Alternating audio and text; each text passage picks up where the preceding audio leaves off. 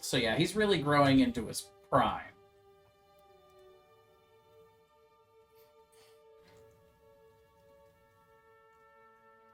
Yeah, pretty much. Yeah, Ojar will just get his magical item and would decide to just travel the land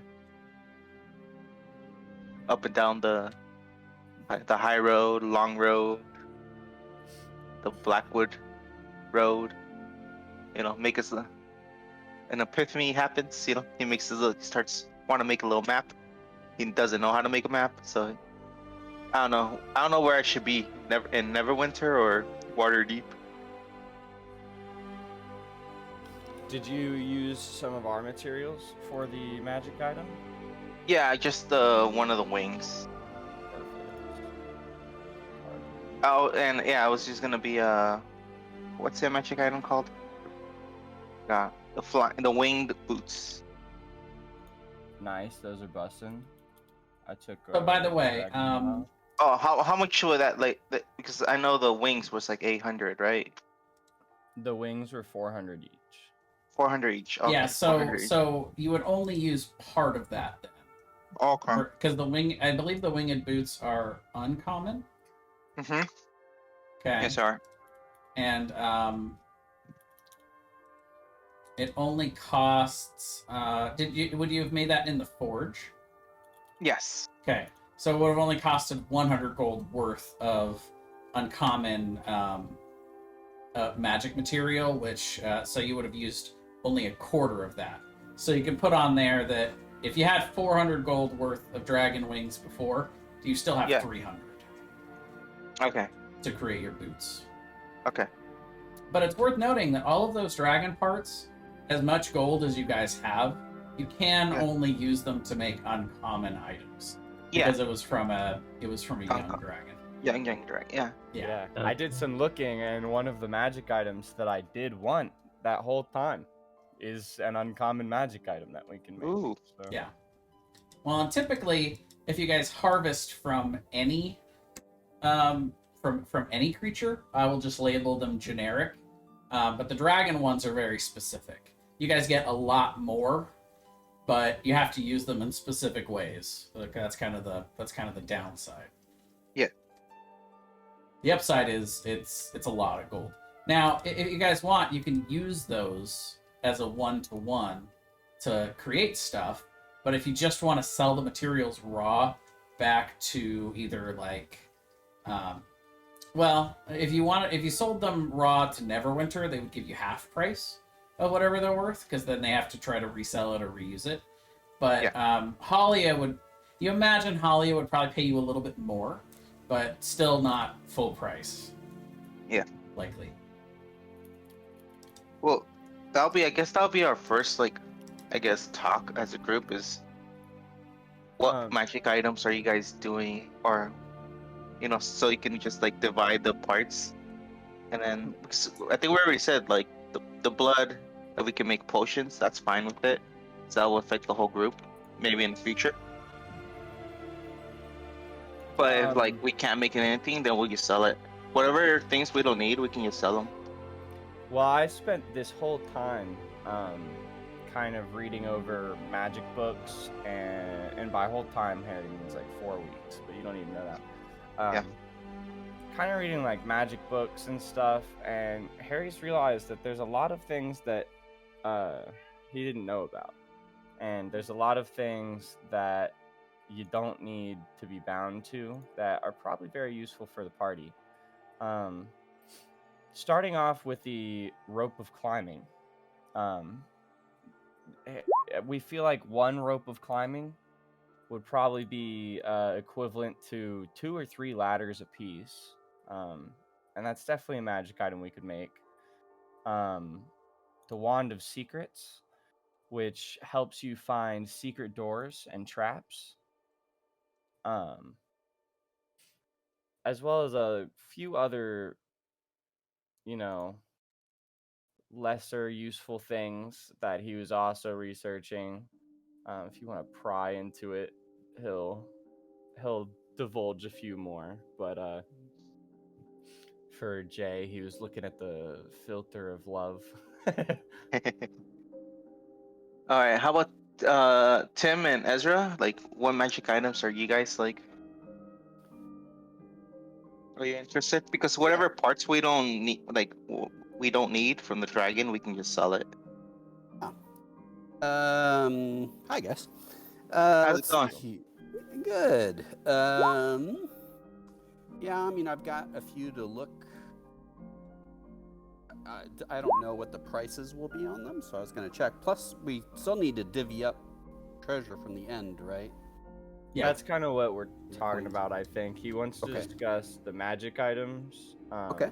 that everyone wants / needs, and then we'll just throw the magic supplies into everyone's items first, and then sell the rest. And did I hear that? Did I hear Jay say that the parts were like they're good for making uncommon level Right. magic Yeah. items? Is that Yes. correct? Yeah, uncommon magic. Yeah, for uncommon items in general. You Gotcha. can make mundane uncommon items. You can make magic uncommon items. With the blood, you can make uncommon potions. Great. So, Also, Mateo would come to you after the second month, and to anybody in the party who's still around. So probably not Oldjar, but he would mention that he didn't feel like he was using the wand of magic missiles very much, and he came across a trader who offered him 400 gold for it, and he decided to sell it. He was willing to give you guys a portion of that 400 gold if you wanted it, since you guys were the ones that found that for him. But he no longer felt the need to keep it, and when he found a good enough deal to sell it, he decided to sell it. I'm not necessarily trying to get the money from him on it. If possibly, instead of him paying us, we could have him help pay for the magic items that we were going to get him. And he would say that I really don't. If I'm being honest, I think I'm gonna spend the year making my own magic items, if that's okay. I started to dabble in a little bit of magic, and he would like there'd be like a nearby campfire that is sitting there, like or a nearby like pile of wood that you guys have campfire ready, and he would actually cast prestidigitation, and he would light the campfire. It's like, it's not much, I've just started, but Is that the only spell you know? Yes, currently. Let's gather very- around the I'm campfire. probably never gonna cast, big fancy spells like Ezra, but Em is just totally choked up, like proud of how far the intern has come, and that he wants to do leather working, which I'd shown him over, like in the evenings and stuff after we like shot that elk together, and now he's casting magic like Harry, and I'm just like, I'm so proud. He would show you guys a cloak that he's began trying to create. He said, I am going to need some magical materials to make this. What's he trying to make? A cloak of protection. It may look Dragon like wing. the absolute equivalent of like a child drawing a hand turkey, but we're still so proud of him. The quilt of protection. Did he want the dragon claws or a dragon bone so that he could make the bows and hand axes, or did he handle that himself? He actually would not have the ability to do that. The things in particular that are on his list of things to make over the next year is a cloak of protection, a bag of holding, and a Bag of holding was one of the ones I was like, we should make that. yeah. He could make a couple of bag of holdings probably out of the wings, if you guys want it over the year. Well, we have I only used like a quarter of one of the wings. Yeah. So They you can guys use the- still have what, 300 gold worth of wings? No, actually, 700. Oh. Uh, Yeah, so Two he wings. would say that No, we had 2 wings. That was 800. We used one. Now it's 400. No, it's only a quarter of that wing was used. Yeah. The If you have magic if you items are have only 100 to make. yeah, you don't use all of a wing if you're only Okay. using 100 gold worth. Like creating the wing and boots in the forge only requires 100 gold because it's half of the creation cost.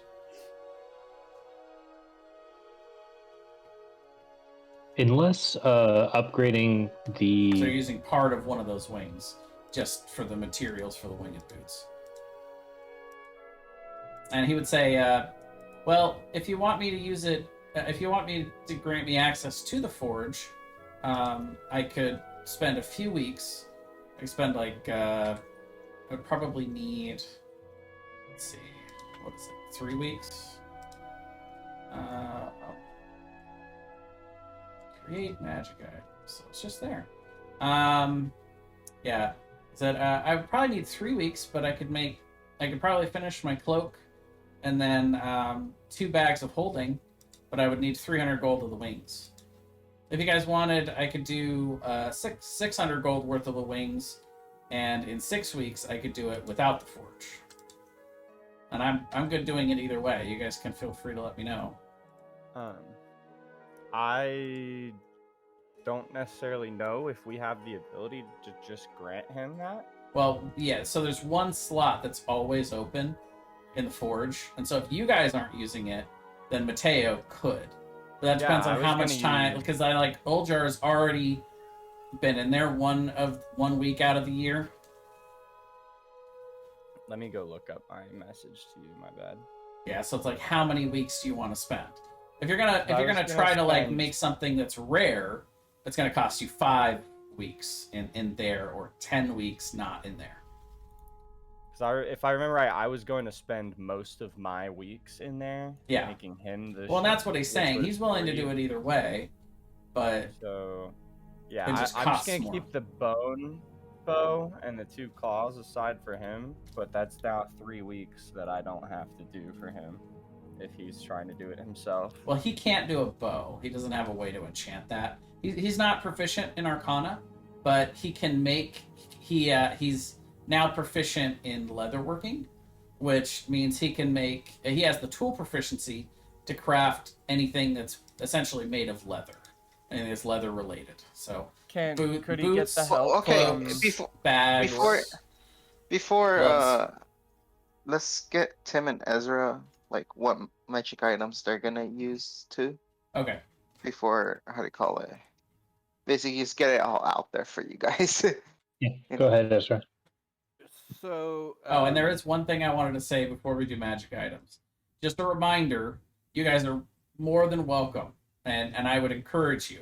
Power game it as much as you want, arm yourselves as well as you'd like, but I will be taking into account what magic items you guys have when I calculate what CR the encounters should be for balance sake.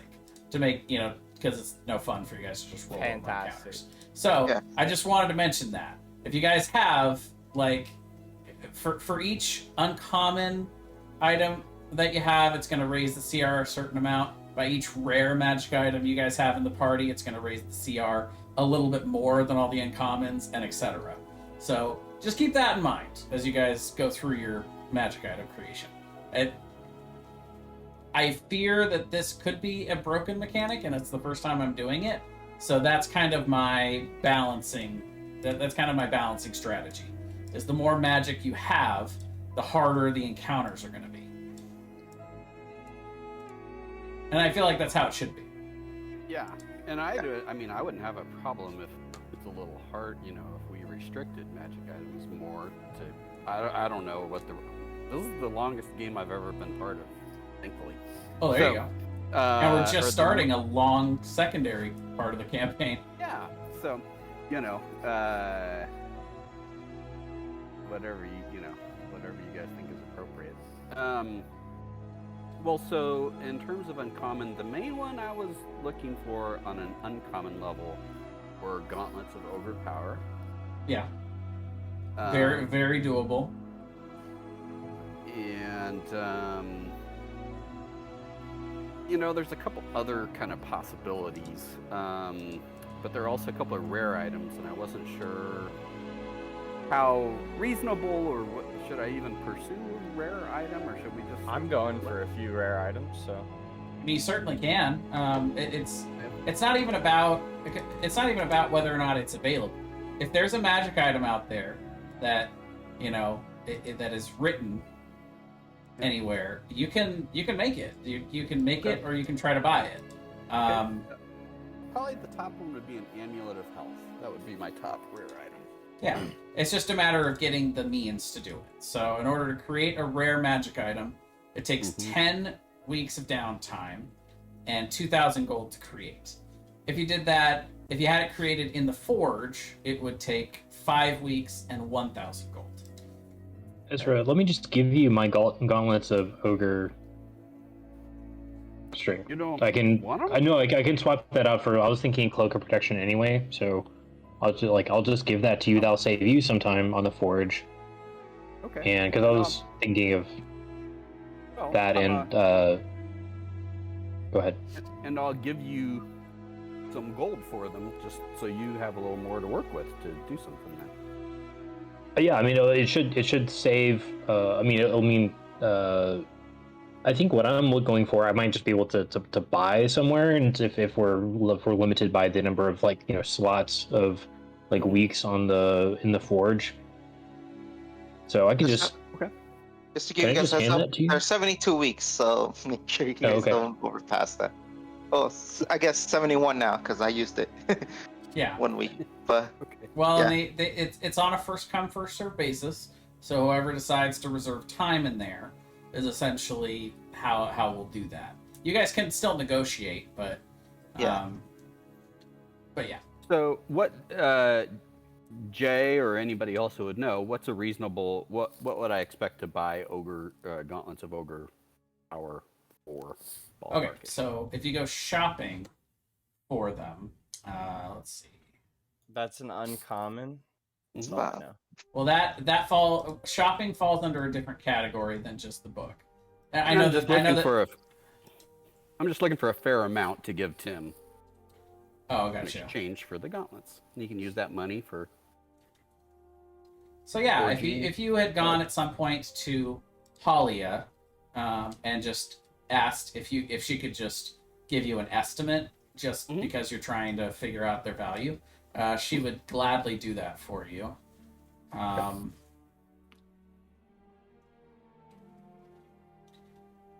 She would say the base cost for those would probably be about 3,000. Oh wow. Dang.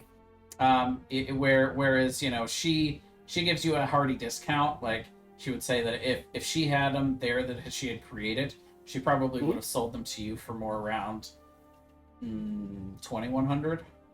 Oh, wow. Wow. Yeah, I mean they're pretty good.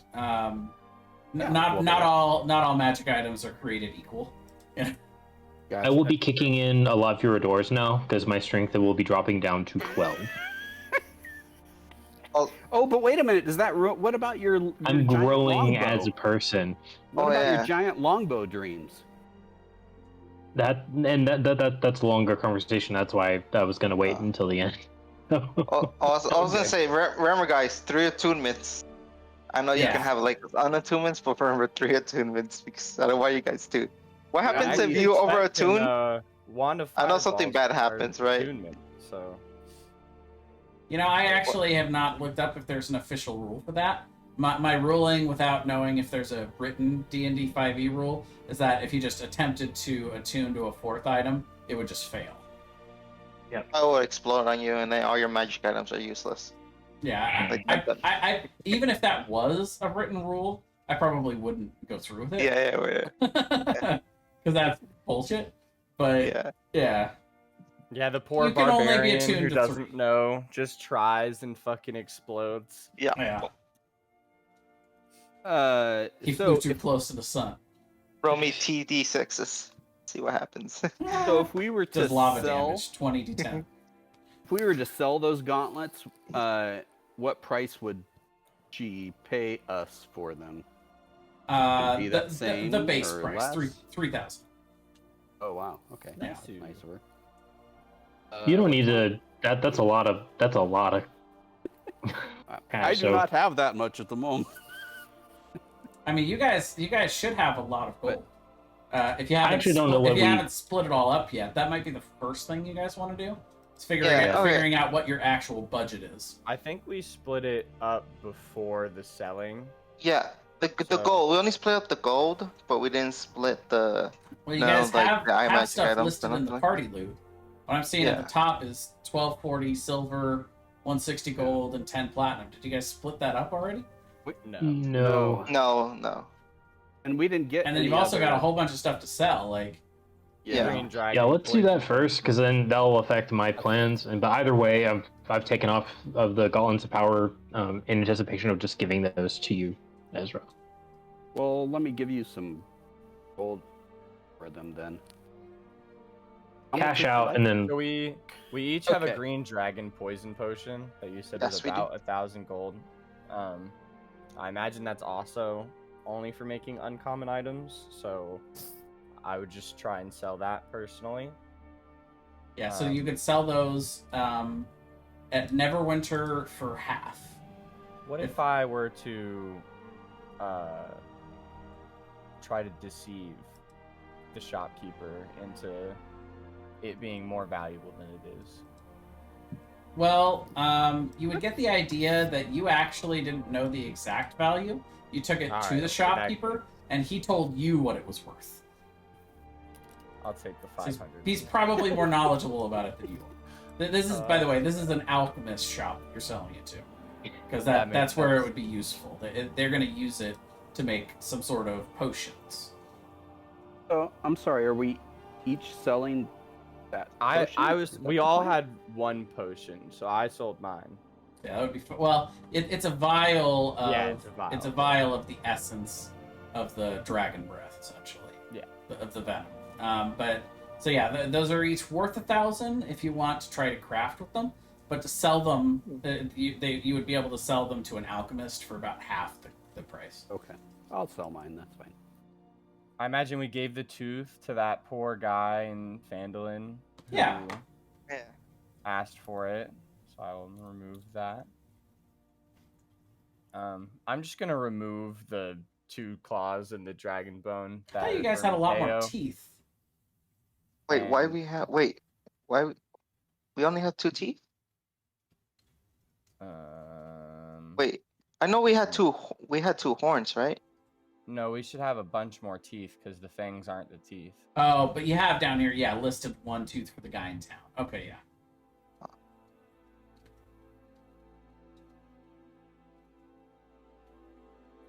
Didn't we like also distribute one other thing between us? Because there was a lot of them. There was like 6 of them. Was it the bone or was it the? I The think we. fangs. I I think it was the fang. No. Or the horn. we No, it only was have a- Well, yeah, you have fangs. 2 dragon fangs, 3 bones. Don't know. It's gone. Yeah. You guys Oh, definitely, don't worry. You guys definitely got some teeth. I just don't remember how I many. think it was the 22 pounds of dragon meat that we put in the just group share pile. Hey, hold on, I hold on. think we discovered the dragon meat's just worth like normal rations. So we're Why like, let's think just eat when it. we have archive? That's true. Uh, There is a video of it, but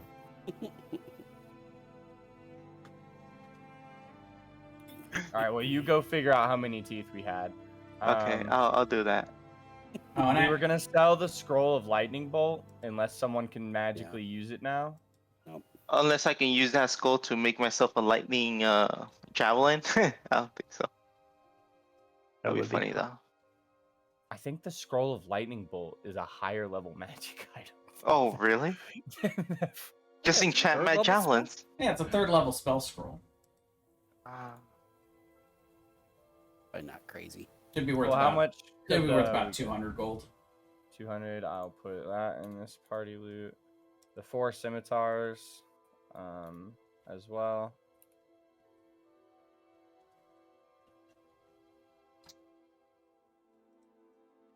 Scimitars.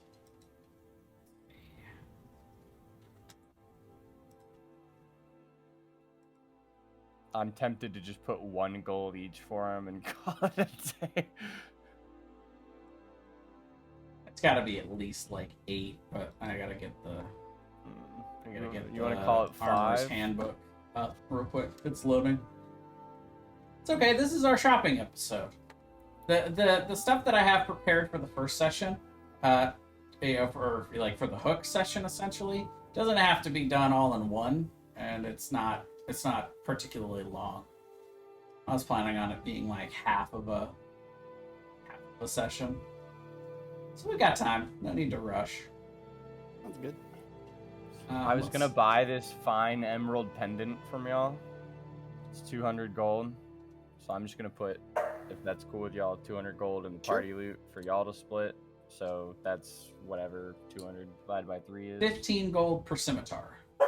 Okay. And you would remember that in Neverwinter, they are currently buying mundane weapons a little bit higher because there was something going on down south where they were magically transporting large amounts of wet armor and armaments. So currently, they're first of all, if you were going to attempt to purchase any weapons or armor currently in Neverwinter, there's barely any, and what they do have is incredibly expensive. All right, well, y'all get 80 gold each from the fine emerald pendant that I buy from the party. Let me 80 gold each. I thought it was Is that 200. what you said?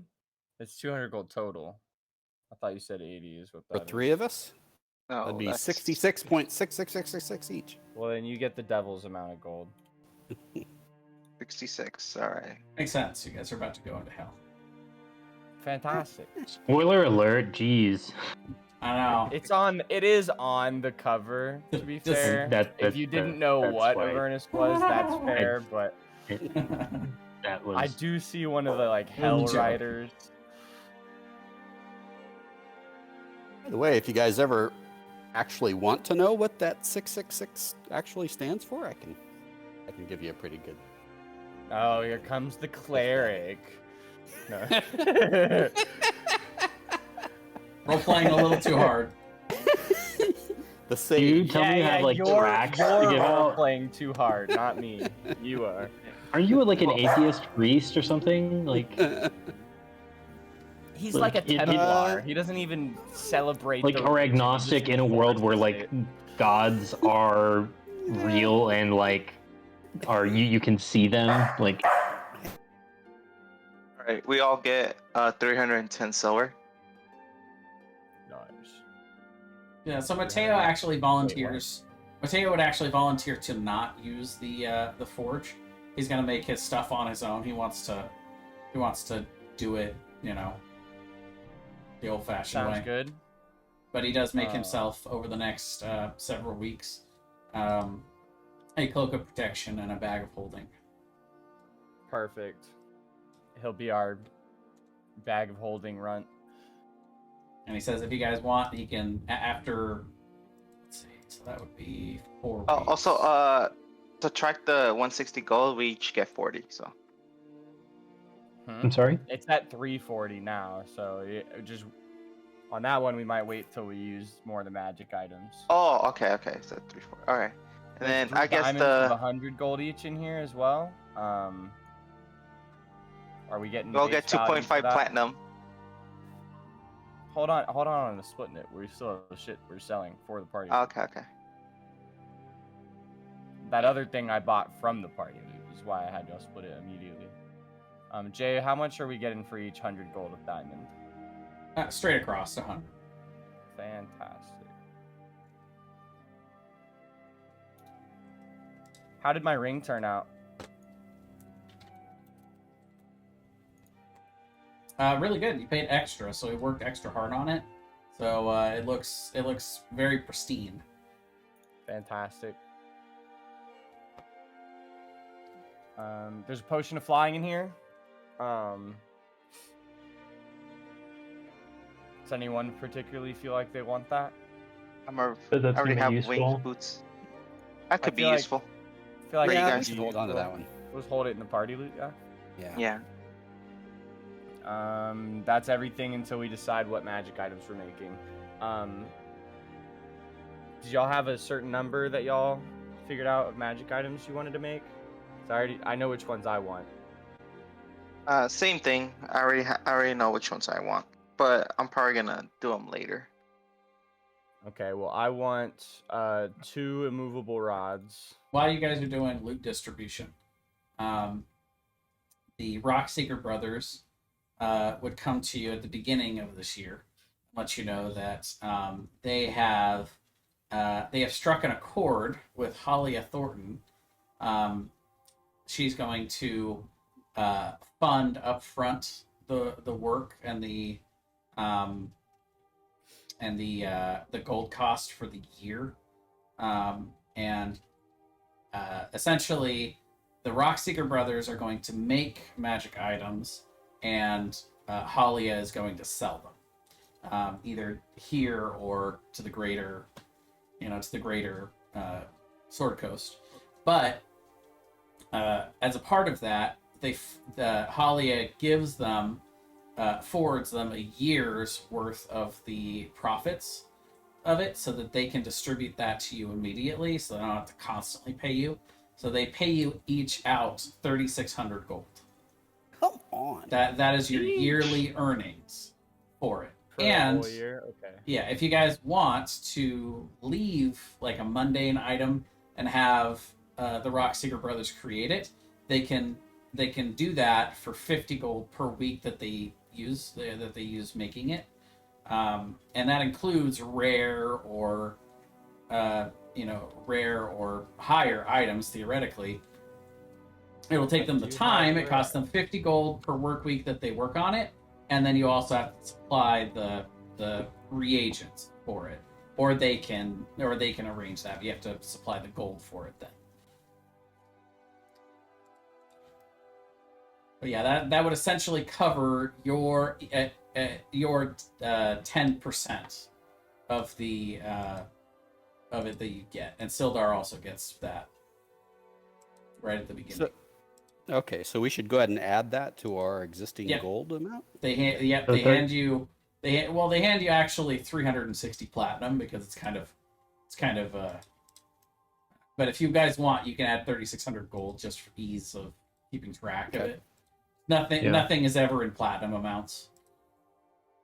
But yeah, that's essentially Halia's contribution to it, is that she's going to be the bank, and she's going to be the front. Is seller. that for the 3,600 for the whole group, or is it individuals? Individually, you each Oh get wow. 3,600. Okay, because it sounded like you were talking about the party, or individually, then you talked about the party. That's what I was like. They run you through the math quickly, just to make so that you guys understand why you're getting the amount you're getting. Is that the forge will make approximately 500 gold per week, in terms of them creating and selling the magic items that they're going to do on the from what the Rockseeker brothers are doing. And because they can make that much gold, that means that they can pay each of you 50 gold per week, with a 10% split of it. Halia makes the gold on her end from being able to direct what items are being created in the Rockseeker brothers' spare time, and then they get paid half. So each Rockseeker brother is actually making 2.5 times more than that, but they're the ones doing all the work. You guys are essentially getting a 10% cut because you essentially made this happen.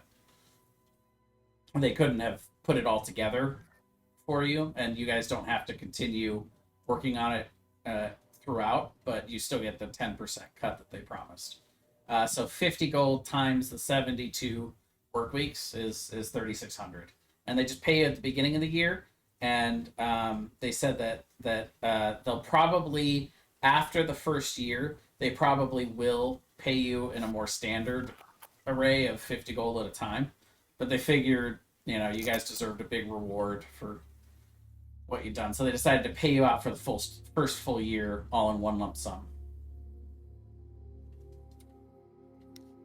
Great. Nice. Fantastic. Anyway, sorry. Please continue. Okay, so let's go one by one. What magic items are you guys put them up in the Discord? What magic items you guys are basically you guys want? You know, that way we can be like, okay, you know, it'll take this long and all So the I had other a stuff. couple party suggestions earlier. That's what those were. I'm not actually making all those. Okay. Well, the ones for you, and then we'll talk about the party Well, ones. those ones were all party suggestions. So yeah, I'll put Okay. Well, yeah. All right. my ones that I want for myself Yeah. here. Get the ones that you want personally, and then we'll talk about the. It's resource time. Let's get who's a manager here. You know, as my manager tells me, you need to be y- you need to learn how to do time management, and I'm Yeah, like, pending DM approval. Like I said, my approval is that if it's a magic item, it can be created. You just have to supply the means to do it. So if you're creating it So yourself, then that goes by the chart. You know, it's X number of weeks, X number of gold, oh, it's and awesome. Is it if awesome?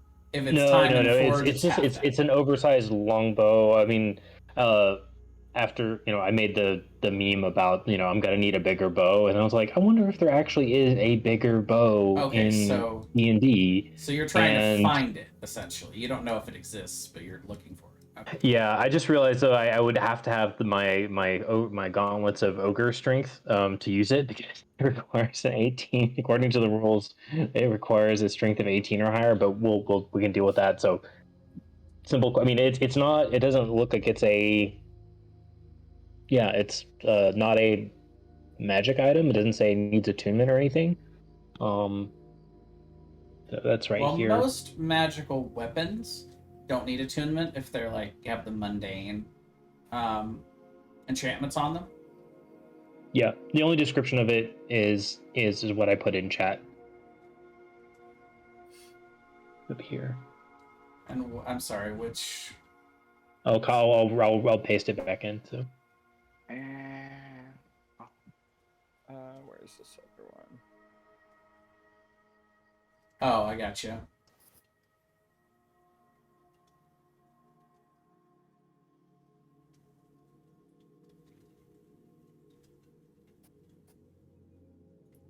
Yeah, because and I was thinking that I could that's just not take like a a that's not a bone from the magical dragon. item. Yeah, that's not a magic item. That's just a mundane magical bow. So if you want, you could actually create.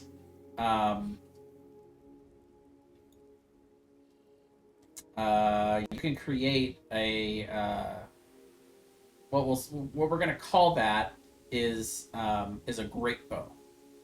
You've got short Okay. bow, long bow, kind of like you have short sword, long sword, and what you're proposing is essentially the next step in that, which is a great bow. It is a Yeah. heavy bow, so it does require two. It does require both arms to use it, but it doesn't have the loading property like the crossbows do. Yeah. And And I sorry, would say Ezra, it I will. actually doesn't have a short range. It just has one full range of 600. Okay. So should I just kind of create that myself in? What I would do is I would do a longbow, but if you want to create it using the dragon bones, you can also do it as an uncommon magic item. You can do a +1 great bow. So what I would do is I would actually just drag over the +1 longbow if you want to do that, or just the regular longbow if you want it to be regular. Okay. Yeah. So I'm just in my items. I'm just renaming the +1 longbow that I already had in there as great bow, and then I guess let's I'd see. probably call it a +1 dragon bone great bow. And I'll have to keep the gauntlets of ogre power to to use it since it requires the strength of 18. So I'll put that back in my and I'll that Right. Strength I have to requirement attend- of 18. Yeah, that's a good point. I'm sorry, buddy. I didn't mean to. Oh, now I actually feel bad. No, He's just no, no, fucking that's with you. I hope. I mean, I'm to be alright. fair, Bad. you guys can very easily create another one of those. Yes. I know. If you spend the money and give the brothers there's a rare version of these items as well that gives 21 of a stat. Yeah. That just seems like. Yeah. So would I be able to keep the other things? Because I had done all these other upgrades to my longbow. So would I just be able to like? Oops. Wow, what's wrong with my internet? It still counts as an uncommon, the bow. So if you're creating it, it's still only gonna cost you the amount to make an uncommon. Gotcha. See, did I pin those rules that I posted? Bag of beans. No, my bad. I don't think I I accidentally need to- hit drag. I accidentally hit roll and.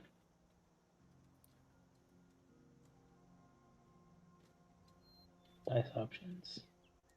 I should have pinned this. Here, I'm gonna pin it now. But yeah, Okay, so it's gonna be an uncommon, and then it'll be 2d6 plus. So it's a +1 longbow. yeah, it's a +1 great bow. So yeah, it's the damage is 2d6 plus 1, plus your other modifiers, your deck. Well, I guess your strength in this case, Gotcha. right? Because that wouldn't be able to use dex; it would use strength. I'm trying to look for like something. I don't have it. No reaction. If you wanted, you could use That's strength just, or dex for the roll to hit, because That's just you're still because- aiming it. You don't have reactions because you're a melee character. Yeah, I'm melee character. Which honestly, my reaction should be hitting something else or hitting. You're right. You can also use your reactions for held actions. Yeah, held actions. Yeah, you're right. I just Which melee characters often have to do. Yeah. Yeah. Whereas someone I'm gonna 120 hold it for when feet something away, comes within. Yeah. Yeah. okay. Well, all right. So these are Harry's. Your personal ones are stone of control, earth elements, broom flying, dust of disappearance. Bag of holding, and 2 immovable rods. See, the Okay, can you stone of put them in control can you and put them earth- like in one list? You know, because like Ezra did yourself. It's just more like Sheesh. sorry. It's just See, my oh, ADHD is kicking in. I think I'm gonna let you guys do that part of it, to manage the 72 weeks Holding. of Yeah. the not only of your downtime but also of what's available for the Rockseeker brothers. Each of them are available for 72 weeks if you want to buy their week of creation for 50 gold. And then there's also 72 weeks for any one person that wants to spend that in the forge creating. If you guys have any questions about it, let me know. But otherwise, I'm going to let you guys work with those numbers. All right. If you need to know how much time it takes to create something, All let right. me know. So Otherwise, it just alright, follows the a rare- same post. okay, How much a of the rare post item is would be okay. posted? So we know uncommon item is 1 week, right? Yeah. In the What's a rare forge, yeah, it's 1 in the week, forge. 100 gold. and a rare? 5 weeks, 1,000. Okay. Okay. And then we'll add these all up, right, guys? And then that way we can see at least week wise and money wise. So let's go, Harry. He has the most. So 2 comments. I found Yeah. another one. All right. So Harry's 2 uncommon right there. So that's Yeah, 2 there you go. weeks, 3 weeks, 4 weeks, and then 10, That's 11, 2 rares. 12, 13, 14, 15, 16 weeks. 16 weeks. Hey, I math! Thanks, Ezra. It's all because you helped me out those Yeah. times. You've come so far. All right, 16 weeks. All right, that's Harry. If that's cool with you guys. I don't know how much y'all need to do. Okay, What that's should I 16 do weeks. for Okay, fun? Ezra, yours would be. Oh, you already have the org, right? No, because you don't? Tim's gonna need it. Oh, okay. So you So- need. Okay, So need- the Gauntlets of Ogre Power, uncommon, okay. That's 1 week. and the Amulet of Health, 5 weeks. 6 weeks. Yep. The other ones I'll Uh, just buy or hunt down. Well, wait, it's a potion of regeneration or a scroll? Wow. Jay, I think I mean- could give my cloak of elven kind to Mateo That's a good if he idea. ever needs to use it, and if Wait, not, he's making a cloak of protection. though, Yeah, isn't he already has Yeah. a cloak of protection. he He can't. comes out with that after. He can't after use I figure this both. out. And then well, I guess I'll sell it then. Yeah. I'll so take it Well, if he you does. don't. So selling a magic item Oh, you is want it? selling a magic item is a downtime activity. And yeah, so Well, you guys can read the Ezra rules on said that. he wants it. Okay. If you want, yeah, I don't care if you want it. You Oh, can have it. actually, nope. It's Never just- mind. it's Once I just have for these, sneaking. this will be my 3 attunement items. If I make both of my things, I'll have 3. So, never mind. Okay. Ezra, I think you're at 7 weeks. Oh, And on the short not bow, not are we? yeah, including the sharp bow, Oh, okay. Okay. because it takes a week, so it's not that. Okay. Okay. Yeah. Okay. I'll just And hold on to it then, honestly. Okay. what are yours?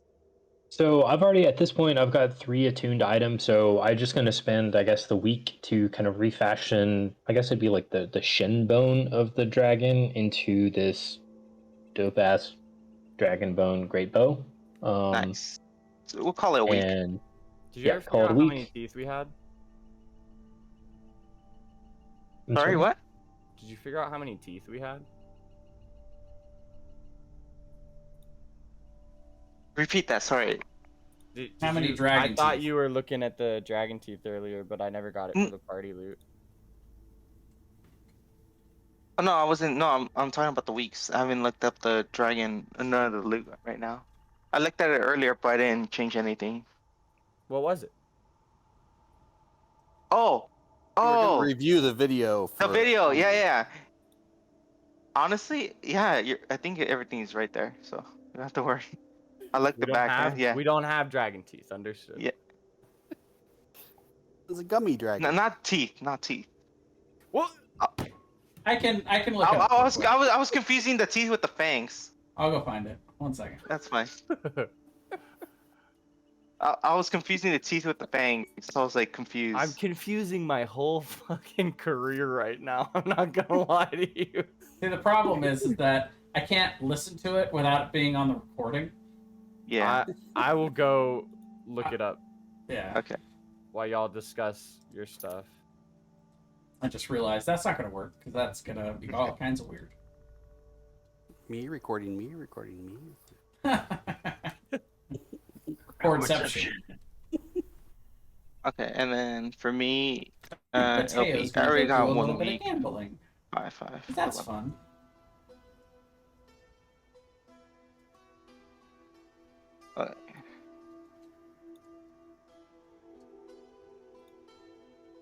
Okay.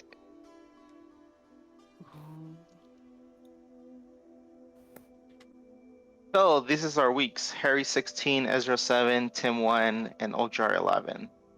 Harry's a douchebag. Harry. Tim, what are your magic items that you're all? One of my magic items two of my three of them are for the whole party. Aw. I got a bag of holding and 2 dusts of disappearances, which work on a large portion of the group. Aw. Is noble. We appreciate you.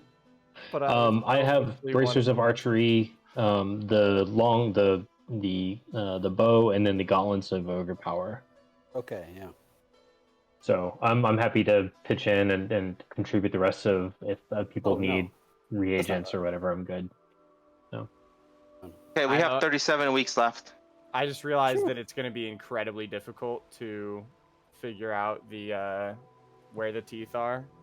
Jay, if you know the rolls for the teeth, could we just get like the minimum and call it a day, or Let's just we'll just re-roll it. How about that? that sounds good Sure. too. Okay. Um, Let me get we back. could use the teeth mostly as the components for the dust of disappearance, and some other smaller items like potion stuff. I don't know. Well, let me. I'm looking up the dragon thing. Wait, hold on. The teeth we gave it to Tim because he was gonna make arrowheads. Arrows. That's right. Tim, it should be Yes. on your sheet. Tim should have it in a sheet. That's where I was thinking. Oh my god. I'm yeah, I do you're have supposed to 28. make- I had forgotten about that. 28 dragon teeth. There you go. Yeah, that was 100% for you to craft arrows with. Yeah. 80, I think plus 1 arrows or some weird things like that we were talking about, or Yeah. some special effects that are out. Because arrows are a magic bow. I'm not sure if it enchants your fucking arrow or It not. does. It does. It counts. It counts as a magical attack if you attack with a magical bow, but not magical arrows. But you can stack them. You can have a magical have. arrow that's +1 and a magical bow that's +1, and it makes Yeah. the attack +2. Like he doesn't need to Oh, use nice. the dragon arrows on everything, but like we fucking come across a black dragon in the middle of hell. Oh, yeah, like, that shit he's gonna is want to like- equip the sped quiver, you know, like Yeah. The other thing I was gonna buy a walloping arrows, which like knock something prone, so you get advantage on it. Oh, there's I get disadvantage on it. You mean? there's also an arrow holder, isn't there, or some weird thing like that you can. Well, There is- there is a magic item Or that for long, yeah, or holds a- whatever. But Yeah, it Is that holds that a good? bunch of different weapons. Oh, okay. Well, at least It's you don't more- carry them, right? Because they're magically somewhere else. yeah, I mean arrows don't weigh that much, and so like, and I travel like my character is traveling pretty light, so like that's less of an issue. Okay. I think it would be if you wanted to be to throw javelins, that would be awesome for you. But Yeah. because that's one of the limitations is like you just can't carry like a sheaf of javelins on your back, right? Yeah. So if I see something like that, I would be like, Ulljar needs this. All right. So we have 37 weeks left. But I think we have 72 weeks in a year, right? So for each of us, I don't know what other adventures we're gonna have on the side, or learn a new tool or something. You That guys, 16 weeks fits don't into do- my. You guys don't do any adventuring at all. Oh, not adventuring. Um, no, I mean, yeah. Yeah. But like, sightseeing. Yeah, that would be the relaxation, Yeah. Yeah. downtime activity, which you Yeah, guys can we'll just be read in the sightseeing. book, what that does, and what it costs. The 16 weeks that I have fits perfectly into my planned downtime that I had already messaged Jay, except for one minor adjustment of not using 3 straight months to flirt with Halia and instead using 1.5. She's our banker now. You should totally flirt with her. Nah, I meant No. Lenine. That's my bad. Jay probably No. knew I meant Lenine too. I did. Oh, yeah. which okay. I see. gonna say, Remember, I missed my opportunity with Halia. Strategic when I thinker, didn't let her man. Pet my ears. Remember? Yeah. Mhm. She seemed more open, but I Like- closed that book. Well played. All right. So 37 weeks left, guys. So love but- party? you probably don't want to like waste all your time crafting items. Well, 16 weeks fits into my shit. I'm Yes, wasting 10 weeks to flirt, dude. I'm good. Okay. Well, yeah, How like about one you, thing Mateo did was among the year took 10 weeks of relaxation. Mm. Yeah. It Oh kinda yeah, I split took in like between. 10 weeks of relaxation too. Sure. All right. I remember. I guess Not then, every month, but most months. you know what? I guess I'll add my 2 javelins of lightning. Might as well. So I guess I'll be up 13 weeks. Yeah, I kind of thought about that when you said you could just pick it up in the middle of combat, and I was like, sometimes like that might not work for you, especially Yeah. if you throw it at something that's like really far away or like in the middle of a pit of something you can't get to. And I was like, Can get maybe to, he'll yeah. want more than one. I have a couple javelins, but I'll take two. Those lightnings are special ones, basically. They're like just for the big boys. So, I mean, walloping ammunition, it's a common magic item, doesn't require attunement or anything. Like, how long would that, I mean, we're talking just ammunition. Do you want to call that a week to make? Or, And well, we're talking about the forge, right? So it's a yeah, I common. mean, I could just buy those. It's not like, Yeah. I probably don't want to spend it. I've got other things I'm planning to do. What are I you don't really making? don't want Yeah. to. Walloping ammunition? Okay. Let me, Is that where are you getting that resource from? um, I thought this was just like a standard. I mean, like, I don't even think of it as being like necessarily like magical. Let's I see if will can note that knocking people prone will completely fuck over me, but only me, as everyone else is melee. But to note, I think it you might are be from also Sanders. ranged, so if you knock something prone, that Yeah, can it's do in the. damage. Yeah, no, I mean, I'm a Demian? ranged character, obviously, and I get that. It's more of like, the Yeah, dragon's CP. about to like bite your head off. Right. And my question is, where are you getting walloping ammo from? Is that Oh, like a it's in the resource in a book, or yeah, it's in the Yeah, yeah. I'm sorry, I'm condominium. trying to figure out how to post it to the. in the compendium?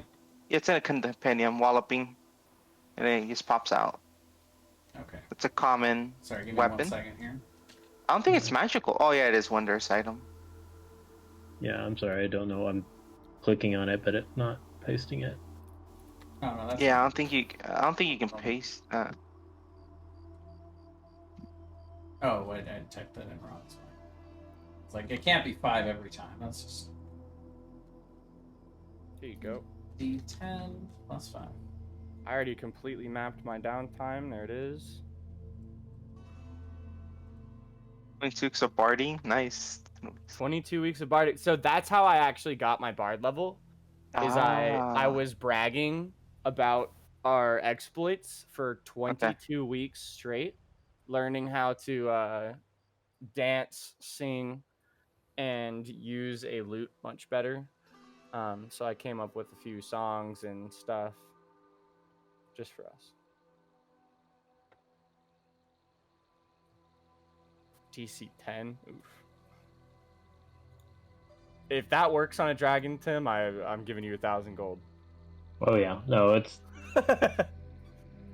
it's a little low, but I wanted to have some options for other than stick an arrow in it. All right, Jay, this is like a major question.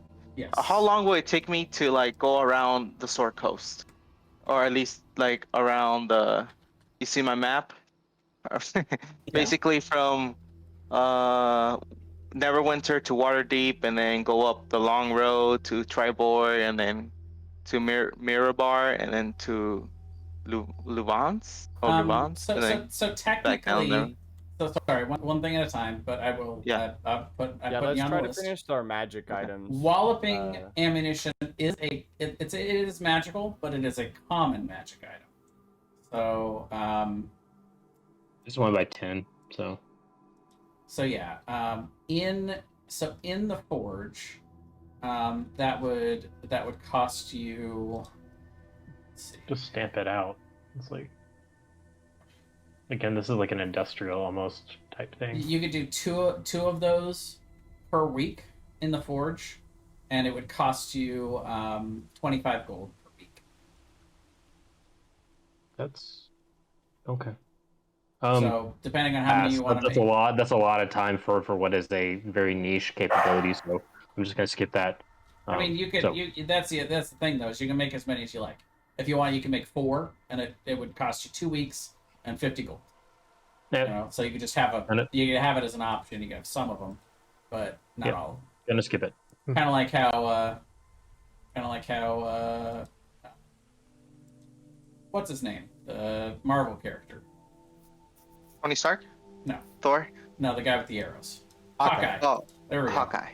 Kind of like how Hawkeye. Hawkeye has all of his arrows. Uh, Yeah. oh, That he has was like, kinda what So I it was can just thinking, be but, a eh. couple of. You can have a couple of them just for random situations. yeah. And if you That'd be fun. want, yeah, you can take. Actually, talking about that, I was also looking. Sorry, when on the armaments, Mhm. there's some pretty like there's the blunt, the bodkin, the boarhead, different Yeah. types of arrowheads. Yeah, if you're looking Like, for I think you different. should look it up. Yeah, if for you're looking special for different ammunition. arrowheads to make, look in the armorer's handbook. They've got a couple different cool things you can make. And those how are much not magical. would how much would this stack of magic items that I'm making cost? I'm assuming I can get a component for the uncommon items, but I definitely know not for the rare items. If you're making them in the forge, on your own, then you would need 1,000 gold worth of reagents to create it, and it would take 5 weeks For all my whole stack? for each rare item. Okay, I was like, what the fuck? I'm gonna let you calculate the cost and manage your own gold. If you have questions, let me know. But Okay. but you have the chart there, right? The Yeah. magic item creation guidelines. I mean, that can just go by the question chart. already answered my biggest part is will I have enough to make these? And if that's 2,000 for the rares, then with the 4,000 I have, I should be good. Yeah. Well, yeah, it's 2,000 if you don't use the forge. If you use the forge, then it's 1,000 per 1,000. per rare item, Yeah, 1,000. Yeah.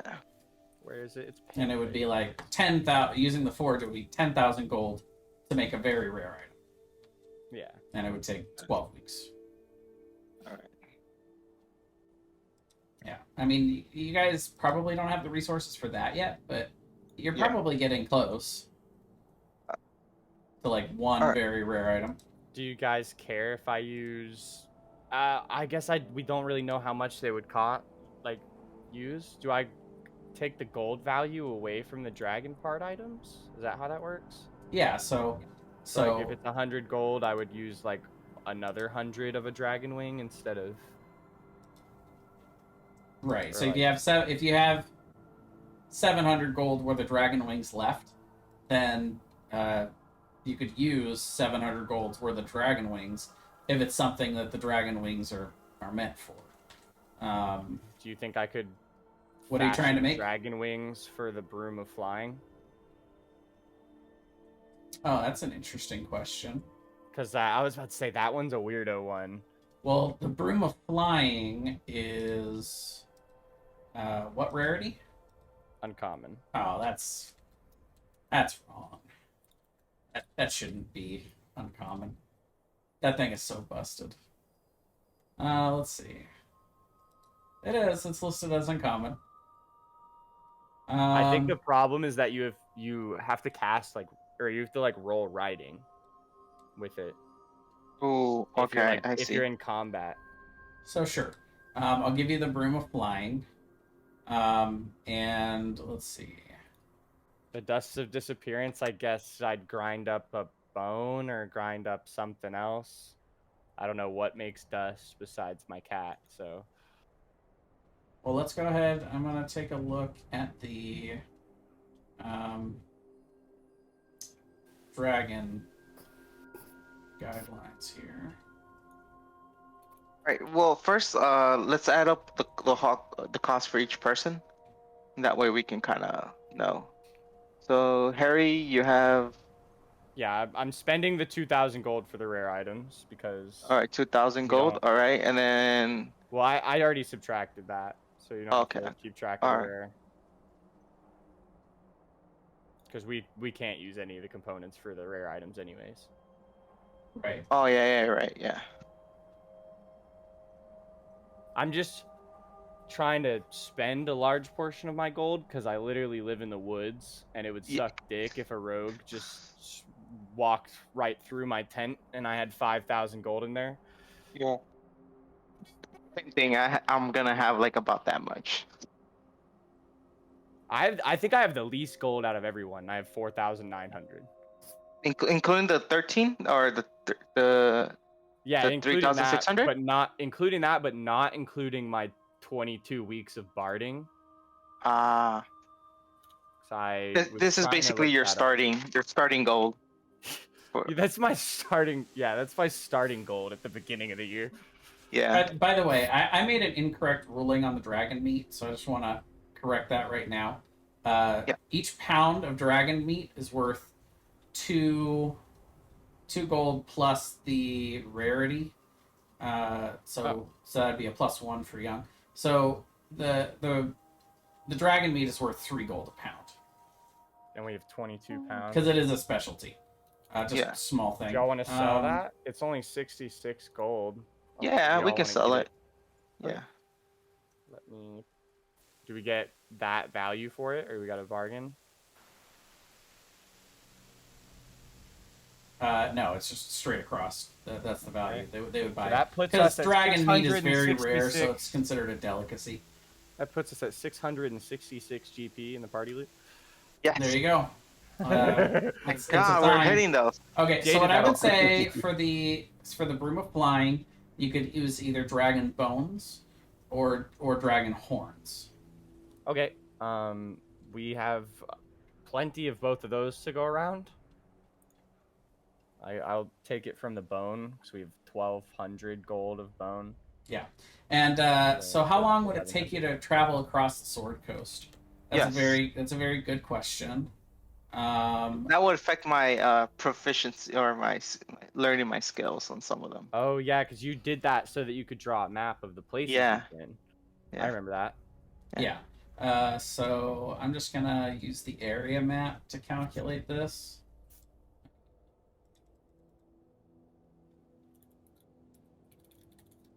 Let's see. Could I use the bones What for means the are you dust? using to travel? Probably a horse. We have one. Might as well use it. Oh Sure. shit, we have. So if you're extra just horse horses. riding on main roads, you could probably go about 32 miles per day. So where are you traveling on the Sword Coast? Basically, Neverwinter to where? to Waterdeep, and then up the long road to Tribor, and then to Mirabar, and then, I call it, and then to down towards Luvan using the Black Wooden Road, and then down to Neverwinter, and maybe pass by Phandalin again. That's perfect. We actually To have say 4 hi. horses for everybody. All of that traveling put together, 2 months. So, That's 12 good. weeks. 12 weeks. Okay.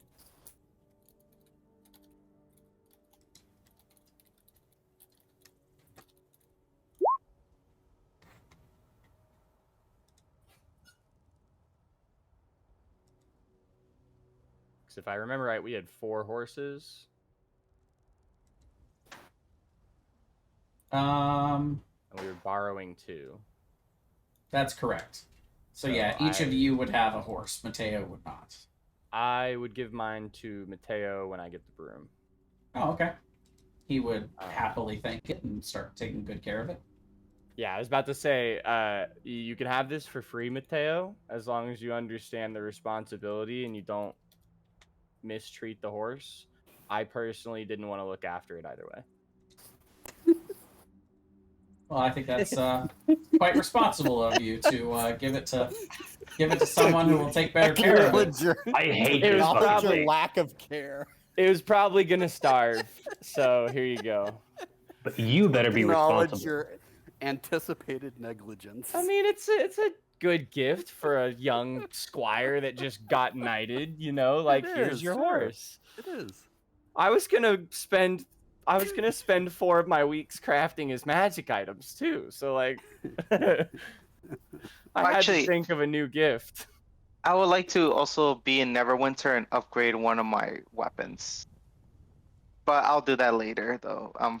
Yeah, Mateo wants to know if sorry, are you creating a dragon bone +1 bow for him?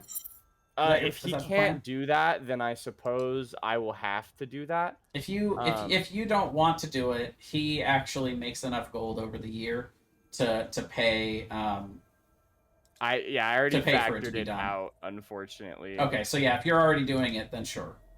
Yeah, then don't worry about it. But you are doing that, so I should add a +1 Dragonbone longbow to his character sheet.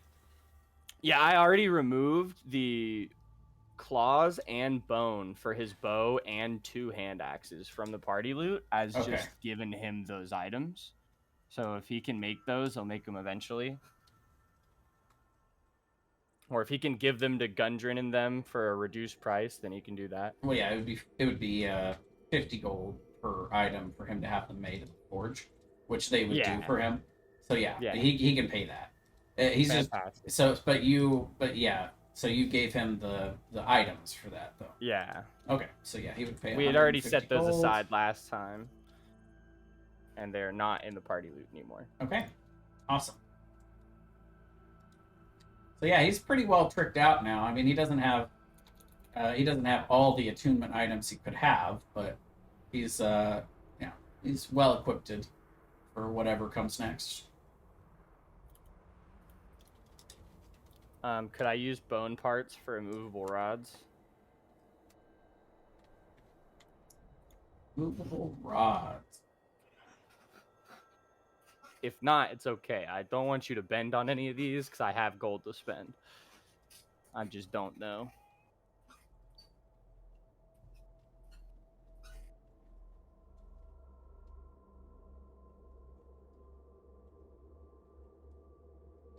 Yes. You could use the same thing, bones or horns. And those only cover half of the price, right? No, I decided to change that ruling. Rather than having you use it all to do half, you have the gold value, and you can just choose to deduct up to the maximum amount from the amount that you have. So Okay. an immovable rod costs 100 gold to make in the forge because of the it's an uncommon. So then you can use 100 gold worth of your reagent to create it outright, and then you don't even have to cover the cost of the reagent anymore. Could I? Because that's what you're buying. something- You're spending 100 gold to buy magical reagents to use. If you already Could I have it, grind- then it's fine. Grind up one of these for Dusts of Disappearance. Sure. Okay.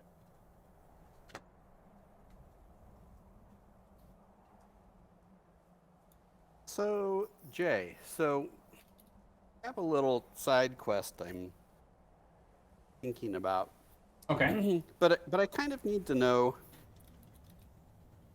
It's a pretty high level spell, so I'm looking for a scroll or a potion, whatever cheaper. One use of the regeneration spell, which is 7th level. I'm wondering how much that would cost. Roll of regeneration.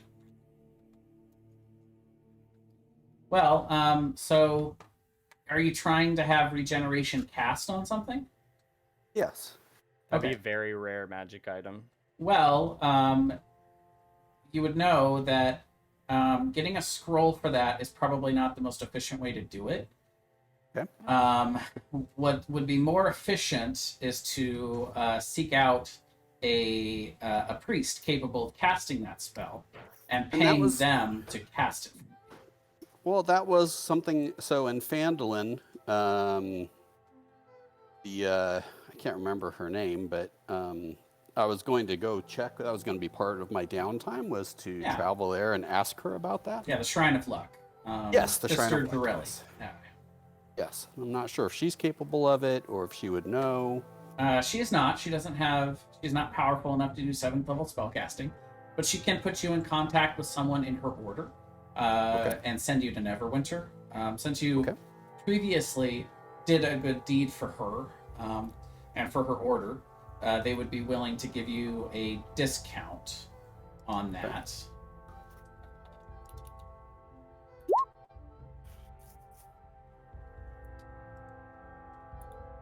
So let me see what the cost would be.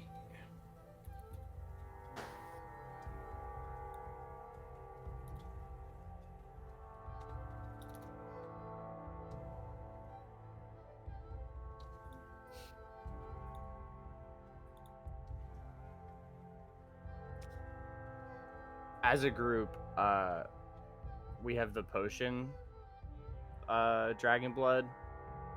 Do y'all think it'd just be wise to use all of that on healing potions, or Healing y'all have potions would be good. specific potions Yeah. y'all wanted? Well, I mean, also some resistant potions, because those kind of did to save our asses.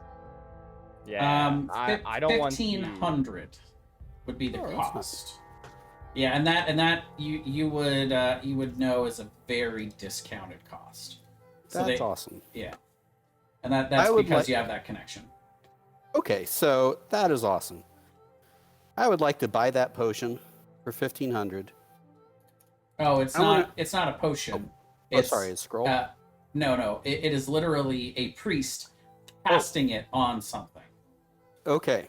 So the priest would obviously ask what you're trying to use their magic for, essentially. Yeah.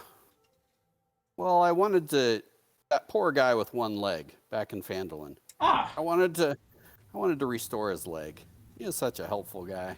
Okay. Yeah. So if you mentioned this to him, he would gladly accompany you to Neverwinter, and would be eternally grateful. Hey. Oh my god, you just gave me a fucking brilliant idea, because I completely forgot scrolls and casted things like that existed. Yeah. Well, scribing There's- spell scrolls are a little more complicated, and they are pretty expensive. But I can give you a breakdown of those if you'd like, because that is considered What would a a downtime very activity. rare spell scroll Well, cost? there's two elements to that. All right. First and foremost, there is the actual cost and time to create it, Oh. and then there is actually a chart that I will find for you that tells you which one, what rarity each of them are. Let's see.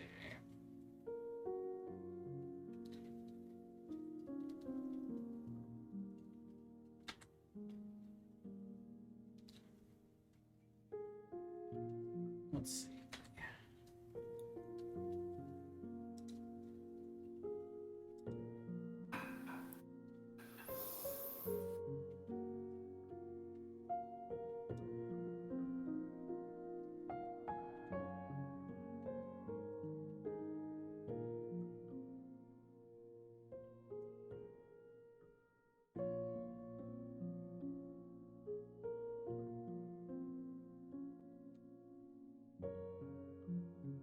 So, the top chart is for creating them, the time it takes to create them, and the cost worth of magical paper and ink. You also, in order to scribe a scroll, you need to have proficiency. I was more looking for the second chart then, I think. Not creating, but finding someone to do it for me. Oh If no. that's what the second chart is No. The second chart is how much to buy them outright. 25,000 or 2,560 for level 7. More Yes. music that draws those pictures in your mind. Click That's or just tap a the next cast video at to one continue. time, right? Yeah, And then it's poof gone. yeah. That's Right. exactly what I want. Fantastic, thank you. And you have to be able to cast 7th level spells in order to be able to use the scroll without having to roll for it. If you don't have the ability to cast the spell on your own, then you have to roll a It's a backstory thing. I can't not buy this. I'd like a scroll of plane shift, which Okay. I researched for 4 weeks. Sure. Let me just make sure I have the money for that first before I tell you that. 2560. I have 2,900. Yeah. Now, it does have to be on your class's spell list. Yes, it is a It is. warlock spell. Okay. It's actually that one's a really weird one. And That's on by the way, every plane shift single is a spell list. plane shift is a one-way trip. Just keep that in Yeah. mind. Yep. Well, Okay. you know that 4 weeks I spent researching how to get back home, right? Well, now I've got a way to get back home. eventually, and I know that I can't guaranteed use it now. But when I reach 7th level casting, there's not necessarily anything stopping me from going, plane shift, see you later. And in that case, for your class, that would be when when you get your Mysticum Arcanum level set. Because you never get 7th level spell slots, but yeah. At a certain level, I think gain it's like level Mystical 14 Arcanum or level something. 6, and then at a later level you get it level 7, and at that level you'd be able to use it without checking. Yeah, I think it's between like level 14 and 16. Something like that. Yeah. Okay, and let's also remember that some of these downtime activities do require you to make a complication check. So if you are doing that, you do have to roll on the complication table. All right. So let's go one by one what we're doing, and that way, everybody could do their roles, could spend their money, and like have all that done. So Instead of like, I'm doing this and then I'm doing that. sure, It's better we'll just go over that one at a time. So yeah. So yeah, why not? We'll go ahead and start with you, Uljar. What did you do on your summer break? All right. So on my 1 year break, I went to the forge. I forged my wing boots. Yeah. So I was like, okay, and then creating a magical item is a downtime activity that requires a D100 roll. Okay, D100.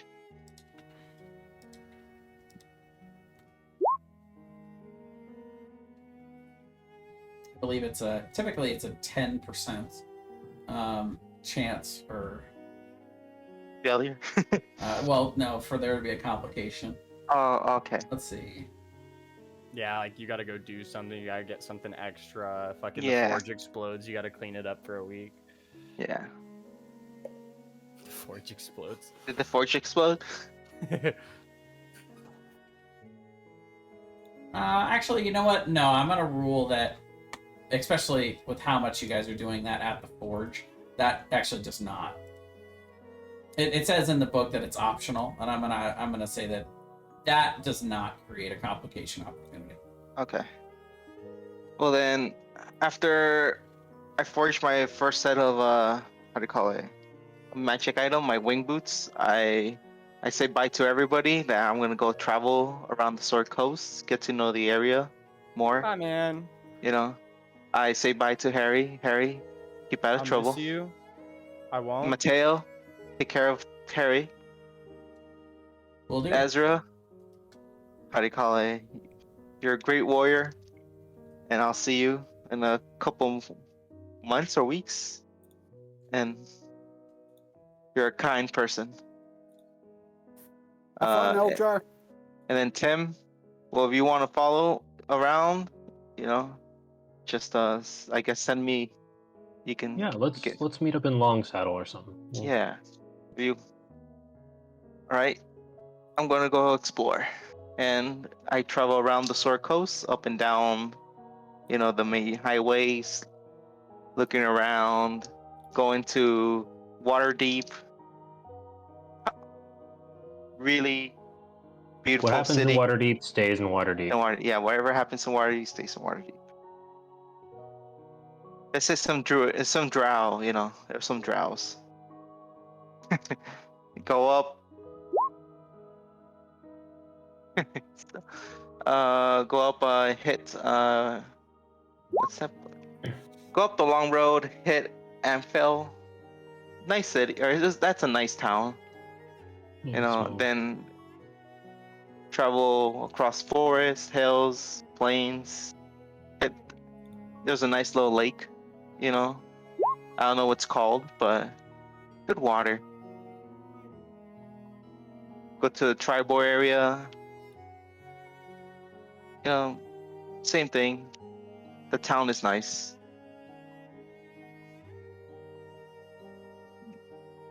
Going to Long Saddle. Nice town. You're always gonna hear Uljar just say it's a nice town. Is it nice as in, like what, Southern people use to when something is like really terrible, or like, it's kind of like bless his heart, is that like A little bit of um everything. He doesn't it want to was be it was insulting. nice. Yeah, it was nice. He went to Mirror Bar. He was surprised for all like it was a booming town. I think it's a booming town. It should be a booming town. Yeah. A lot of trade, a lot of things going on. Not really my type of style. So I got out of there like in a week or so. Not a week, I mean like in a day or so. I was like, city life is not my thing. Yeah. It's cold up there by the Blackwood Road. Chillier. Good thing dragon boars are warm blooded still. Oh man. I would have I frozen was to about death. to ask. Yeah. I talked to some strangers, or I met some traveling companions, adventures. They're doing their crazy stuff. And then I went to. What? Can't even read my own map. Lubon. I tried to create a map, it didn't turn out well. Okay.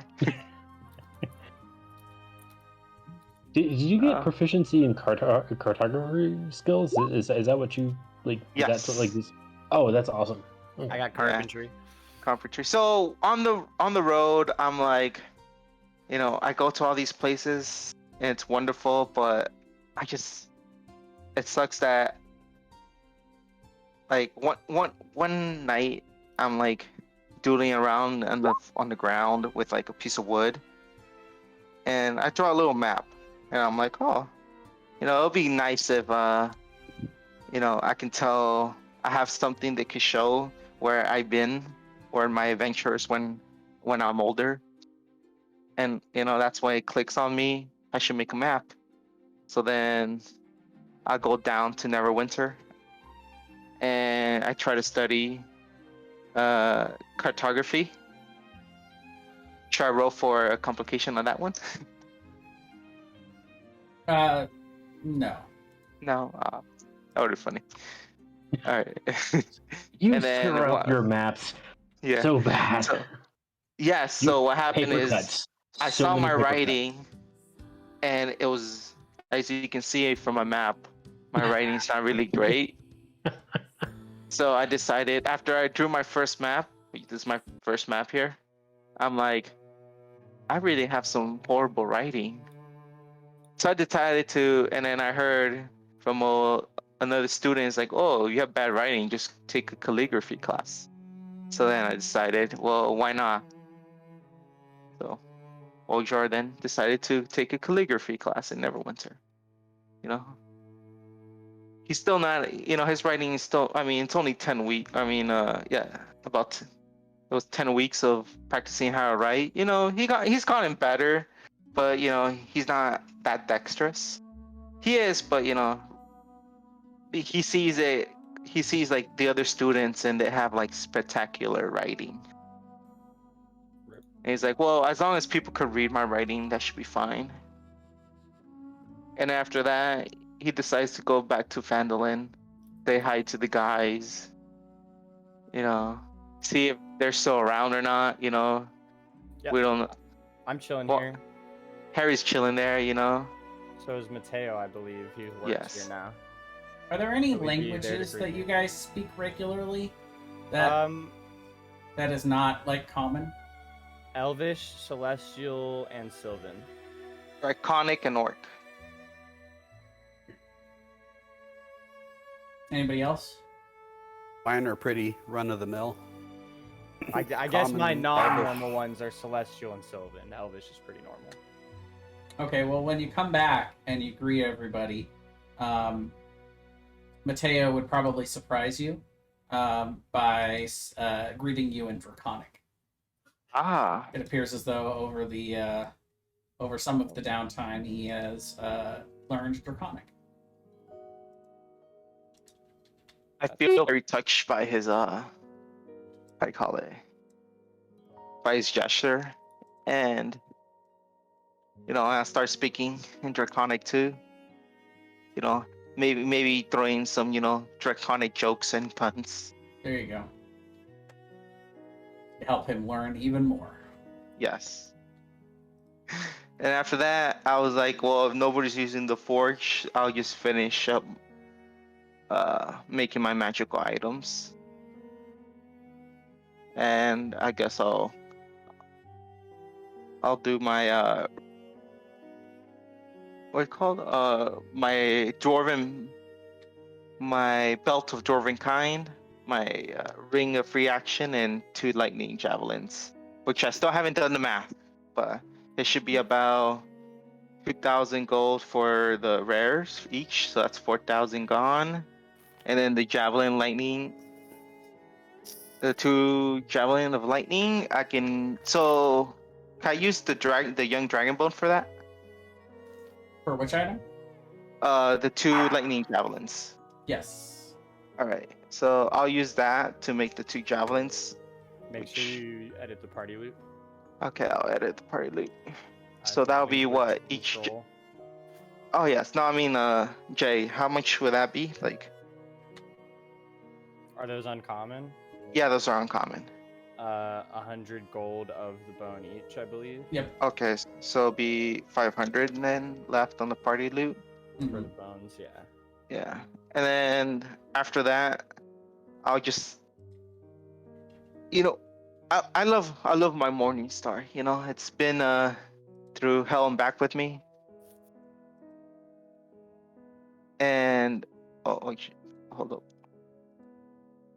And I decide to maybe go to and go to Neverwinter and just try to upgrade it to its second complete upgrade. Basically, it's second tier upgrade, Okay. which I'll add a superior to it. Nice. Yeah, you So can do it's that. the damage die, the weapons increased by 1 size. Because we all know So- from that song I wrote, Old Jar thinks he's superior. Yes. See, I heard of your song, I loved it, and I was trying What to do you like mean connect sing? something. I'm sorry if He anyone is. didn't like some of the words in that song. I did not write the words for that song.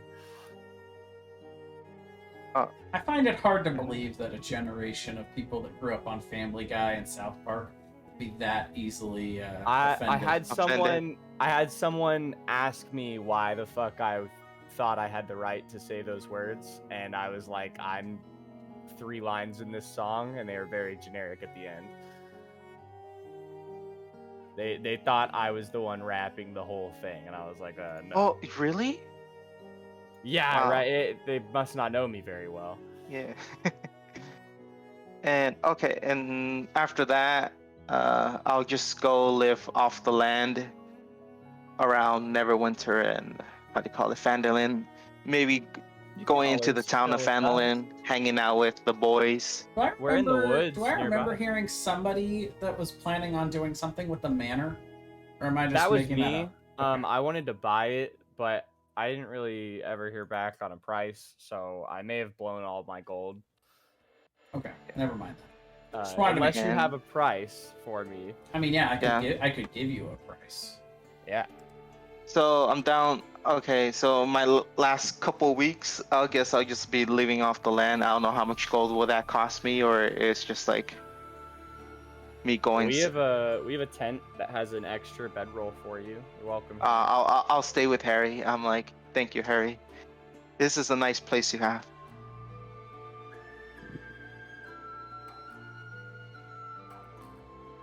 And that's my whole downtime. Nice. Harry, you want to go next? One of the things I have, which Jay just mentioned, would require more gold, which we do still have gold to split and things to sell if we can sell all the things and then split it again. So if everyone else would go first, so that I'd know what the party loot gold to split again is. Yeah, what's left? That Yeah. would, that would be great. Oh, by the way, Mateo would ask you for 200 gold of the dragon scale. Of the dragon stuff? The dragon scales. Yeah, the dragon scale armor that you got. Because he wants Sounds good to me. he Well, wants to you guys- create dragon scale armor for himself. I don't have a problem with that. Sure. What about everyone else? Yep. go for it, No, Mateo. I don't. Yeah. Alright, I already Yeah. adjusted it. Alright, thanks. Right, I guess I'll go and go. So after we kind of split up in Neverwinter, I spend the first week or so just kind of hanging out, resting up, looking out over the water, and trying to kind of take a break. But I am a nomad, and sitting still does not really work very well with me. So I started exploring the city kind of at almost like a frantic pace, just kind of like gotta find something to do. I feel like I need to be here, but at the same time kind of want to be seeing things at least. And wandering on the southern side of the city, there's kind of some bad weather or something, and I go into a local tavern to get out of the rain, and bump into a monk of Ogma. So one of the big buildings on that side of town is the House of Knowledge, which is kind of this like proto-university type thing. And bump into this guy. He starts kind of asking me, he's like, "I think you look like you're from the Shah or something like that." Just not, which frankly is kind of surprising. Like, people of my culture are not very common on the Sword Coast. We're pretty far from there. But it turns out he's call it an ethnographer or something like that. His job is to study the kind of the peoples of Faerun and to try to help the rulers there kind of understand that. And so after talking to him for some time, kind of telling him about my people, telling him about all the crew we've assembled and the things we've done, he's like, "Oh yes, I've heard of your group," because there apparently some of what we'd done had kind of risen to the level of interest of the local rulers, and he actually pitches that Tim should join what's called the Lord's Alliance, which is one of the factions. And so this is a group that's kind of composed of, I guess it's like the top 10 kind of largest cities. So all of the places that Uljar just mentioned: Amphail, Baldur's Gate, Longsaddle, Mirabar, Waterdeep, Silvermoon, and Neverwinter, of course, are kind of part of this. And essentially their idea is that they kind of pool some, of their some of their spy networks, but also some of their, force to try and counter threats that come up, or, to just, and also to kind of, mutually reinforce and kind of, make each other aware of these things. So it's a combination of both intelligence gathering, but also kind of providing military assistance. And so a lot of the things that we were already doing kind of falls into this category. And so what this monk, who is I've decided to name Irvin Faddlehodel, because gnome names are awesome. He works on behalf not only of the Ogma, the Ogman religion, but also of this group, kind of, again, both collecting information about the various peoples and also kind of helping as armed groups are dispatched to an area, providing any research backing to them. And so he introduces me more formally to members of the Lord's Alliance, and they begin training me. So they give me some skills that are kind of beyond what I have as a archer. And this is kind of intended to kind of cover, I've taken a level in Rogue, so I pick up some skills with like thieves' tools. I also spend several weeks learning how to use the disguise kits, just things that I might need in addition to kind of my martial skills. And kind of after some level of training, I'm thinking, okay, well, I don't want to go to, I want to go visit the forge and and improve some of my gear, but in addition to kind of doing things on for myself, I'd also kind of be acting as a agent of this group. And some of the roads that Uljar has already mentioned in his dope map. The high road to the Luskin, kind of what they call it, the Great Circle Trade is. I'm just making that up. Down the Blackford Road, Long Saddle, Tribor, and Vale, and Waterdeep is kind of Great Circle, which is kind of the united trade of all of these groups. So accompanying them not only as a guard, kind of sitting in the wagons and kind of helping watch out and defend things, but again also intended to kind of listening for rumors and of other things that might be happening. And a really critical component of what they do is call it military assistance, essentially, like sending people who know or have kind of specialized skills to small towns and providing advice on how they can improve their defenses. Because at the end of the day, the stuff that makes it to the big cities like Neverwinter or Waterdeep, right, those are going to pass through areas like Phandalin first. And so with the great relationship I've built up in Phandalin, actually having been in the general area for over a decade, I have a lot of contacts and things. And now we've already started to, the other members of the party have already, expressed some interest in doing this. We actually talked about rebuilding, I think it was Cragmaw Castle. Remember the one with the owlbear? Yes. Right, so we talked about, and so so the Lords, so I mentioned that we've been interested in kind of rebuilding that to something, and so the Lords Alliance will kind of dispatch some stonemasons and photographers, what's the word, surveyors, to see if that can kind of be brought back into use, and of course they would Jay, I think with the idea that they would compensate us to some degree, but also that we might be, investing some of our own money to fix that up, maybe to help Phandalin build a palisade or kind of rudimentary defenses of some kind. But again, more than material support, offering training, just like we did with, the young guy we rescued from the dragon, providing some level of here's some armaments, or here's where you can here's how you can improve the defenses of your cities. And by the time it kind of gets to be heading back into Char, kind of the essentially March again, as it kind of gets into wintertime, I kind of move my way back up to Neverwinter, and then by the time the real deep winter sets in, I'm kind of just studying with Brother Orvin, practicing Orcish and learning some other languages, and kind of waiting for everyone to reconvene. But having stopped along the way at the forge to kind of fix my weapons and create some new arrows and other things like that. Yeah, and they would be the Lord's Alliance would be very interested.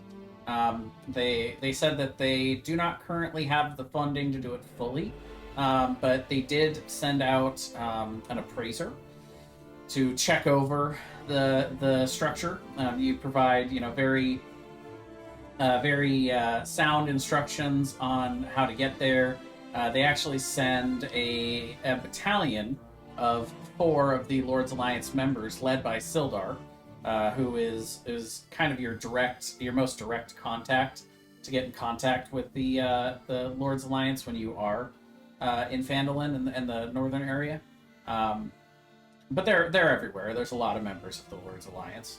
But they sent a survey unit out, and the castle's obviously in ruin. It's very, very poor shape. They say that it'll take about 3,000 gold for the restoration, and they can contribute about 1,500 to that. But until they raise the funding, they are unable to start, and they feel like it would take about 7 weeks to restore. So essentially, once you raise the gold to have it done, then 7 weeks after that, it would be restored and fully functional.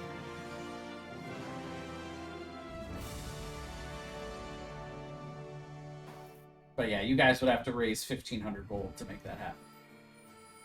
Only 500? 1,500? That's okay. Well, because the Lord's Alliance will put up the other 1,500. Okay. Because they do think that that's a good venture. The Neverwinter Woods have been a problem area for quite a while, where the general the general wildlife and the regular dangers, that's fine, but there are certain mystical dangers that they feel like they should probably take care of. They just haven't had the resources, and they feel like they can create a little bit of a base to work from there. And like you said, a place to train and another structure to have under the Lord's Alliance is never a bad thing. Meanwhile, to update you, Harry, 200 gold for the property, but it is also, it's ruins. It's a ruined manor. But if I own the property and we kind of have another downtime that we're here, I do have the mending spell and carpentry skills now. Yeah, it's gonna take a lot of materials along with mending is meant for tiny things. It's meant like for you can't just mend an entire manor. That's just not it's not on that scale. That's why I picked up the carpentry skill, and I'm not Sure. trying to fix any of it right now. Actually, I Right. just want to own it. But yeah, you would own it, and you would also own the catacombs beneath it. Lit.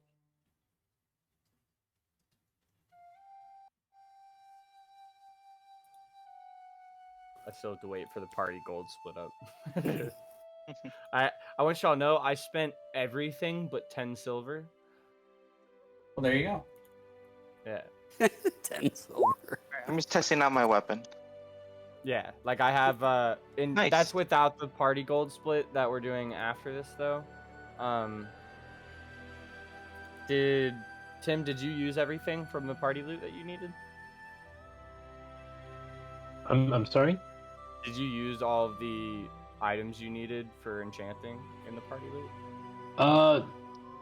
I've just been I subtracted gold because I think it's frankly easier just to have like a set, because we haven't actually divided up a whole lot, so I just had kind of my base cash level, and I thought we could just convert those to gold. So Yeah, we can.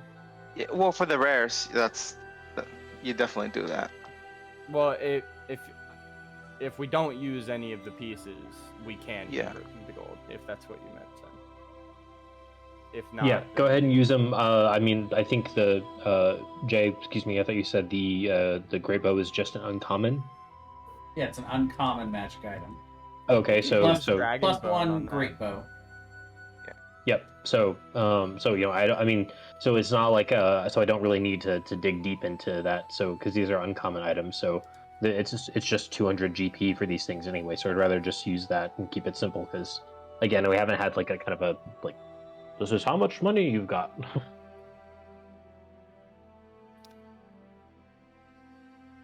We'll just give Tim 200 more gold when we split it. Yeah, that works for me. All right, you want me to go on the downtime? Yeah. Yeah, go for it. Review. All right. Ezra starts out his downtime attending a family memorial for Ben. They are cousins, if you recall, and it's about 3 weeks of time. He's just taking it slow, and he just becomes very, reflective, philosophical during that time, and anyway, at his memorial, he reconnects with few of the guys who were part of the monastery that Ben was part of, and so while they're talking, it's sort of stimulating his thinking even more along the reflective lines, and so he goes and spends a little bit of time at the monastery, and a couple of things come out of that. One is that he takes the time to gain a proficiency with the herbalism kit, wanting to sort of, he's sort of thinking, how can I help people? He is and still is you know, a fighter, you know, and a guy who's still going to use his swords, but it's really, I don't know, he's just becoming more, a deeper thinker about those things. So anyway, he spends the time and money to use a herbalism kit, and also while he's doing that, he winds up changing his cleric specialization from being a Twilight cleric to an Arcana cleric. So it just changes a couple of spells. He doesn't have that dark vision anymore, but just feels like that's more in line with who he is and how he's growing as a person. So out of that time, that's when he goes down to Phandalin and connects with the gentleman who had lost his leg, and he's able to work out, you know, taking him to Neverwinter and getting his leg healed, and he you know, goes back with him to Phandalin and kind of spends the rest of his downtime. He's got 7 weeks to spend at the forge and to work on the items he wanted to make. But beyond that, it's mostly just relaxing in Phandalin. If he's able to hear about what Tim's trying to do to you know, clean up the manor, then he would spend some time trying to assist there. But, you know, the rest of that time is just kind of downtime, relaxing, taking it easy kind of stuff.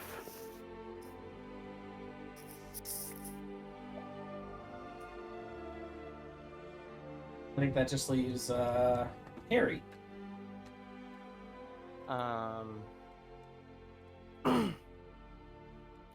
First off, is everybody done with the party loot Yes. page? In that case, I would appreciate if we could sell off at least some of this. Potions we can make at any time. I have all of that sitting in a barrel in my pocket dimension. So there's no reason to just be like, oh, we don't have the forge, we can't use these. But To clarify, do I have to? I am a little confused. Do I have to take something out of there for the crafting? you don't items I have wanted to to, craft? but it would reduce the cost of your items. Yeah, if it's compatible for what you want to make, Yeah. then I just yes. took the gold. I just took the gold out of my own personal gold. That's those up to items, you. So that's fine. In that case, I feel like we're gonna run into more magical creatures in the future, and if it's cool with y'all, I'd like to sell most of that, besides the blood and probably the scales.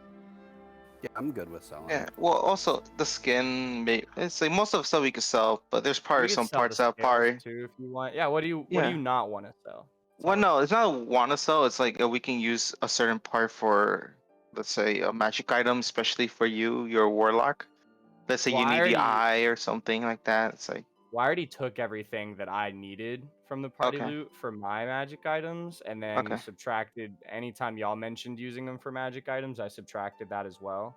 okay, If we were to get half value, we would get like another 1,000 gold-ish in the party loot to split, not even including the scales or the blood. oh, that's fine. If we're getting half value, I believe that is 200, 350, 250, and 250 again. Please help. 1,050? Question mark? So Jay, if we tried to sell the fangs, the remaining bones, the horn, and most of 2 wings, those are the half values I put in there. Are we getting the half Yes. values? Okay. In that case, that puts us at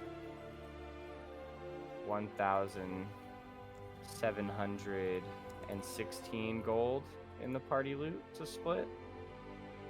And then we could, because like Jay said, we don't need to have the forge to make magic items. I feel like the scales are versatile for upgrading any kind of armor. So we can keep that in there, and then the blood, we can keep both those in a dimensional space, so it's not really causing us any issues. Yeah, does anyone have any mundane armor that I don't even use armor. Okay.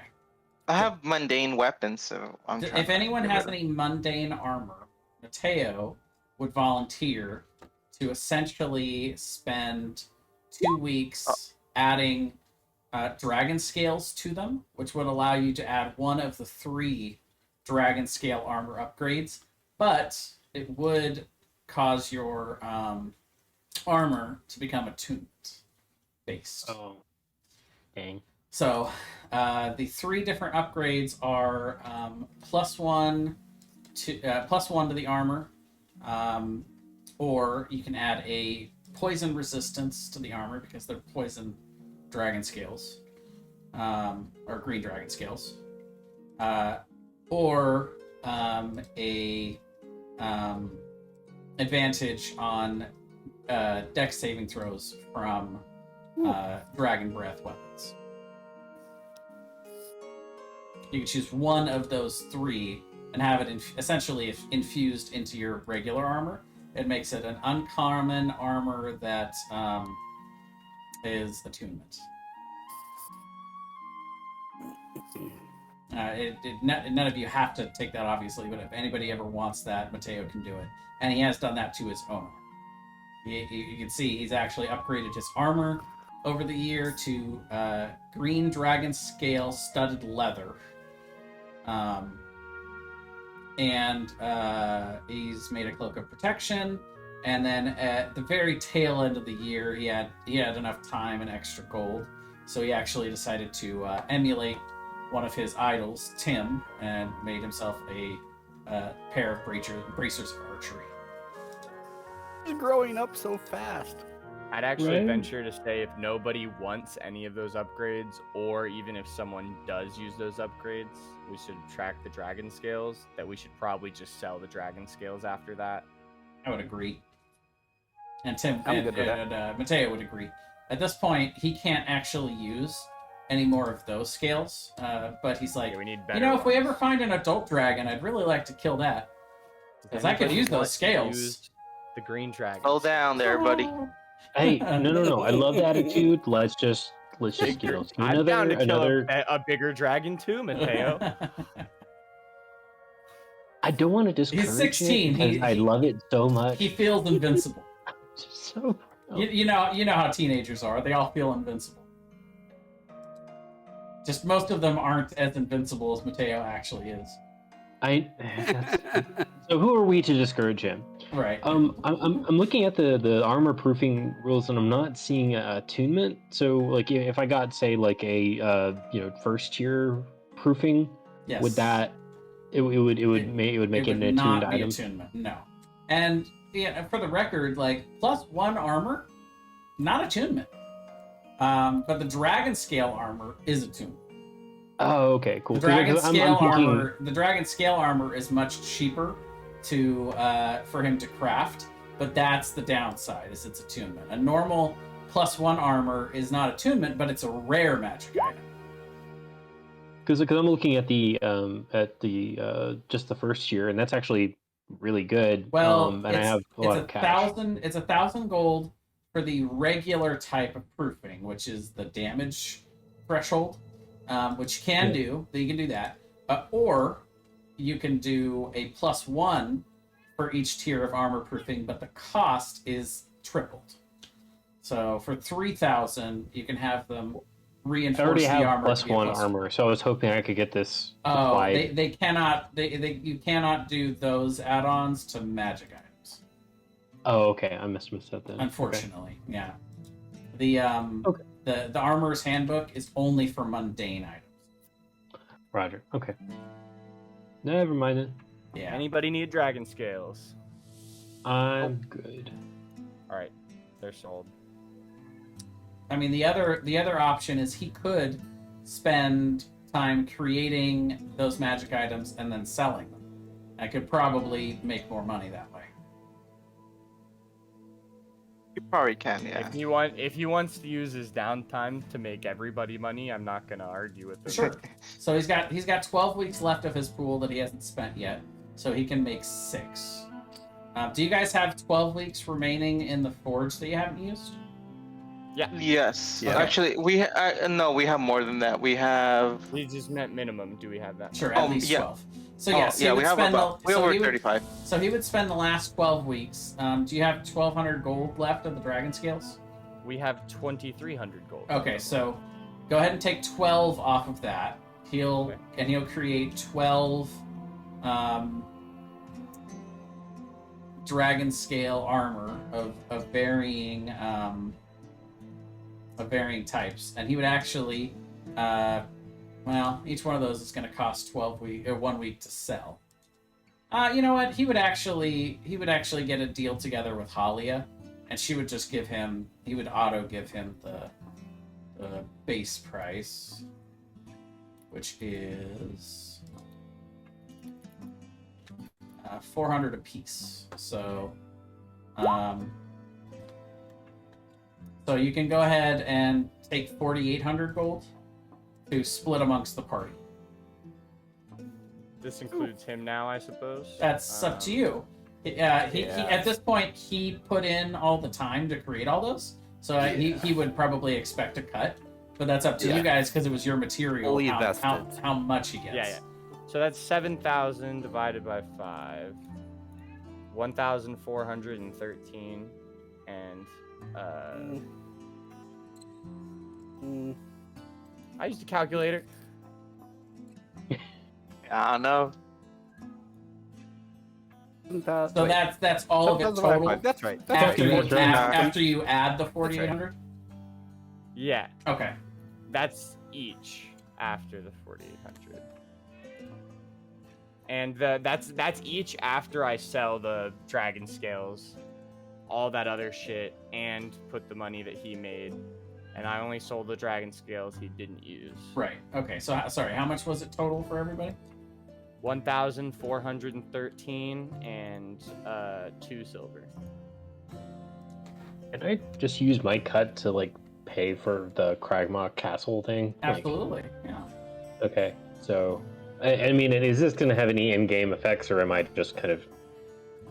You can store loot in places like that, and I believe you can amass small fortresses of people that you pay for.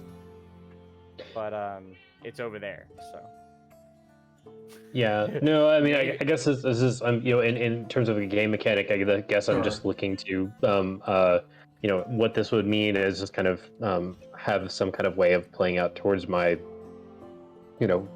progression through the Lord's Alliance agent. So essentially, I'd want that to translate into, more connections and stuff with connections, resources, and I'm not gonna reveal too much.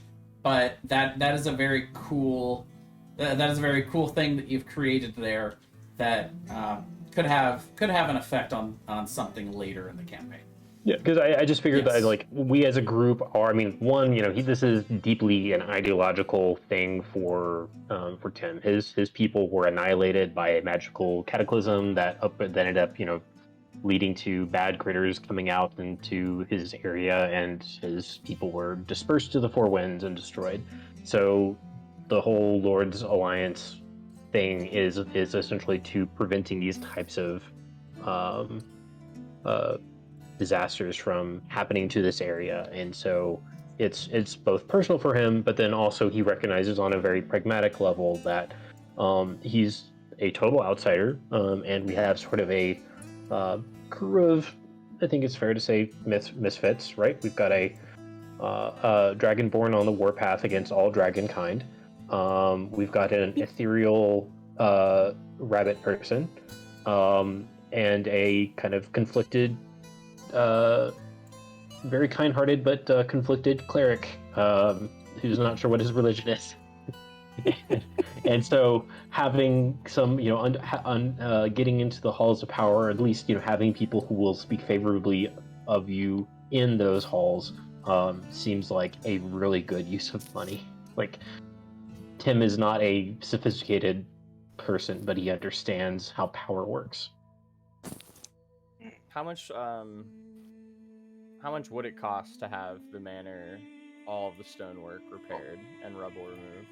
Well, before that, maybe the platinum and the silver, I guess, to split that into gold.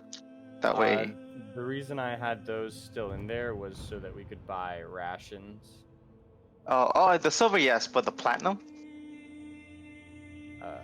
That's a good point, I suppose. If we split that, that would be 2 platinum apiece, or 20 gold, though. 20 gold. It would cost 1,200 to have the manor fully restored. It has. I don't want it fully restored. I want everything that's not woodwork to be restored. Got you, Tim. I will say roll a carpenter tools check to see how much you can reduce the cost by putting in your own work. I don't know how to do that. It's under your tool proficiencies. There should be a. Haven't added it yet. Okay, well then go ahead and add it, or you can just roll a d20 and add your proficiency modifier and your dex modifier. Dex To or make sure. Dex or strength. Just on my part, cartography and calligraphy, are they wisdom or intelligence? Cartography would be And dex. Okay, and calligraphy? Also dex. Okay, they're both dex. All right. 17. So you can reduce it by 340. So that would be 860.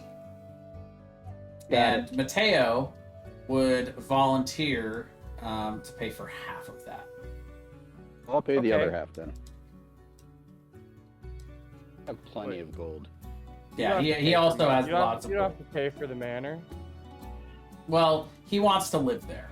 Because they're No, there. Mateo can live there, but I don't want anyone else to pay for it. You bastards. Well, I said he would volunteer to pay for half, so he's offering 440. What you take is up to you. I mean, I'll take Mateo's 440 for sure. Sure. But I feel like Wait, everyone so- else can just live there for free. I'm repairing the manor, not the Yeah. not Okay. the So castle. I pitch in the other half of that. Mateo's throwing in half. I'll pitch in the other half of that for Harry. No. Then, Oh, then okay. I wanna. How much does Tim need to finish clearing the castle? Oh, I just paid for it. It's good. Mhm. He's bought It's he's all bought done? the castle, but I think he's asking about okay. repairing. Oh, I can pay for the repairing. Which is the I'm like, you know what? Having a good stronghold, Ojar is definitely on board on you trying to create a base of, Operations, right? Operations, yeah. It's not that far away from the forge, I don't think. Yeah. I'd have to check your map. Well, in this case, I'd like to, if they're gonna pay for this all, I'd like to extend the invitation to the Rockseeker brothers and Sildar to use this manor while we're not using it. Nice. And the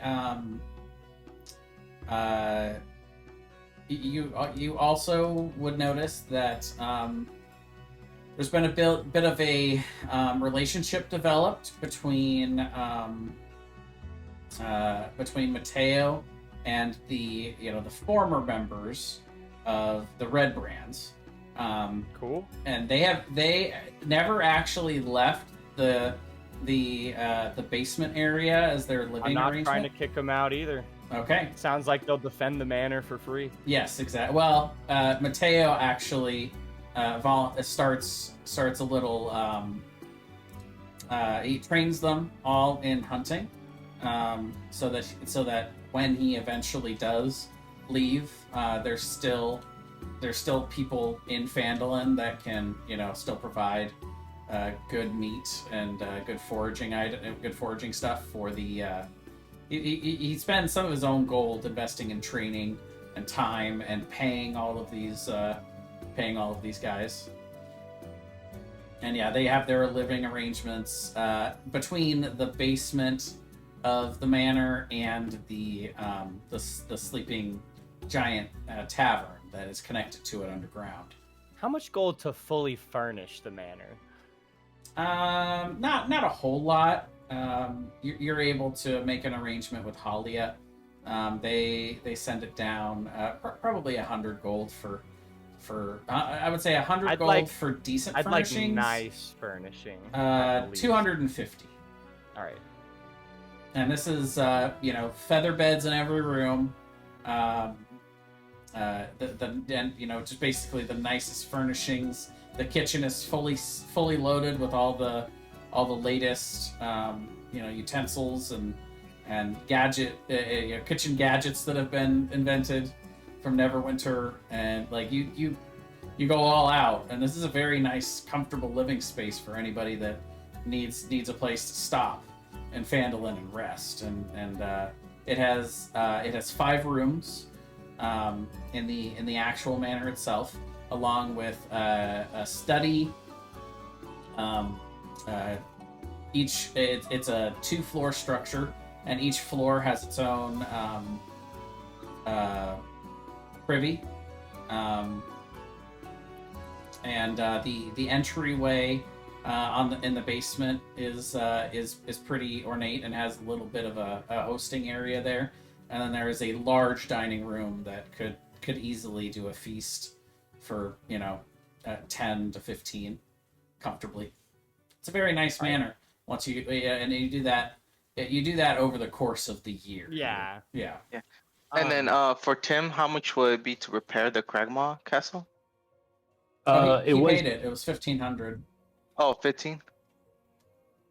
Yeah, he restored it, and I think the thing is he didn't have to purchase it for anyone, so his entire cost was repairing it, basically. Oh, repairing it. No one owns. We killed that. everybody, guys. Yeah. That's true. It's free real estate. Well, how much will it be for the upkeep?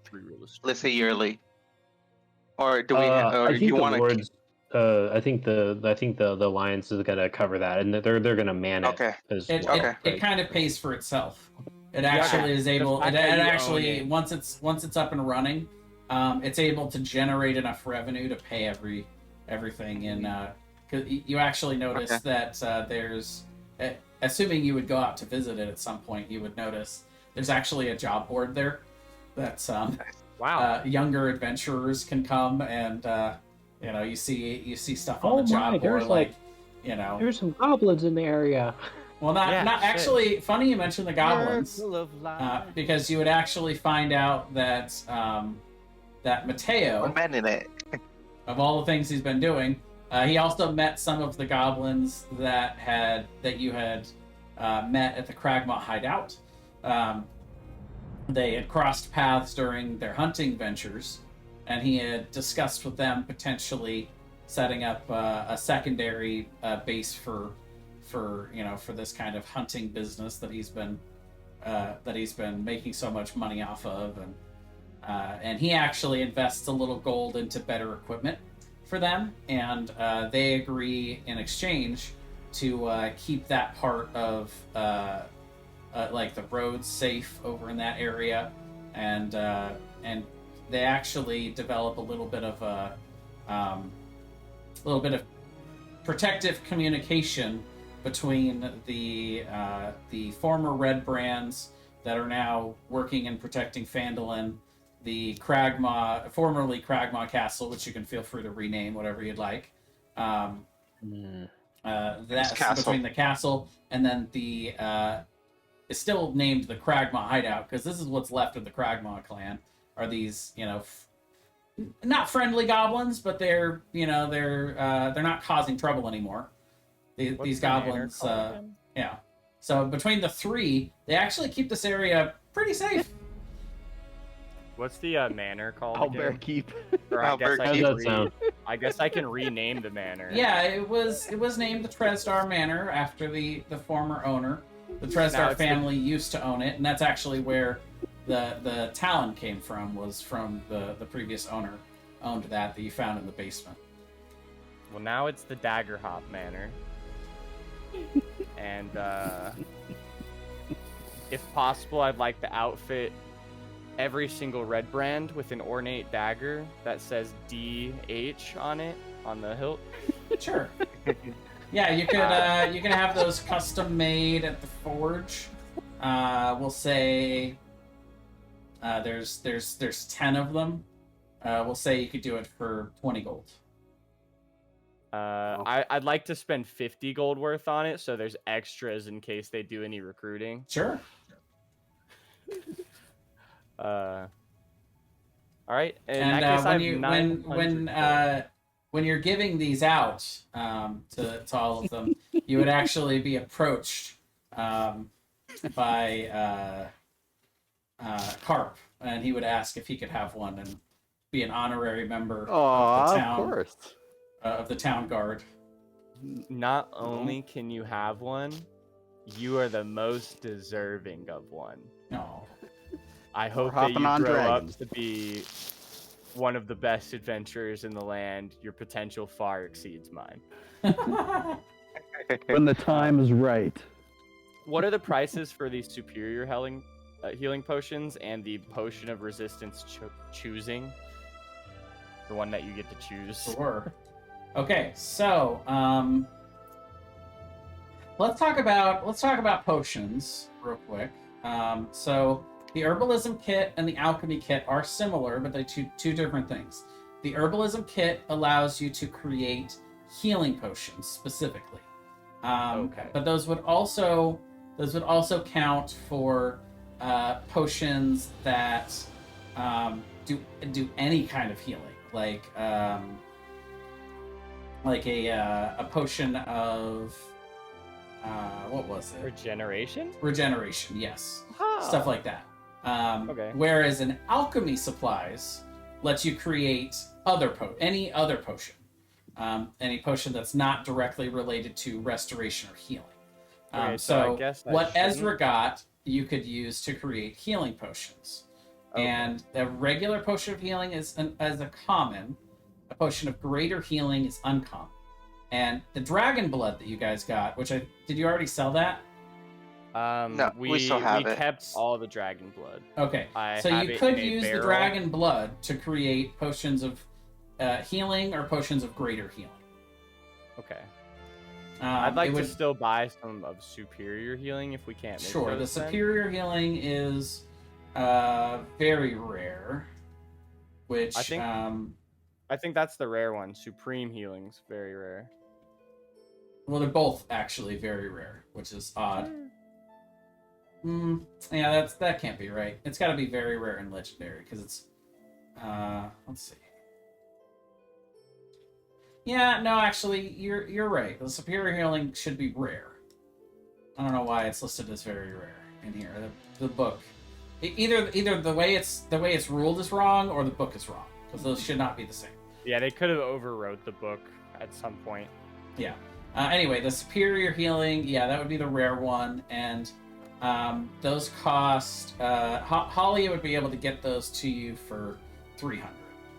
Okay, a I will piece. get 2 of those, and then how much was the potion of resistance choosing? The special one she gave me that was worth way more than the normal potion of resistance. 300. You get to. Okay, I'll take one of 300. those. You get to choose it right when Yeah. when you drink it. I'll take one of those. 2 of the superiors. Back down to 12 silver. We're fucking this boy up today. That's perfect. I am ready to do my. I'm ready to do my downtime. Yeah, I'll take 2 superiors as well. Okay. Perfect. And then Ezra, if you wanted, you could create potions of healing, which would cost 25 gold worth of the dragon blood, or you could create potions of greater healing, which would cost 75 gold worth of the dragon blood. And you don't necessarily have to fuck up all your downtime right now if you like don't have it, because that barrel is coming with us. Yeah, and it doesn't go bad. It's magical. I actually have the, a lot of downtime left. the regular Okay. healing potions take 1 day. The greater healings take 1 week. In that case, if you want to make all of it, then the potions could just sit in there unharmed. We have 2 bags of holding now as well, so they don't have to go in. They don't have to go in my pocket dimension, but they could go in a bag of holding and not get damaged. Yeah. Mateo also has a bag of holding. Yeah, that's what I meant by 2. I didn't yeah. think anyone else grabbed one. Yeah. How much? I actually need to look that one up. I don't know how much that the uncommon one holds. It's a lot. It's like 500 pounds worth. And it's like an 8x8 cubic, I want to say. Jesus Christ. It's ridiculous. How about if I make 10 of the greater healing? Because that's 75, right? So that uses 750. 750. Okay, so that's pretty much all of it. Yeah, I'm just going to delete the blood then, because it's 760. Okay. Maybe you trial and error the last 10 gold worth.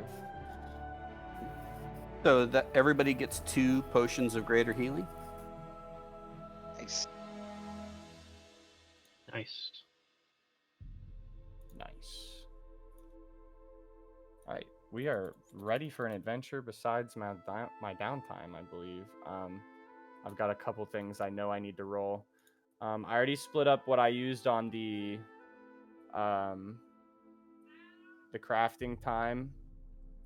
During Harry's downtime, y'all know I think a little highly of myself at sometimes, but I actually have realized the worth of everyone around me, and I've created songs about us, dance routines to go with it, and I've even learned the lute to back those up, because if you can't sing, dance, and play an instrument at the same time, then who are you really impressing? So I spend 22 weeks practicing that at local taverns, inns here in Phandalin and in Neverwinter. If possible, I'd like to roll earnings for those 22 weeks, but I would very much accept a disadvantage. Yeah, so performance checks, 1 for each week. Jesus Christ.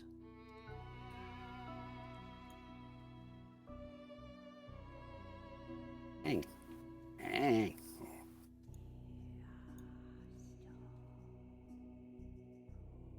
11, 12, 13, 14, 15, 16, 17, 18, 19, Nice. 20, 21, 22. Okay, that's 20. Pretty good. Okay, so that is via the work downtime. That's what you're going. Yeah, that was... Yeah. Okay, so are you ready to write down the chart? You make 5 gold for each week of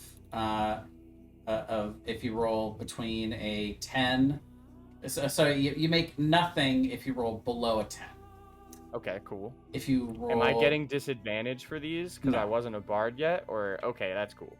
You were a bard. You were level 6. Right. But this 22 weeks of downtime is how I become my bard. Sure. Yeah. That's fine. But it's performance either way. I don't care. Sure. So yeah, I'll leave it at a straight roll because that's what the book says. So you get for any rolls of a 10 to 15, you get 5 gold for the week. For any rolls of 10 to 14 is 5 gold. 15 to 19 is 10 gold. 15 to 19. 20 gold and above is 30 gold. And I don't think you crit, but if you did crit, you would get 70 for that week. 80 GP. How much was it for the 20 and above? 30. 30. 30. Jesus. And that's for the entire week. You basically make a certain amount per day. But yeah. So yeah, you can add all that up. That's how much you make while you're on the road. 90 plus 100 or 90 plus 80. Jeez. Yeah, people like entertainment. You know, there's not in ye old days of D&D 5e times. There's not a whole lot of entertainment out there. So you do pretty well. You find that this is kind of a niche as you travel along, and the fact that you're such a unique creature also kind of adds to it. People naturally pay attention to you, and so they're more inclined to then also listen to you as you go. And you start off actually pretty strong. There's kind of like a beginner's luck kind of thing for a little while for you. You have a bad week here and there, and there's a little bit of slump in the middle. You start trying to get more creative, and you start trying to do things that you get a little feedback that people don't like, and you kind of see that in the gold that you make. That kind of how many tips you get essentially kind of gives you an idea of what's working and what's not. And then down the stretch at the end, you start doing a really, really good job, and that's where you make a lot of your money, is in the last month or so, when you really feel like you've practiced and you've really gotten a good sense for what people like. Fantastic. And I kind of spread that out over the year as well. It's kind of like a work 2 weeks, magic item for a week. Yeah. Flirt with Halia for 1 day in between every single one of those weeks. Go ahead and make 5.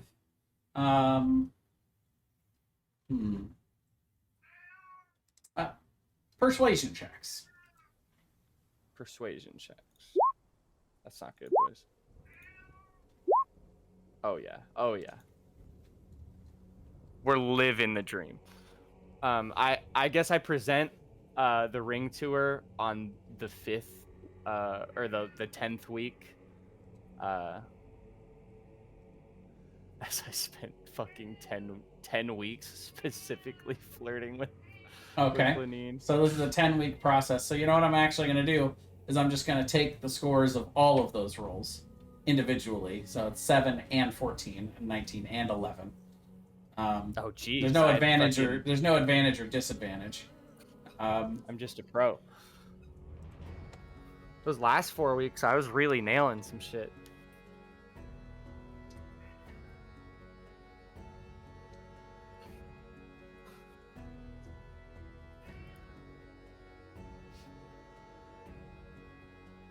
I make it clear from the start that it's a courting attempt as well, because we're not trying to do anything underhanded here.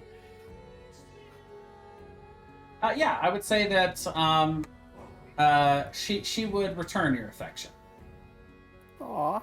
Okay, then at the very end, I'd like to present her the ring and say, look, this isn't like a promise ring, and that's not really a thing that they do where I come from. I just know that I'll probably go off adventuring again soon, and I don't know when I'll be able to get back. But I'd like you to have this to remember and think of me about, and I'd also, if you'd like, you could move into the Daggerhop Manor. Whoa. Yeah, she would definitely accept, excitedly. Holy cow. Hey, yo. And Rusty's like real life, like shit. That's moving fast. Well, they've gotten to know each other. I've been flirting with her for like over a year. I've been flirting with her for like a year and a half. Nice macro there. I like that. Ah, yeah, thank you. I do like that too. I would imagine that at some point one of my barding songs was about love as well. Because Harry's very influenced by the now. Sure. The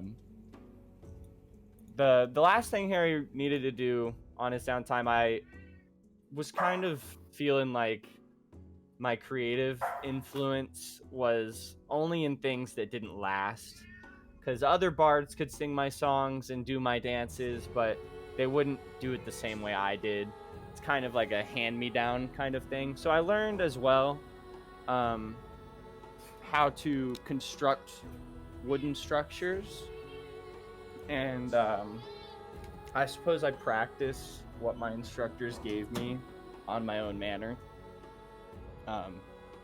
luckily with the guide of all these other fucking extremely skilled craftsmen that we paid for, and my friends who know my susceptibility for making mistakes. I had Mateo there to watch my back because he seemed invested in living there. So I got the girl, I got the house, I got the magic items, I got the prepared potions ready to go. I You have spent your 10 exit weeks. strategy? I do. I have so many exit strategies. It's unbelievable. Wait, you mean the exit strategy from the relationship? I would never do that. Well, I mean, you can just plane shift if the relationship goes bad. I would be plane shifting. I would be plane shifting to a fucking realm where every relationship I had was bad. So that would be terrible. But yes, I do have that. So But I pretty much just you're played. use my 10 weeks of downtime as pure rest and relaxation, because every other week that I'm working, I'm going hard. I'm 100%. You're killing it, Yeah, I'm working up sweats, having to like completely clean my fur out. Because I'm of course gonna appear as good as I can for Lenine. So I'm like working full days basically, except for my 10 weeks of downtime. I would spread those out as well as I need to. I'm sure there's little spurts where I work on the manor, little spurts where I work on barding a little too hard. I get exhausted. I need a few days break. Other than that, I would have made these magic items with Gundren in them. I spent 16 weeks in there, and I imagine that that's a little bit of cleaning, a little bit of mending tools that we bust up a little bit, a lot of learning from these amazing craftsmen and assisting them more so than me doing it myself. I've got the Arcana. I barely got the tool proficiency for carpentry. That's not making most of these. I think carpentry might have applied for the broom, the flying broom, maybe. But other than that, I'm basically just like henchmaning for them as they're helping me make it.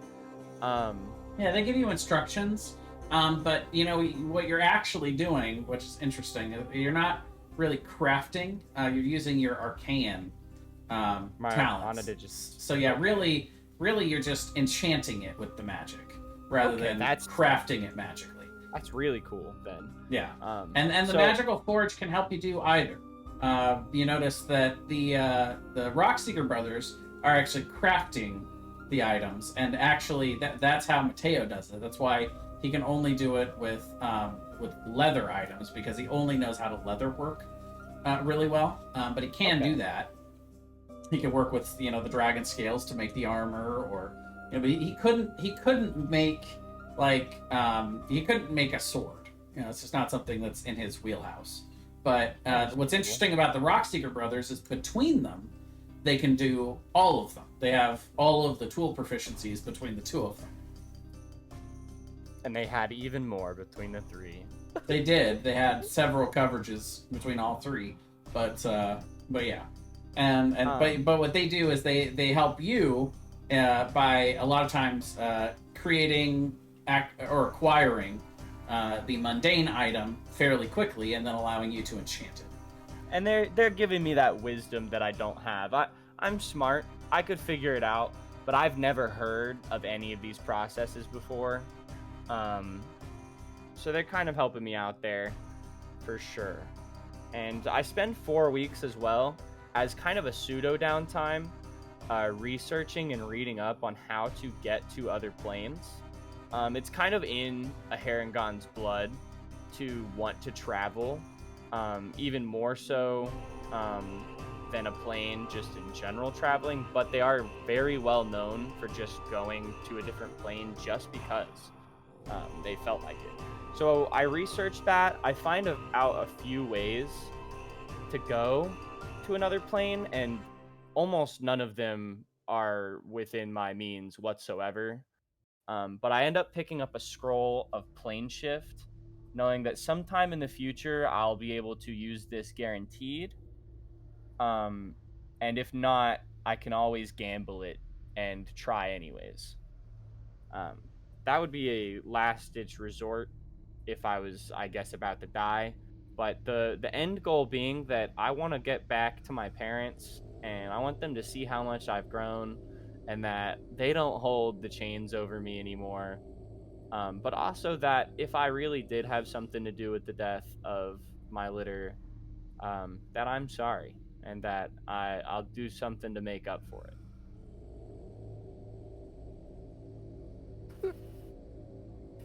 All right. Rusty's just trying not to cry or laugh at the same time. You know, when it came to Ben story. and stuff, when it came to Ben, you know, I learned that there's things you have to do to prove yourself, and then there's things you have to let go. When it comes to the weight bearing down on me about my litter, I didn't ever really think it was my fault in the first place, but now I know it was just misplaced sorrow and anger, to my knowledge and point of view, and that my parents probably didn't really hate me. They just couldn't look at me without thinking of so much loss. So I'd be willing to make amends with them, and I don't hold anything against them, from the ostracization to the lack of empathy and care to the kicking me out of my plane. None of that. You know, if they hadn't kicked me out of my plane, I never would have met these amazing adventurers. I never would have as many friends as I do now, and I never would have met the love of my life, Lenine. You're here. I get a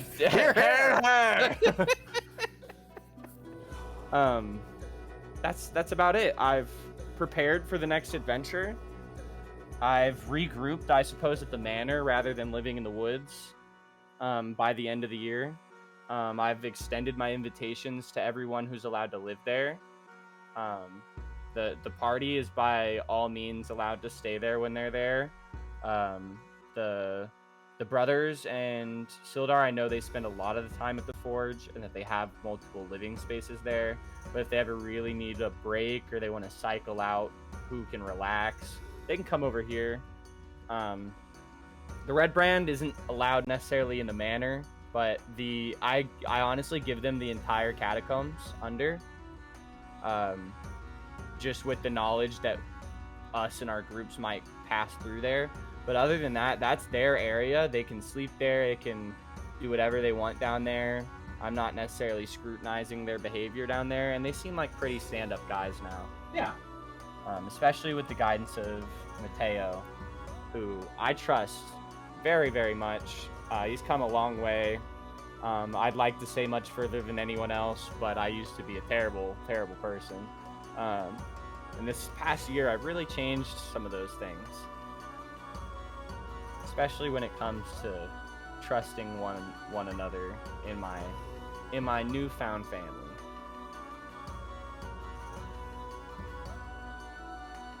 I'll clap. All right. Yeah. He claps as if that's a fucking speech I just gave in character. Fuck yeah, thank you. I appreciate that, old jar. You were a big inspiration to me, simply by showing me forgiveness. I just stare at you and just give you I just shake my head up and down. Do dragons cry? No. Let's find out. All right. Well, is there anything else that anyone wants to do during their year of downtime? Actually, yes. I kind of want to sell my sharpened halberd and the drift globe. All right. So, I'll say that would take 1 week of downtime. Okay. To do that. We The drift globe is an uncommon item, if I remember correctly.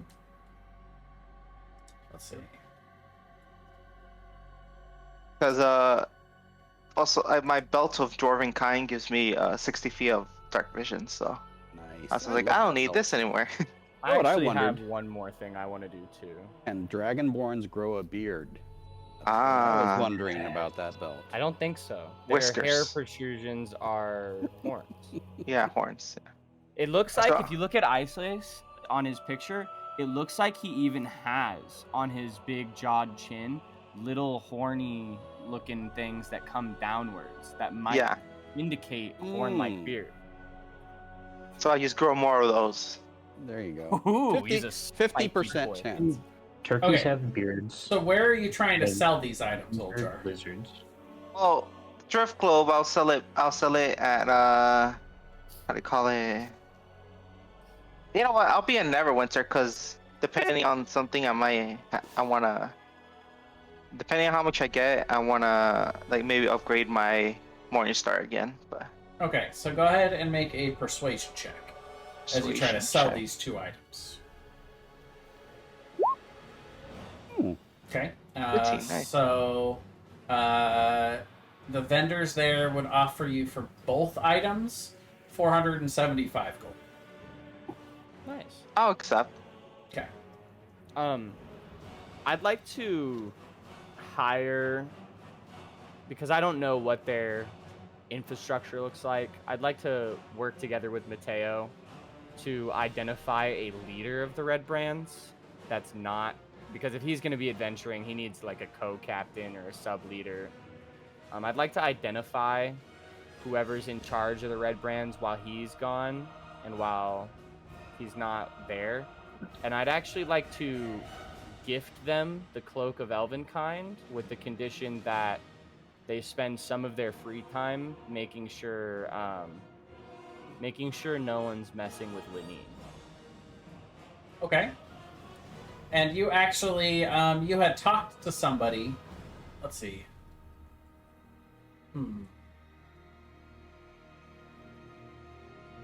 Was that you I'll guys even that pay- was that you guys that talked to somebody that was in charge that was left like when you captured I believe it was you guys when Yes. when you captured Glassstaff, there was one other guy in the room that also surrendered. Yeah. And you guys had talked to him. Yeah. And I gave We you let- a name, but I can't remember it. I don't remember either. But it's in the VODs. I will go find Yeah. it sometime. But yes, you find that guy. He is now kind of the one that everyone, looks up to. He's kind of the the mother hen of the group. And actually lives in Glassstaff's old quarters. And kind of coordinates things amongst the former Red Brands who are still thinking about whether or not they want to rebrand or not. But they just have continued calling themselves the Red Brands. What if they change their name to the Red Daggers in lieu of the Dagger Hop? Yes, plan? they would. They would accept that. I guess there would be a little red. The carving on the daggers will be red then, I suppose. There you go. Um, The red RD at the bottom of the on the base of the dagger. sure.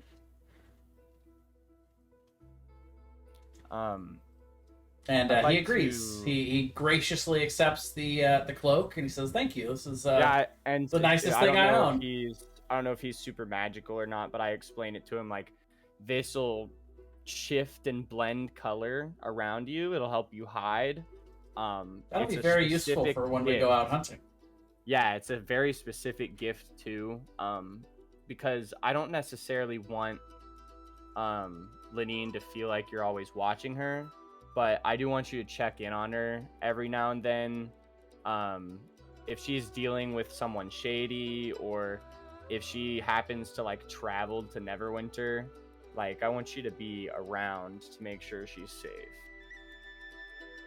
Sounds good. I'll keep an eye out, and every once in a while, I'll probably just talk to her and check in with her directly. Of course. But She lives upstairs, you live downstairs, y'all. Of course. Don't feel like you're ostracized to be down here. That's my living area and my territory up there. This is your territory down here. However, that doesn't mean we're not friends and associates. well, they actually, you would know, they have two exits there is the cellar, which they actually have left the cellar to you. They actually occupy the left half of the basement, and that's where they usually don't even go in the right half anymore, which is where like the little dungeon area is. They don't go there. Where the crypt area, and then below that is the cellar area with the little water that comes out. They do occasionally go around there and fill up like their flasks and stuff, but otherwise they don't really they don't ever come up into the manor. And they stay on the left side, which is where most of the living quarters are. There's a little common area, which now they've actually outfitted with a kitchen area as well. And then at the northernmost part is the actual quarters for the leader. And they have an entrance out the top of that goes directly to the sleeping giant, and they have an exit out the bottom part of it that goes directly out into the forest. So if anybody's going to go out into the forest to hunt, they go out the south entrance. If anybody's wanting to go up to the tavern for a drink, they go up the north side, or to go out into the city. So yeah, they don't have any need to go into your part of it, so they actually don't. But he said that, if you'd like, he'll, when he just sees her casually, he'll talk to her and check out to make sure she's doing okay. Yeah, fantastic.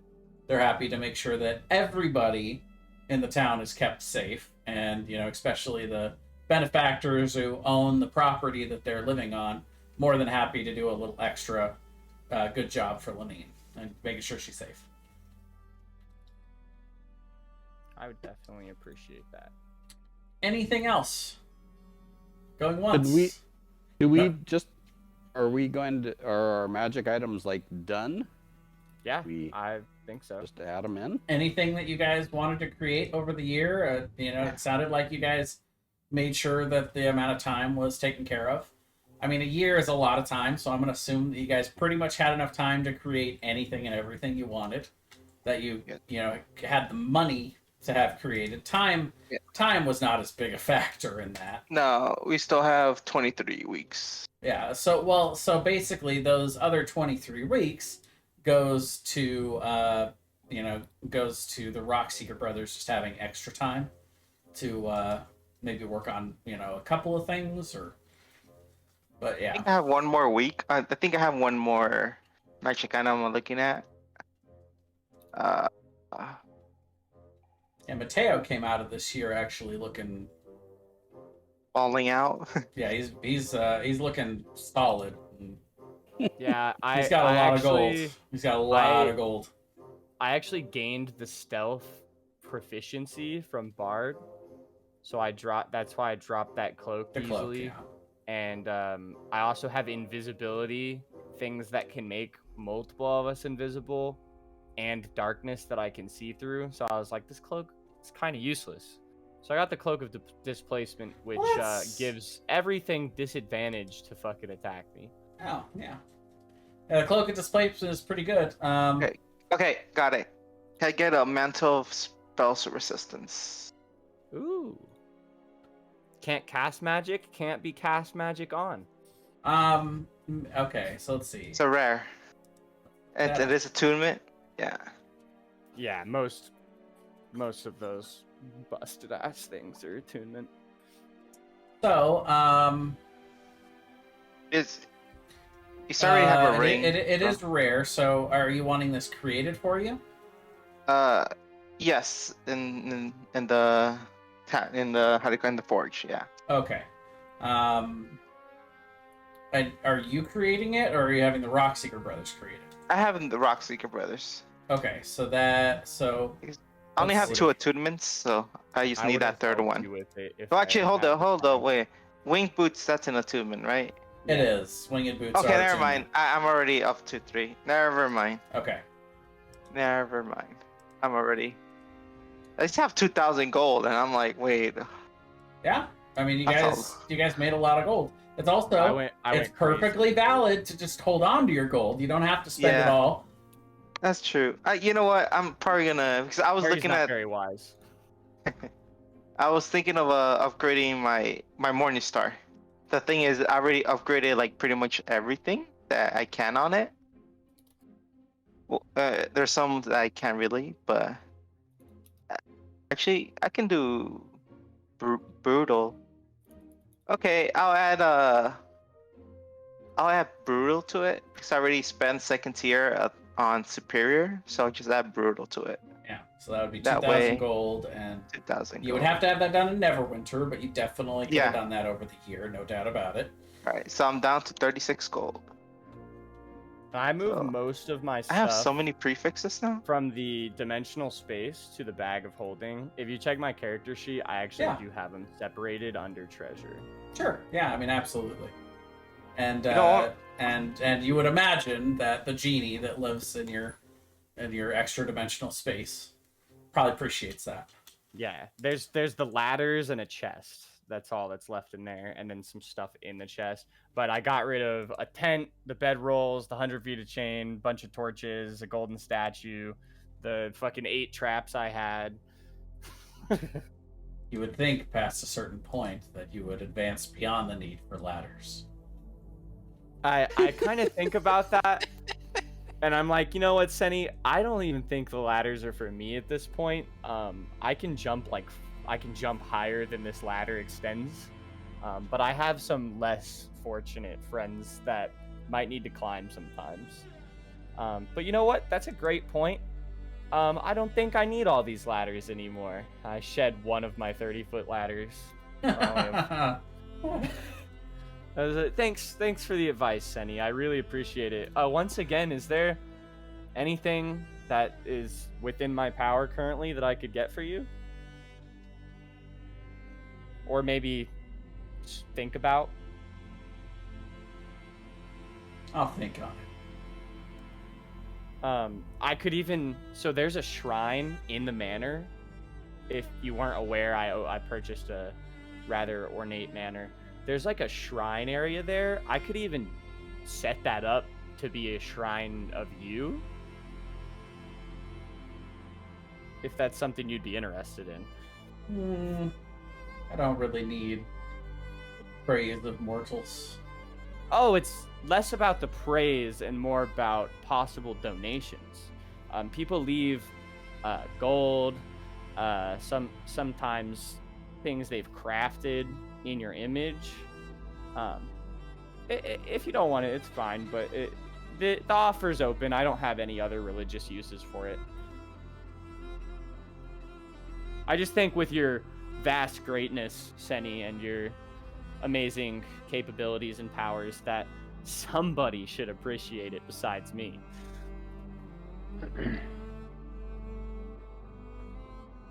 You get no more responses. All right, I After leave him that. alone, and I dip with my one ladder that I'm not leaving in there.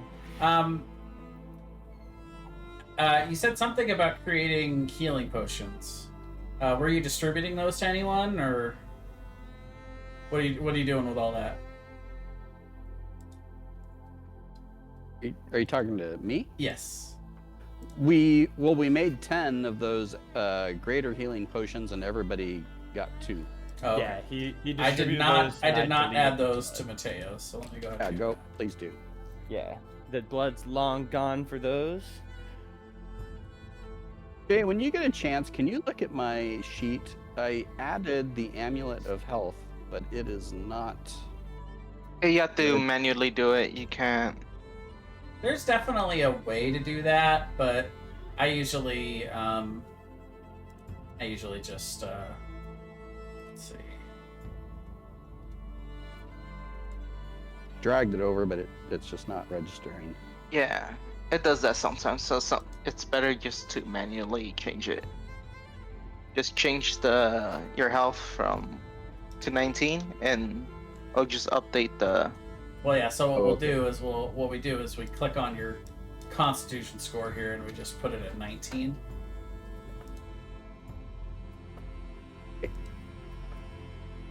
Then do I have... When you're... It didn't auto update your hit points though. No, it doesn't do that neither. You have to. Okay, so manually. here's what I would do is your original score was 13. Yeah. So what we're gonna do is we're gonna So it's 3 per level. if you take a look in your bio, what I'm gonna do is I'm gonna put on here con 13 for Amulet of Health. Gotcha. HP is, I think it said 45.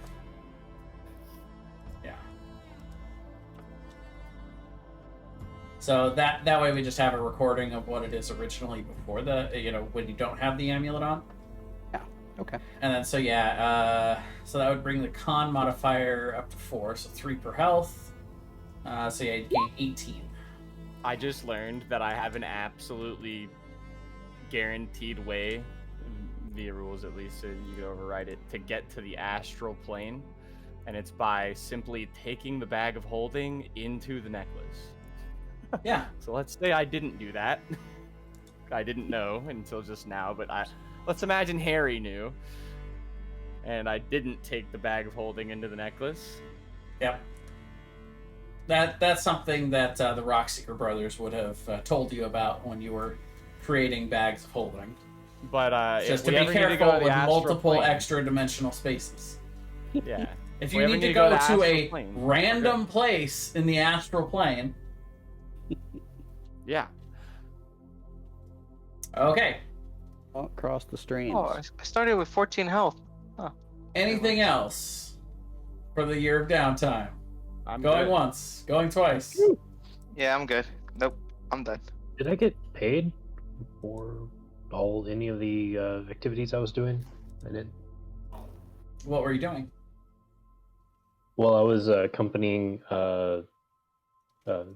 caravans Okay, along the trail. I mean, I sent out that whole so yeah, that would be work. How many weeks did you spend doing that? let's see, I put in outside of, let's see, I put in how many weeks I had. So other than 13 weeks, let's see, we had 72. I think I don't. So I have 59 weeks. Call it. Let's call it 58. So. Okay, and does that include the time you wanted to relax over the year? Or are you gonna actually work 58 weeks out of that year? Okay, then we can bump it down to a 50, because I mean, some of that time I'm gonna be like, either in transit or like advising in Vandalin or something like that. Okay, so rather than having you roll 50 checks, what I'm going to do is I'm going to have you roll 5 checks, and then we're going to total the amount of gold you make in those 5 weeks, and then we're going to times it by 10. Does that sound fair? Yep. Okay, and so Checks. accompanying, so you're acting as a mercenary that is accompanying caravans. Yeah, I mean, or if you wanted to do it, or as like collecting information, however you want to play it. Because if you want it to be non-combat stuff, that's also fine. So It's up to you. stealth I or mean, survival. Yeah, I would say, Okay. yeah, go ahead and use survival in that case. You're helping to guide these caravans as best as you can. Said 5. Yeah, 5 checks. Dang. Okay, so you make no gold on the first one there. Then 30, 30, 30, 60. So 30, 30, 150 times 10, so 1,500. What you make All right. over the year. Thank you. You're welcome. Well- And you never want to see another caravan for the rest of your life after that. Oh yeah, my lungs are just straight up like just full of gunk. Like I have smelled oxen for so long, like I don't have the capacity to smell, so I'm gonna get disadvantage on these smell checks for whatever next. Disadvantage I on just- wisdom checks, And- wisdom and perception honestly- checks that require honestly, if- smell. For the first week, because it's gonna take me a while to scrub all the oxen are nasty creatures. So like, if you want to give me -1 to my charisma, just because I smell like ass for the first week, until I can I don't know, finally just walk over to Harry and be like, can you prestidigitation this away? Because I have washed myself 6 times in a row with lie, and it is not going away. Mateo's got you covered. Okay. Of course he does. Of course. It's like I'm proud, but I'm also annoyed. So Yeah. How can you just do everything? God. it's this is what happens when you roll for your stats instead of doing an average like the rest of us. So, Do you want to see what would have happened if I rolled for my stats? oh god. I bet I roll and get fucking 5 9s, bro. Okay, I have a technical question on Okay. my morning start because I added brutal, which means not brutal, superior. So my weapon from a D8 becomes a D10. What does that? So is my critical now a D10 roll instead of a D8 or a Yeah. D6? Yeah, all Okay. the damage rolls for that weapon would be a D10. So, D10, okay. So yeah, and then the critical would be, an additional D10. And then if I roll max, I got brutal, which means if I roll max damage, I roll another D10 Yeah. on top of that. Yes. Wow. So then, yeah, what so I then- would do is under damage mods, I would just put brutal and then put it as a D10, and then you can just click on the D10 like this. You can just go boom when you see a maximum number in there, and you can just click on that, and it'll add in the extra roll. Okay, I'll do that. Okay, so as you guys are, it's a little bit less than a year after your events with the Green Dragon Venom Fang and the Glass Staff and the Black Spider. When you guys eventually hear of somebody in Phandalin that is seeking you. They are looking for the heroes of Phandelver, is how they describe it. The ones that toppled the Black Spider and his syndicate. So eventually, word comes to you from this person, and you arrange to meet them all together as you guys are, slowly coming back to. You mention to this person, who introduces herself as Rhea Mantlemorn. A young paladin woman that says she hails from the city of Elturel. That most recently she came from Baldur's Gate, but originally she was a Hell Rider that was employed to protect the city of Elturel. And she's greatly desiring to speak to you to ask for your aid in a recent manner. That's a recent matter that had caused Elturel to disappear from this plane. Well, Lenine, as I told you, this time would come. We're gonna have to entertain this guest that is calling for our help, and it's possible I won't see you again for a while. Well, Harry, you're an adventurer. That's I've just been lucky to have you to myself this long. Wow.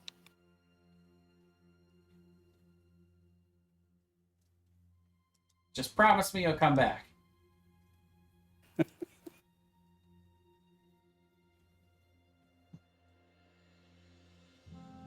No matter what, I will come back, but I can't promise I'll be whole.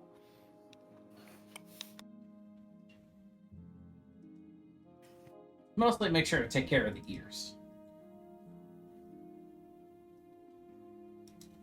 Lamau. All right, so yeah, you guys arrange a dinner. This is shortly after you guys get together after a year. Suppose I host everybody, if that's cool. Yeah, you host everybody at the manor, and you guys have a big feast celebration. It's up to you who you would invite, but anybody that you invited from the town would come and welcome, the heroes back to see you all again. Sildar would definitely be there. Yeah, Both the I'll Rockseeker invite brothers would come The out from their time. Rockseeker and Yeah. Sildar. Everyone else, y'all can get a +1 or +2 if y'all want. Y'all all have a room here. I think there's that many rooms. Well, there's 5 rooms. There's 5 rooms in the manor, but there of course are multiple rooms in the inns, and there's also multiple bed chambers down below. If there's 5 rooms in the manor, that's enough for me and Mateo and the rest of the boys. Yeah, in this for all the Discord. main party. Yeah. So y'all all get a room here. So that means at this great dinner banquet we're about to throw, y'all can all get a +1 if you want from someone in town. How much would it cost if I was to make this a very exquisite meal for everybody? I would say probably 10 gold is sufficient to have a ridiculously lavish feast. Sounds good. That's the plan. Does anyone want to invite a member of the town that they might be friends with or want to get better associated with? You should invite the Aldery. No, it's up to you to invite them. I'm giving y'all. I'm inviting this lady who wants to talk to us, Sildar and the Rockseeker brothers. But y'all all can live here, and that means to me you get rights for a +1. I'll invite the guy I healed. Yeah, absolutely. They gave you the shoes of clapping or whatever those were. Yeah, Darren Eldermath. Yeah, he would show There we up. go. Aaron. I'll get like a +2 actually. I'll buy the elderly. Lenine, yeah. No, not. Or not Lenine, but yeah. yeah. That's the. I know what you meant. Oljar, what are you trying to do? Well, I'm bringing the kid and the mother. You know. Okay, We saved the kid. Yeah, that's fantastic. Tim, anyone you are somewhat close to in town you might want to invite to this banquet? Is Sildar back in town? I already invited Sildar, but if you want to him to be your +1, I don't. Oh, have okay, a problem because with that. he's actually my contact with the Lord's Yeah. Alliance as well, and so I didn't know this about him because I've actually known him over the last decade because I've been in the area kind of bumping around. But after I kind of got introduced to that and made the kind of the introduction, made the kind of proper introduction with him after I came back to Phandalin, he's acknowledged the signs, the code words I gave, and turns out that he's been part of that as well. So since this person is coming here on some sort of mission, it seems that I would want to bring him in. He's coming either way, I guess. Is cool. What Okay, I'm trying to say. that's all. If you want to invite anyone else, feel free. No, I don't really have any. You could make somebody now. Yeah. You could use this as an opportunity to extend an olive branch if you'd like. I mean, you have all the merchants on lock, so I feel that's a. Halia's just a good friend of all of ours, she's not on lock with me. Did And you invite Talia? No, I didn't. Yeah, if you wanted, that's what I'm saying. And then there's a couple other merchants we've dealt with, the innkeeper. I didn't invite any of them. No, don't worry about it. All right, man, it's all good. You know what? How about we'll just say Sildar's your +1. For appearance's sake, y'all show up at the same time. You know what I'm saying? Yeah. Sounds good to me. All right, so you guys get together. You have all of your friends and your found family, and you have wonderful food and good music. Halia, being invited, actually arranges for some entertainment to be supplied, and she's actually got a little. She actually has a little a magic music box that plays. That she brings along, and it's a lovely meal. It's good to see all each other again after so long, and you all are starting to feel like you've been sufficiently rested and restored over the past year. You guys had a very trying couple of months when you first had gotten together and started adventuring, and you definitely needed a break. But now you're starting to get that itch again. You know that. Yeah, I'm that, personally feeling a little stagnant. Yeah. A little plateaued. Yeah, you guys definitely are ready for the next challenge. And after the dinner starts to wind down, Rhea would request to speak with the 5 of you privately, if possible. I can't hide anything from Lenine, as well. I mean, we kind of live together here and stuff. Well, it's not so much. It's not so much that this information is secret, but just that it may be rather sensitive. That you may want to decide who would have access to this information, because I'm worried that the more people know it, the more dangerous it could become. It's not so more much dangerous it could be, or danger they could be in. How much danger any person that has this information could be in. Lenine, if you would please allow us to discuss this adventuring stuff. She says it could be dangerous for you to know, as you just heard, and I care about you so deeply. I couldn't possibly put you in danger just for a conversation. Well, Lenine says, yeah, certainly. I suppose you all could use the study upstairs. That should be sufficient for the 6 of you. Yeah, the good idea, Lenine. Yeah. I miss you. So you all excuse yourselves and get on up there, and so the first thing, let me give you a description of Rhea. So she's about 5'6", so not incredibly tall for a young lady, but she is a human, red hair, white skin, brown eyes, and medium build, but she looks fairly strong, and she wears the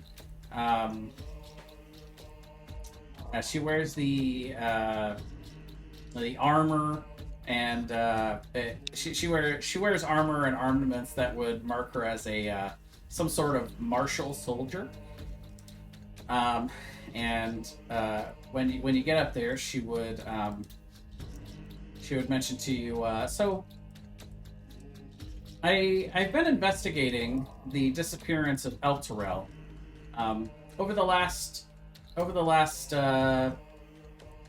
18 months or so, there's been an emerging invasion attempt from the Nine Hells. They seemed, for some reason, to be interested in Elturel, which is part of the reason that so many of us were hired recently to the Hell Raiders, to try to protect from all of these incursions. And we'd all been routinely sent out on scouting parties and training sessions outside the city to keep an eye out.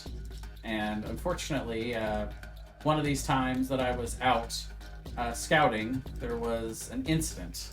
I'm not quite sure what happened, but when I returned to the city, I found nothing but a large crater. It appears as though the city had been just disappeared, and not destroyed. It was clear that there was no sign of any explosions or any kind of destruction. There were no earthquakes. It's as if the entire city was just teleported. So Harry I seen. was told that thing about the dimension explosion by the Rockseeker brothers for just bringing the bag into another dimensional space, and I spent 4 weeks kind of studying traveling to other planes. Could I get an insight roll to see if I understand what's going on there, or an Arcana roll maybe? Everybody can make an Arcana check. See if they would understand if there's anything that might. Could I go based off my history of the Dragonborn that their whole No. province got no? No. No. Okay. Because it's more about understanding how it would happen, not Oh, okay. Okay. what happened. Okay. Hey, yo. Did not expect that. Wow. Nope. I don't know. That's some. That's some Willy. That's some magic Willy thing. I don't know. Okay, so nobody actually rolled high enough, even with a natural 20. I know natural 20s are great, but natural 20 doesn't let you just automatically succeed anything ever. But Only have a 1 in Tim, Arcana, you are 100% sure that in all of the magic that you have come across, you can't even imagine something that would be strong enough to transport an entire city. So you know that this must have been something absolutely crazy ridiculous. So you're either thinking that this lady must be lying, or that she has stumbled upon something that is one of a Tim kind. looks at Rhea in the eyes and kind of gestures to her and says, it's like, I'm from the Shar. The spell plague ripped my homeland in two. I have seen the edge of the Great Rift. I know that there are incredibly powerful magics at work in this world. Such an event destroyed my people. What kind of thing could have done this? I wish Yeah, I took a knew. class on magic, and this doesn't even like come across at all. Well, I've been investigating it for the past 3 months since the disappearance of Elturel, and well, I had come to somewhat of a dead end until I came across an intercepted correspondence from a man I believe you knew as the Black Spider. That son of a bitch. Oh yes. Yeah, we did know him for. Well, very not brief that we period. know. It's more that we cut down. But Oh, I knew him very intimately, inside Yes. and out. Well, I intercepted a communication from the Black Spider to someone who appeared to be in Baldur's Gate, and she'll produce a oh, here. Actually, I'm sorry. This is the handout that I meant to give out to you guys. That's just a little bit better of a picture. There we go. So, she'll produce a letter. It says, "Hello, old friend. I find your proposal interesting. I will consider your offer and seek you out once I have solidified my hold on this region. Thank you for the directions you provided to find you. Phandalin might be a worthy target of your continued work after Elturel's fall. The Black Spider."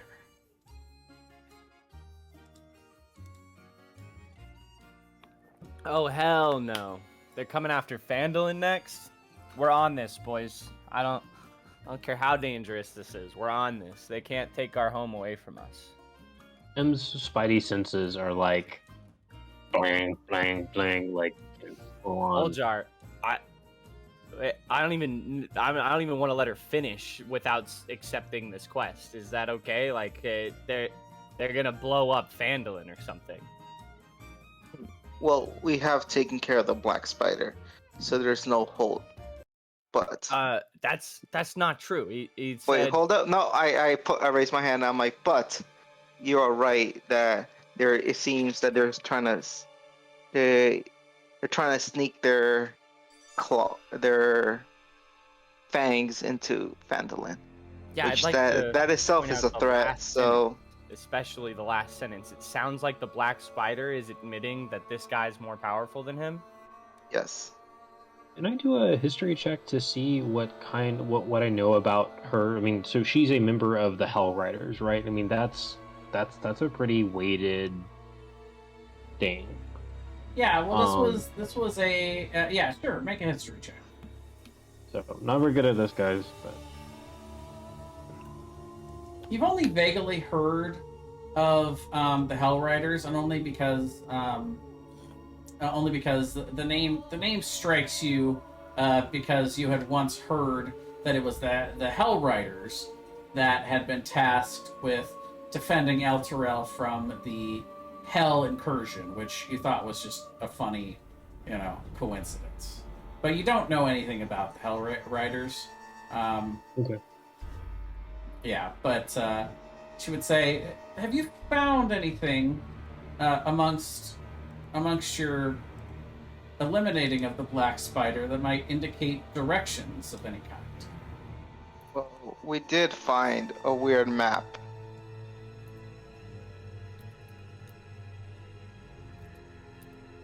And Black Spider's belongings. And I think I have it. Yeah, I think we left that with you. I hope you have it. You do have it. Yeah.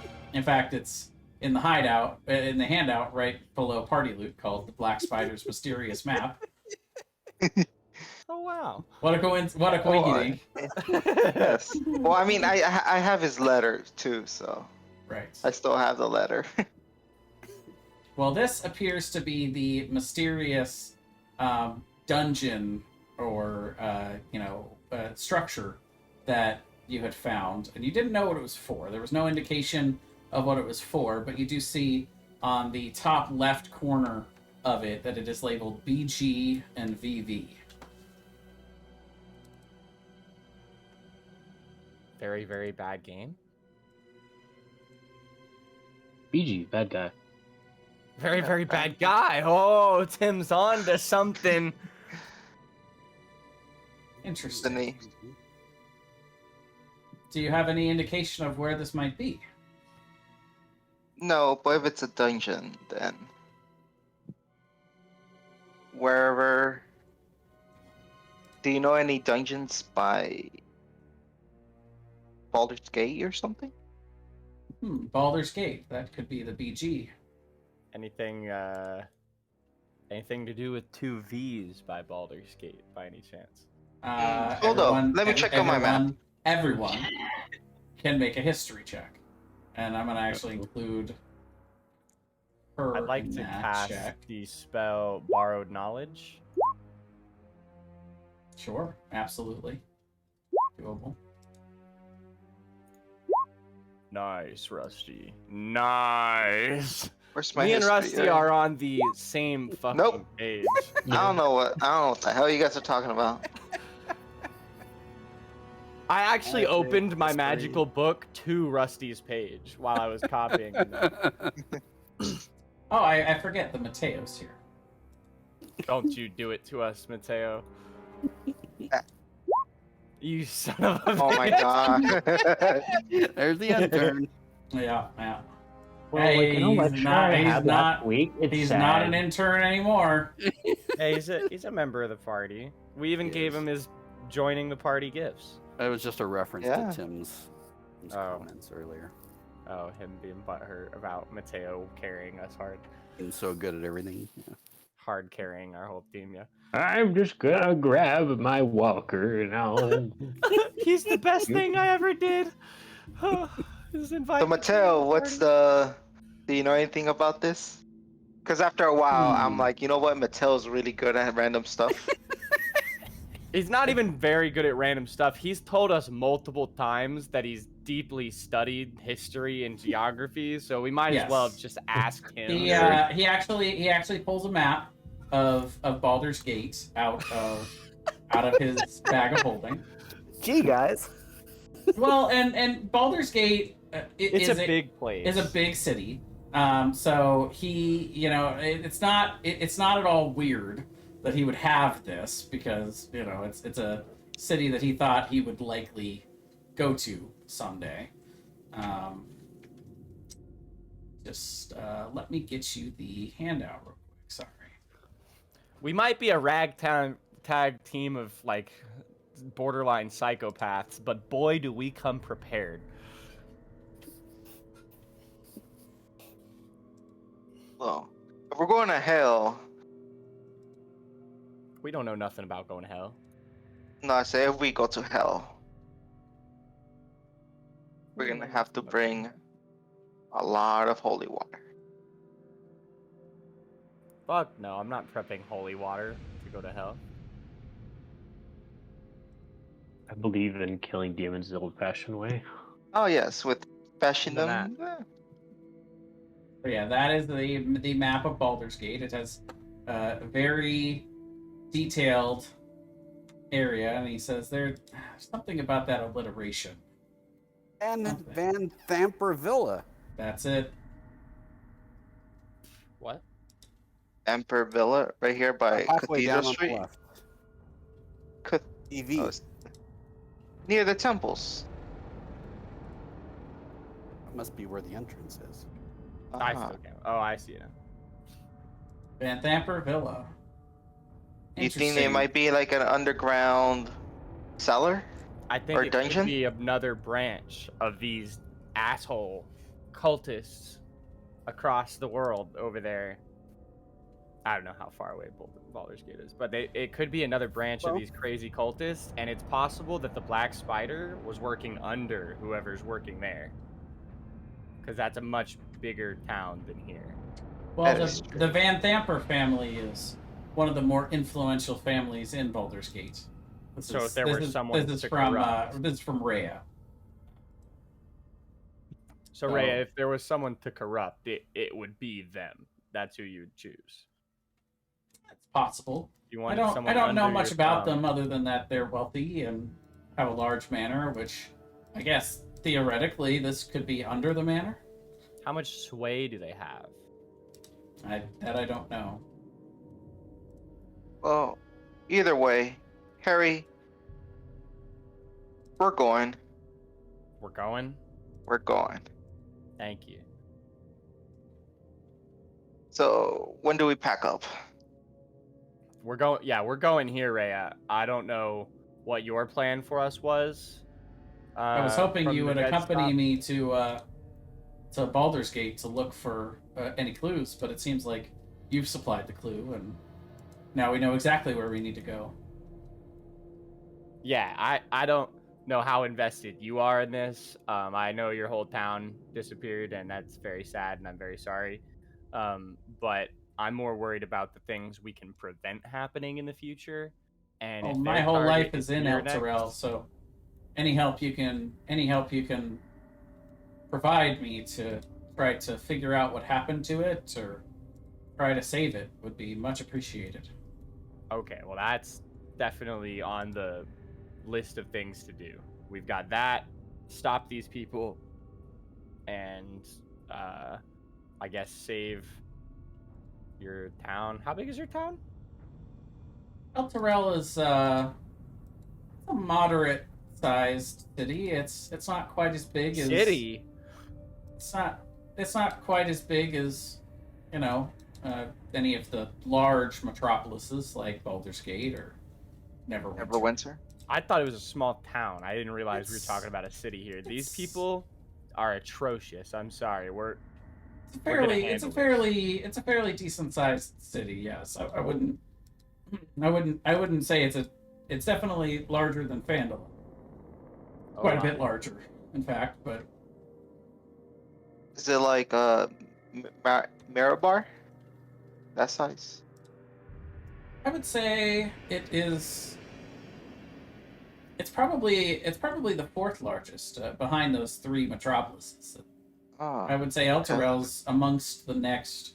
Yeah, and again, Mateo would pull out a map of the Baldur's Gate region at large. And you can see El Terrell is the center and the capital of Eltergard. So it's it's not a massive city by any means, but it is it's a good size.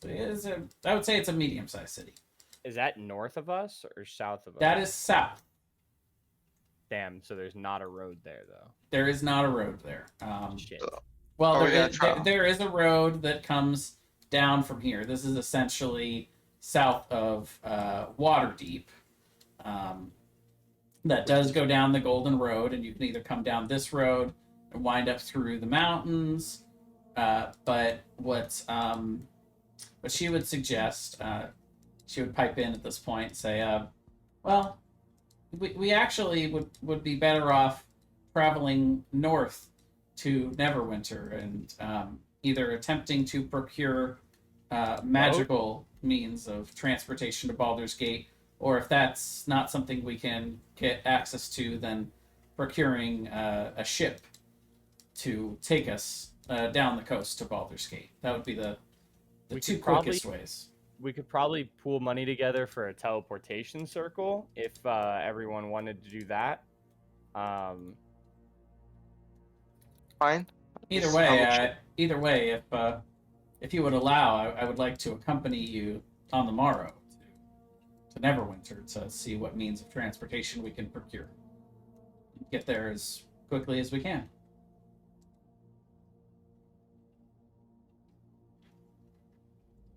Fine. I imagine there's teleportation circles in Baldur's Gate. Yes. Already set up. Yes, I would imagine that there is a connected teleportation circle between Baldur's Gate, Waterdeep, and Neverwinter. Yeah, so we'd more be paying for passage. Yes, so we'd be paying to use for a one-time usage to it, which I've never done before. I traveled up here via the waterways. Did Etril had a magic? Which cost about 20 gold for me. Did Etril have a teleportation thing as well? Oh, okay. Because it takes people maintaining these kinds of circles to keep them there. It's entirely possible that they could have been in the process of creating one, but to my knowledge, we did not have access to one. Okay. I think it would be much faster and safer if we just paid to teleport there. I've never been on a boat. That sounds scary. Well, do you know how to swim? No. Not very well. I know how to like jump in water. But if you're trying to have a swimming contest, you're gonna like blow me away. Well then, I guess we'll go to Neverwinter. Take the teleportation spell to Baldur's Gate. Yeah, okay. It's not a bad experience. Like you might get a little disoriented, dizzy, get extra travel fatigue out of nowhere, maybe throw up a little. But other than that, it doesn't seem too dangerous to teleport. That sounds like a lot of things. Well, I mean, you close your eyes, you open them, you're in a whole new place with smells, sights, and bustling city that's completely different. Like it just throw you for a little bit of a loop, but it's not like you can step in the portal and just fucking like evaporate or anything. Can we just take the trade route down to Squirnabel and then hop on a boat heading down the river to? That'll take so long, and we don't really have any sort of timetable here. I mean, we don't have a timetable, so we can either. It all depends. As in, they could show up here tomorrow, and we wouldn't have any idea that they're coming. Well, if they show up tomorrow, we'll still here, aren't we? No, I think we should dip now. I mean, like you said, there's no timeline. Like. Yeah, so we have to make one, Old Jar. If they have a week or two plan to like take out Baldur or to come here, then do we want to be on this roundabout trail, going down a little river path, then going to buttfuck nowhere Borskir Bridge, or do we want to be in Baldur's Gate or here or Neverwinter? Does Rhea have any input? Well, taking a ship down the coastline would certainly be faster than traveling by river. And if we're gonna secure passage on a large ship, then we would have to get it out of Neverwinter, out of a large port. So I think either way, whether we're going by ship or by teleportation, I think the next place to go is Neverwinter to see first if we can secure Arcane Passage, how much it, whether or not we'd be given access, and if so, what it might cost us, and if we can afford it, and then if not, then securing passage across the ocean. Well, not really across the ocean. They would go, my ride up was no more than a quarter mile off the coast. It was we never broke eye contact with the coast, which made it a little bit more reassuring. How long did it take? It took about a week. Mm. But we're also going with the current going up. Coming down, it would be going against the current, and it would probably take longer. Either way, we're going to Neverwinter. I flare my cape out and walk out of the room. I'm preparing the horses. It's nighttime. We'll do it tomorrow. I'm preparing the horses right now for tomorrow. Harry, calm down. I'm preparing. Look, Harry, I think I'm preparing you the might horses. be too. You might be too excited. You might be too scared, excited. Not excited.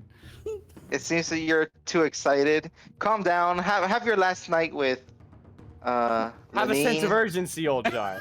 Care about these people like they're about to be killed by dragons. But they're not. If these people were about, you don't know that. You don't know there's some dragon that breathes people out of existence. Why not? There's dragons that breathe out people out of existence. Make an Arcana or survival check. Or nature or. You're pretty sure there's not such a thing as dragons that breathe people out of any other existence other than the living existence. Yes.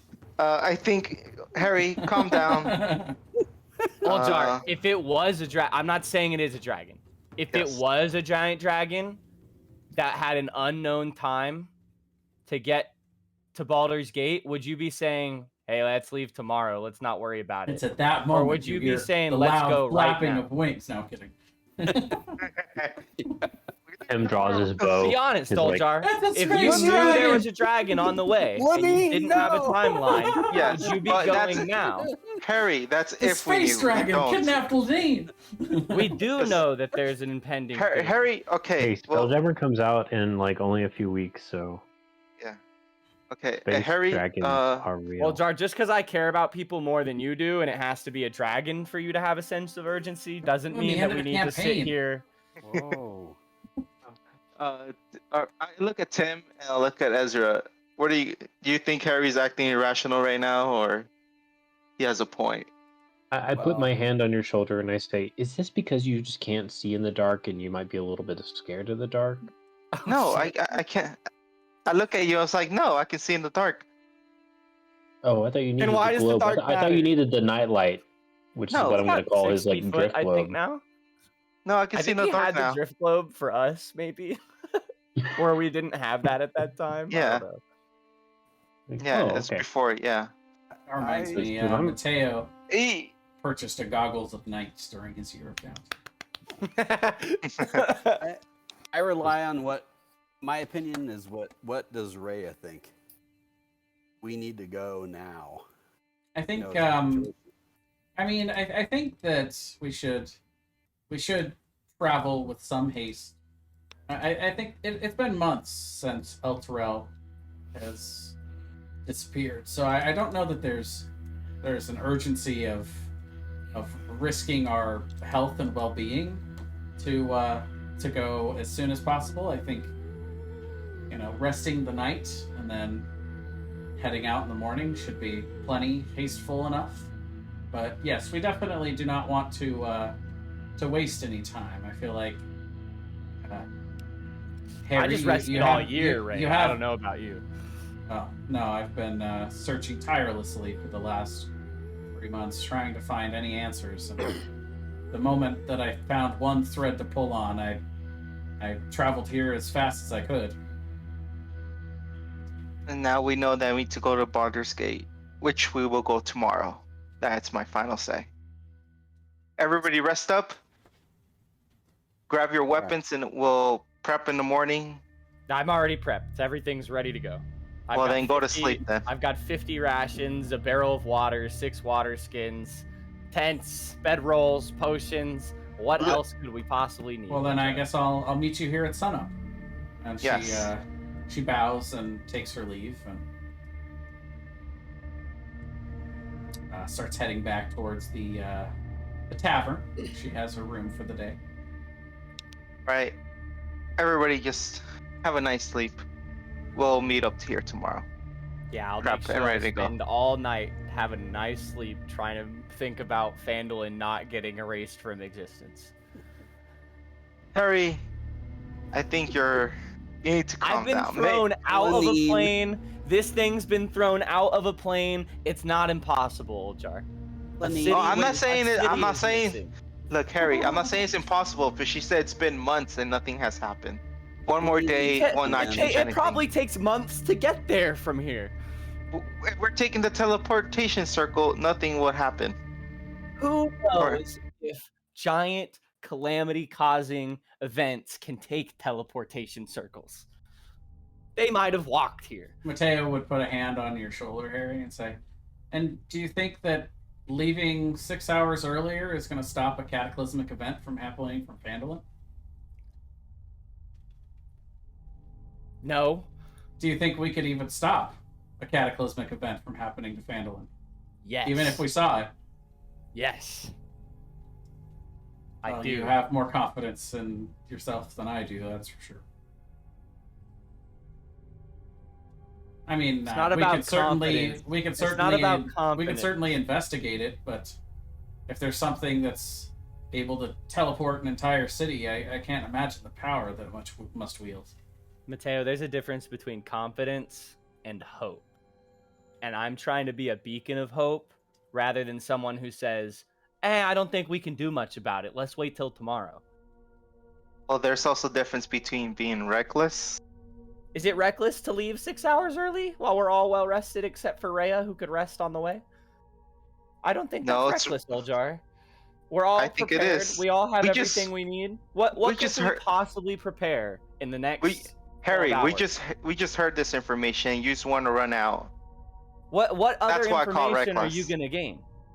You call it reckless because, honestly, I think you're scared. What other information or preparation are you going to do in the next 12 hours, Oljar? I'm gonna sleep on it. Well, it's 3 hours after sundown right now. I'll probably won't be able to stay awake for another 8, let alone the 12 to 16 hours it'll take to ride hard on the high road to get to Neverwinter. So we might as well sleep now while we're here safely in our keep and go in the morning. I think Mateo makes a much better point than Oljar. Sounds to Not- me that There's a You're difference just- between reckless and wanting to Wisdom rest. of 16. yeah, Kid's good at everything. kid's good at everything. See, Oljar, you sound scared of reckless behavior that's not reckless, and he sounds like he just wants to have a nice rest so that he can have a good ride tomorrow. You see the differences that I'm pointing out here? Harry,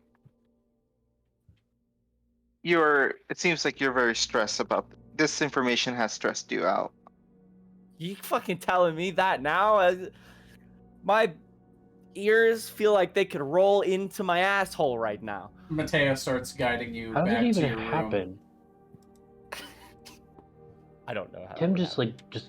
it's like wakes up and is just kind of like is trying to figure out the visual of how the years would go, and it's just very confused. He's gonna be thinking about this like. Oh no, Tim's thinking about ear-rolled asshole. I How hope does he this- doesn't how does think that about work? it It's over a like, fire It doesn't pit. make sense. It's like it doesn't but it's too long. Teo guides me back to my room where I Yes. sit there somewhat panicking with Lenine, but not giving her all the details. I tell her we gotta go. It's urgent. We gotta go to Baldur's Gate from Neverwinter, and that a lot of people have possibly died. Well, I imagine that if anyone can take care of this, Harry, your group seems quite capable. I mean, I didn't think anyone would ever be able to solve the problem of the red brands plaguing the Phandalin, let alone all of the other things that you've done since then. I mean, you guys destroyed a dragon. It was a baby dragon. Well, I mean, it couldn't have been that easy to slay if it took off Darren's leg. I mean, it didn't even hurt me even a little bit. The only injury I took from that whole fight was jumping 8 stories on top of it to hopefully have some extra impact. Which reminds me, don't you dare do anything so reckless in Baldur's Gate. I think that has to override my wisdom, and I can't do something like jump off an 8-story building again. Or maybe it can't override my wisdom because I can't tell the difference between I don't know. That's up to what you. reckless is reckless. Yeah, Lenine, I will do everything in my power to save these people first and foremost. Just don't forget to save yourself, too. I've been trying to save myself for years, and I found salvation through saving others. So I think that the best way to move forward for me would be to try and help people find their way back.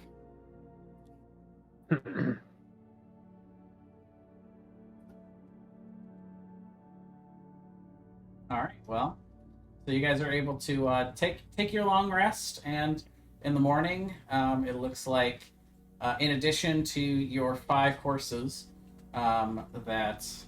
We have 4 horses. I ride a broom. Oh, that's right. It looks like Rhea has also rented a horse that she appears to have... she says that she had rented this from Neverwinter to ride down to Phandalin, and she's looking forward to returning it. So, you guys all mount up, and you're able to ride from sundown to a few hours past sunset. You are able to arrive in Neverwinter. You come across a couple of caravans that are going the other direction out of Neverwinter, and but you don't really see too much on the high road. It's a pretty pleasant day of riding, and it's nice to be out of the city for those of you that have been spending a lot of time in this area working, and you're kind of excited again for that opportunity for adventure coming back up once again. And you head into Neverwinter, and what would you like to do? When we land, I tell the broom to go 1 mile above Neverwinter for now with the command word. All right. Well, Gone. all right. Well, let's go check up on the teleportation. How much it's going to cost us to get to Baldur's Gate? That's a good start, Old Jar. I'd like to say Lenine talked to me last night about how I was possibly a little over panicked yesterday. And I'd like to apologize for maybe snapping at you and throwing a couple insults your way. But I hope you understand the sense of urgency I was trying to display. I can understand why you had that sense of urgency, but sometimes you gotta step back a little. That's all. Bigger picture. You're right. Yes. Bigger picture. All right. Well, let's go check out the teleportation. Yeah, let's check out the teleportation. I'll go with maybe Old Jar to check out the teleportation. If you guys want to go at the same time, check the possible cost of a ship down there. I'll also I'd like to ask Rhea if she has potions of heat. Does she need anything in terms of her equipment, potions, etc.?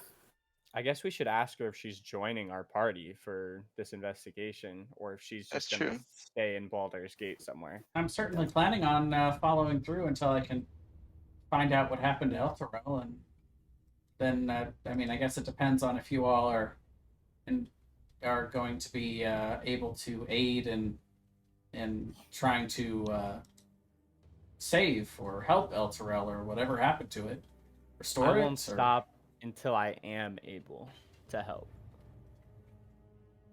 Because that's where my path takes me, is find El Terrell and figure out what happened to it and try to restore it or make it safe wherever it is. So, what's your situation in terms of, do you need anything in terms of equipment or potions Well, I have what I was issued from the Hell Raiders, which I don't have any potions. Let's remedy that. She would show you. She has a longsword and a shield that she uses. And she has several javelins that she can throw. She appears to have some basic magical abilities as a paladin, which she would be familiar with. She seems rather hardy in general. She has a set of scale mail armor. No, sorry, a set of chain mail armor. So So she basically a seemed- pile of shit in comparison to us. Let me just Yes, take her that's shopping. True. While everybody's doing their things, I'll take her to the local, Tim- Mateo would join you in that, actually. Tim, you seem capable of scouting out a possible ship ride. If you want to try and check on ship ride prices, while me and Oldjar check on teleportation costs. We don't need anyone to group up. Oldjar to say, hey, how much does this cost? Yeah, I'll go over to the docks. I've spent a lot of time Neverwinter, and I have a lot of contacts here, so... Okay. Well, first thing I would ask is, where are you guys planning on going in Neverwinter to inquire about a teleportation circle? I would check the magic shop that I went to last time I was here and ask them where to go from there to inquire about City Hall, maybe? You think? No, Or the city, no? it's located in the Tower of Knowledge. Knowledge. That makes sense. Yes. I took a class there. I should have fucking known that. Oh, wait. I took a class on extra dimensional travel, and I forgot that they had a bunch of other classes. Well, yeah, then everybody forgets things. You would know that the Tower of Knowledge here in Neverwinter is probably other than the palace where the king of Neverwinter resides. The tower is probably the next best guarded place in the city. It lies near the river that feeds out into the coastline. It's a rather large. You don't quite know how many. You don't quite know how many feet up it is, or how many stories up it is, but you would just at a glance estimate, 200 to 300 feet. It's massive, and there's the tower that goes, obviously up. Then it almost looks like it touches the clouds, but then there's also a base around the tower that stretches, about 5 or 6 connected buildings around the tower. Oldjar, I think you'd really like it here, actually. I'd say as we're walking to the Tower of Knowledge. Why? Why? Not necessarily anything to do with the knowledge, just if you were going to defend something from a dragon, you'd probably want to do it atop something like this. Oh, this makes sense. With these boots, I can fly around now. Fight the dragon in the air.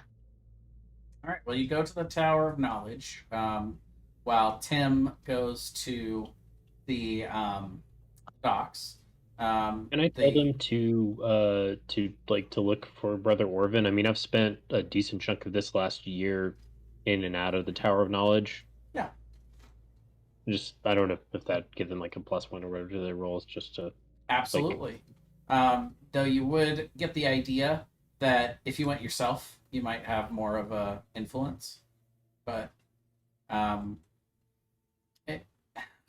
my question is, did you split up before or after they went to the magic shop? Because it sounded like, what was everybody going to the magic shop? I would just take them to that district because, knowing that we were looking for a couple of things and just wanting to leverage my contacts in the city, I Okay. would probably want to start off there and be like, hey, let me introduce you to this. You guys have the arcane skills. They will know who to introduce you to, like where you need to go. Yeah, Well, I will go and off for the and talk record, to. for the record, you probably don't really need to have. You probably don't have to go to the docks, because Rhea would tell you that it was 20 gold to secure passage up from Baldur's Gate. So you would imagine the cost probably similar. 20 gold per person. Probably 40 gold at most because it's against current. Yeah, but they probably wouldn't penalize your passage for that necessarily. But that's a highball estimation. Yeah. So yeah, Tim comes with us instead. And Ezra, I guess we don't go to the magic shop then. Where are you taking Rhea to shop? Because is it to the magic shop? Because it kind of sounds like you're all going to the magic shop. Yeah, I guess so. It's like, okay, let's split up, and then you all go in the same direction. Break! Ah, shit. No one even notices. Why are you following me? For like 5 minutes. It's like, aren't you going that way? Oh. You know what happened? We split up 3 different ways, but all those just came back into one road. The same place, yeah. Yeah, we're like, huh? They're crossing the same. Oh, you went that way. He's Going like, to I the did. magic shop. Well, so I want to, Rhea out a little bit. Okay. Some potions and gear. She would insist that you don't have to do that. She feels like what she has is, and she would say, unfortunately, I don't really have anything to contribute gold-wise. You can contribute physically wise. Yeah, but are you? I say dumbly. But you said you're planning to see this through the end, meaning whatever we wind up facing as a group, you're planning to be with us. That's the plan. If we're on the same path, I'd be honored to fight alongside you. Then let's see what we can help you out with here. Yeah, and if it makes you feel like bad or anything, just look at it as a temporary loan. Okay, I will. We care more about. I will give you back all of these things as soon as I'm done with them. That sounds like I wink. Talk at about Ezra. that later. I wink at Ezra when I say that. All right. Well, what would you like to inquire about purchasing? All right. Mateo would also get in on this with you. What are the prices on like a +1 weapon, +1 shield? Just here, it's pretty standard pricing. Because the demon incursion is actually no longer going on, the prices have actually started to drop back down to normal levels for weaponry because they're no longer shipping them to Baldur's Gate via Elturel, and you start to make the connection that that's why everything was so expensive here, is because there was an active, invasion going on from the Hells. That's what you had heard about, and so +1 longsword here they would sell to you for 400 gold. And I'll ask Rhea: is it a longsword that you prefer? Yes, that's. I prefer to use a versatile weapon because typically I like to use a shield, but occasionally it's nice to be able to stow the shield and grip this with both hands. And great. Honestly, I could use a great sword, but I like to be able to have either option.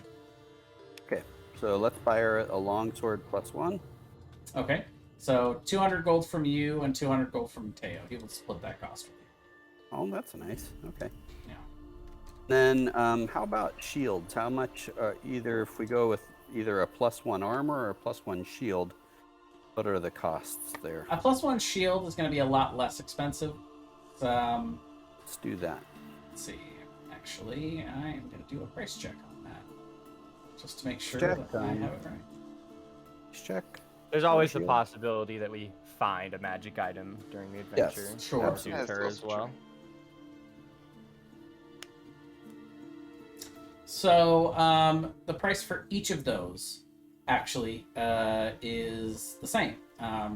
They sell all of the armor here at the same price, which is +1 for 1,500, and +2 for 6,000 for shields and armor. Oh wow, that's a little pricey. Yeah, it's It not does cheap. just give her a +1 AC either way. Yeah. Yeah. All right. All right. Let's invest in. I think we'll have to pass on that one. That's a little pricey. How about? How about some potions? And what are your regular healing potions? What's the price if we bought a bunch of them? If you bought multiple, they could do 40 a piece. But Mateo would actually say that he's got he has a regular potion that he can just give to her. I also have a regular potion that I'll just give her, and I'll suggest if he wants to buy her a potion, possibly a potion of growth might suit her combat style. All right. So that's 2 healing potions to her, and let me see if they have. I think they do have a potion of growth. Let me see the price. 270. That would basically make her really big, so she could hit harder. It wouldn't make her necessarily safer. I'll ask her if that's something else. You know, we're kind of checking on prices and things like that. Is there anything you can think of that would be a really helpful item for you, whether it's a potion or?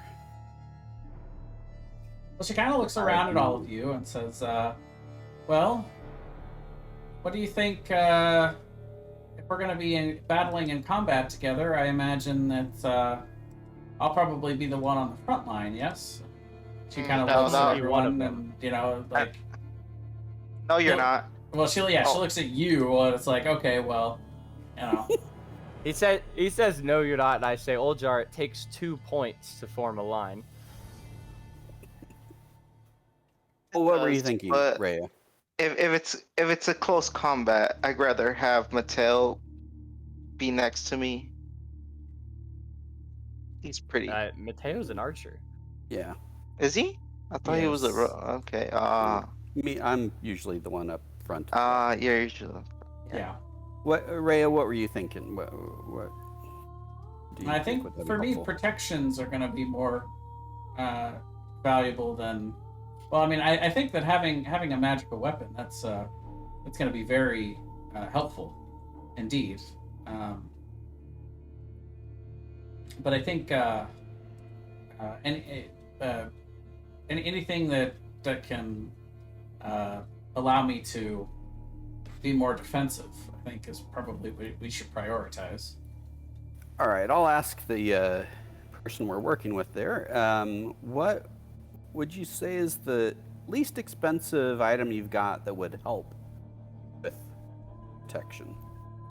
Whether it's a cloak or a ring or whatever it might be, or a shield or armor.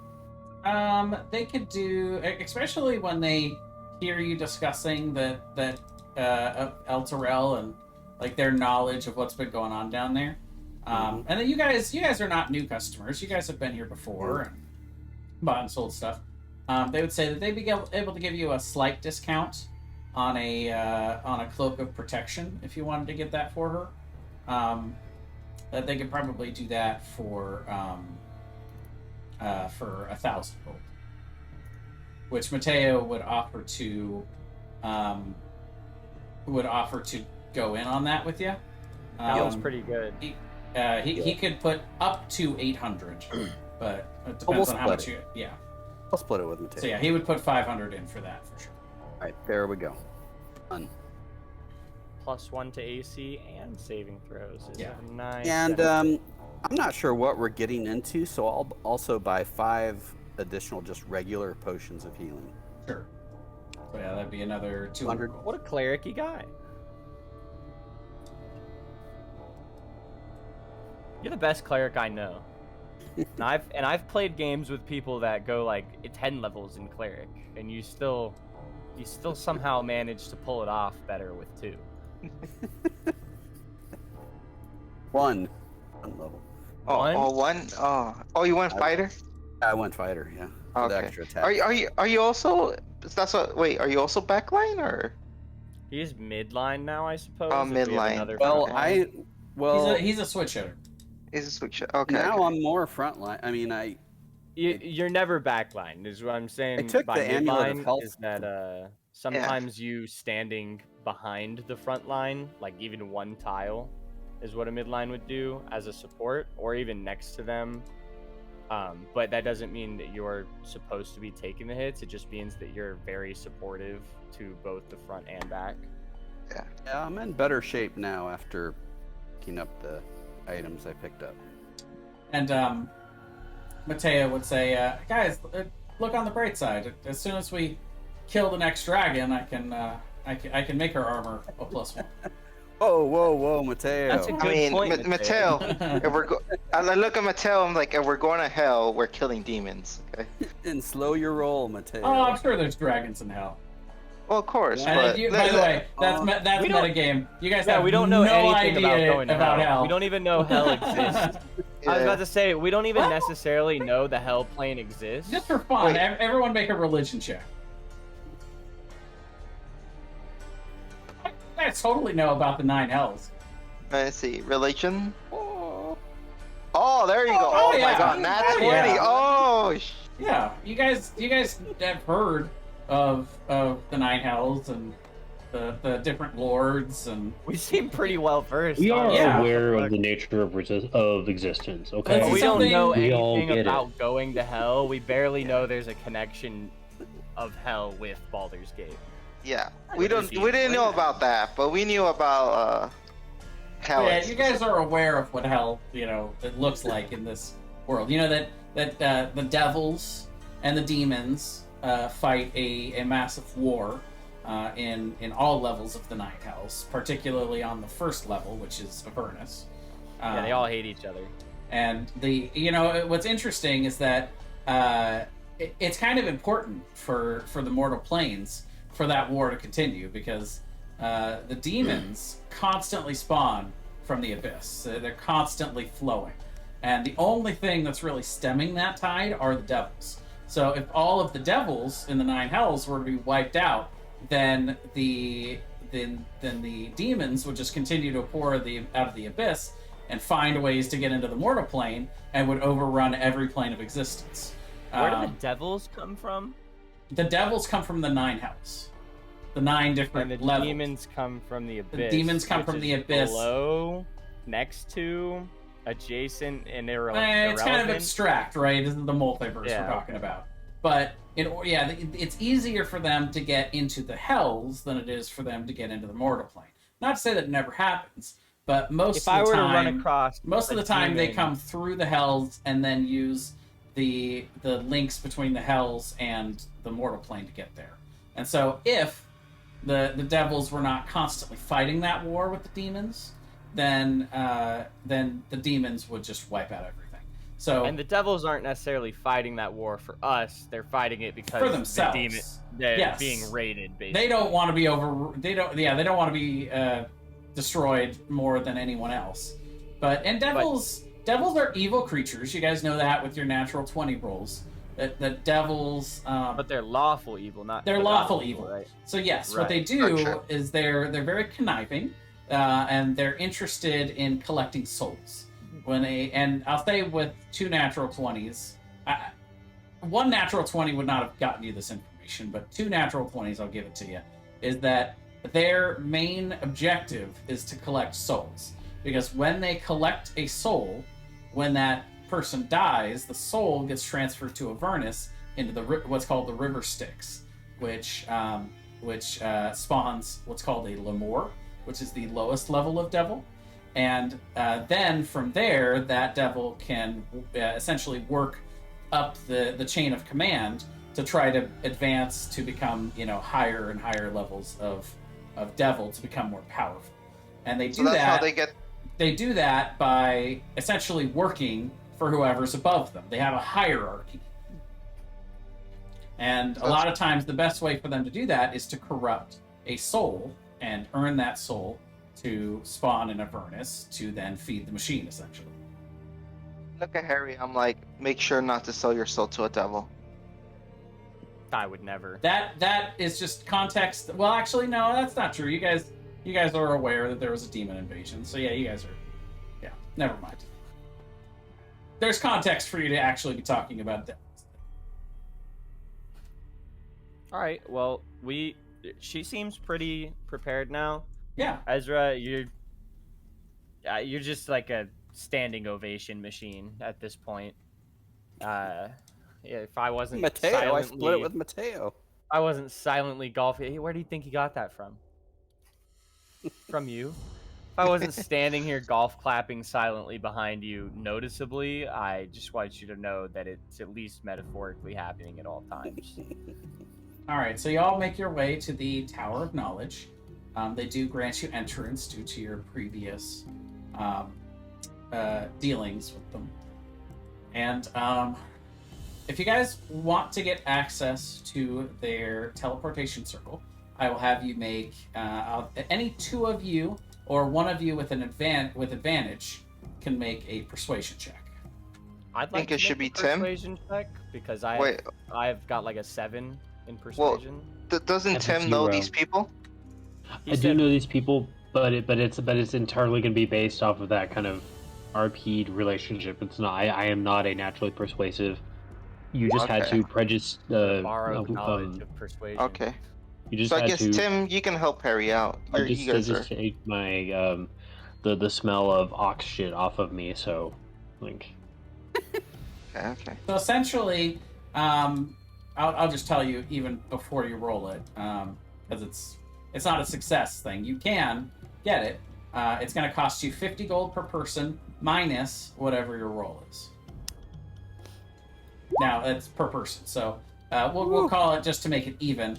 We'll say that you mention that where you're going and the urgency with which to do it, and because of your previous connections, they'll give you the option for half price. So essentially, you could spend 20 gold per person sailing down to there, or 25 gold per person to just teleport there directly and be there tonight. I'd rather be there today. How long would it take to sail down there? Does anyone know? Over a week. They do know, and they would say it would take about a week and a half. A week and a half versus now. And would these prices to come back here be about the same on the other side, or is that not relevant to you guys? That's up to the people that are operating the teleportation circle in Baldur's Gate. What's the standard price? Is it the same as your standard price of 50? Ours is 50. I think the one time that I was there and came back, it doesn't cost us anything because we're going there for work for them. But I believe that I remember somebody doing similar dealings. It's not an actual cost, right? Like, we own the teleportation circle. The cost is recouping costs of its creation from years ago. I actually looked that up once. It takes Y'all have to maintain it. Well, we don't. It's not so much about the maintaining. Once it's in, unless somebody damages it. But I actually calculated it once. It costs a full year of someone's time and 20,000 gold worth of materials to create a permanent teleportation circle. Holy shit. So essentially, we charge people to use it so that we can slowly recoup the cost over the years. But it's completely worth it. The amount of transportation between the major cities, it's invaluable. All right. Well, everybody, hand him 25 gold. It's so much more information than you wanted. But also, Rhea would say that she does have 10 gold that she can do, but she would need to borrow 15 gold. I'll give her 15 gold. Okay. Okay, All right, I'll pay his. I'll pay mine. And I tell the dude, like, nah, I took a short class here on like extra dimensional travel, so that was actually all very interesting to me. Good. That is like a free tutor session, honestly. 20 gold, was it? 25. 25. Yeah, 25 gold. And it is a couple hours after dark, but they have no problem, letting you all in. They are very keen in watching you all because they want to quickly get you into it and then quickly have you teleported away because they don't really want you spending a lot of time in this room. And I'll have everyone make an insight check. Before we dip, actually, I guess I'll skip the insight. I have to call my. I have to go back to the door and call my flying thing back. Yes. Which they're used to that kind of stuff,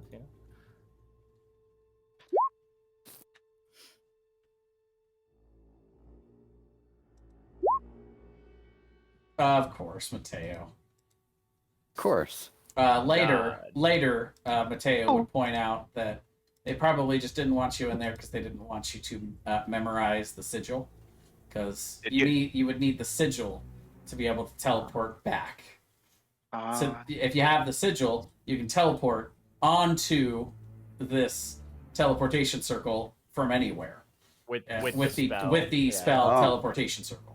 So they are allowing you to use it, but they don't want you there long enough for you to memorize the. It's a pretty complex rune. It would even somebody with photographic memory would have to stare at it for probably like a minute or more. But yeah. I was gonna say, Mattel, did you manage to sneak peek? That's a good question, actually. Here we go. Roll perception. It's like, no, of course not. Oh, okay. I'm working on a couple of things that are slightly magical, but I don't think I'll ever be able to teleport anyone anywhere. I don't know, Mattel. You're very knowledgeable and very skilled. Keen mind feat, though, right? You could. You guys would know, by the way. Teleportation magic is rather rare. It's not super rare, but it's not like every other corner there's a mage that can teleport people places.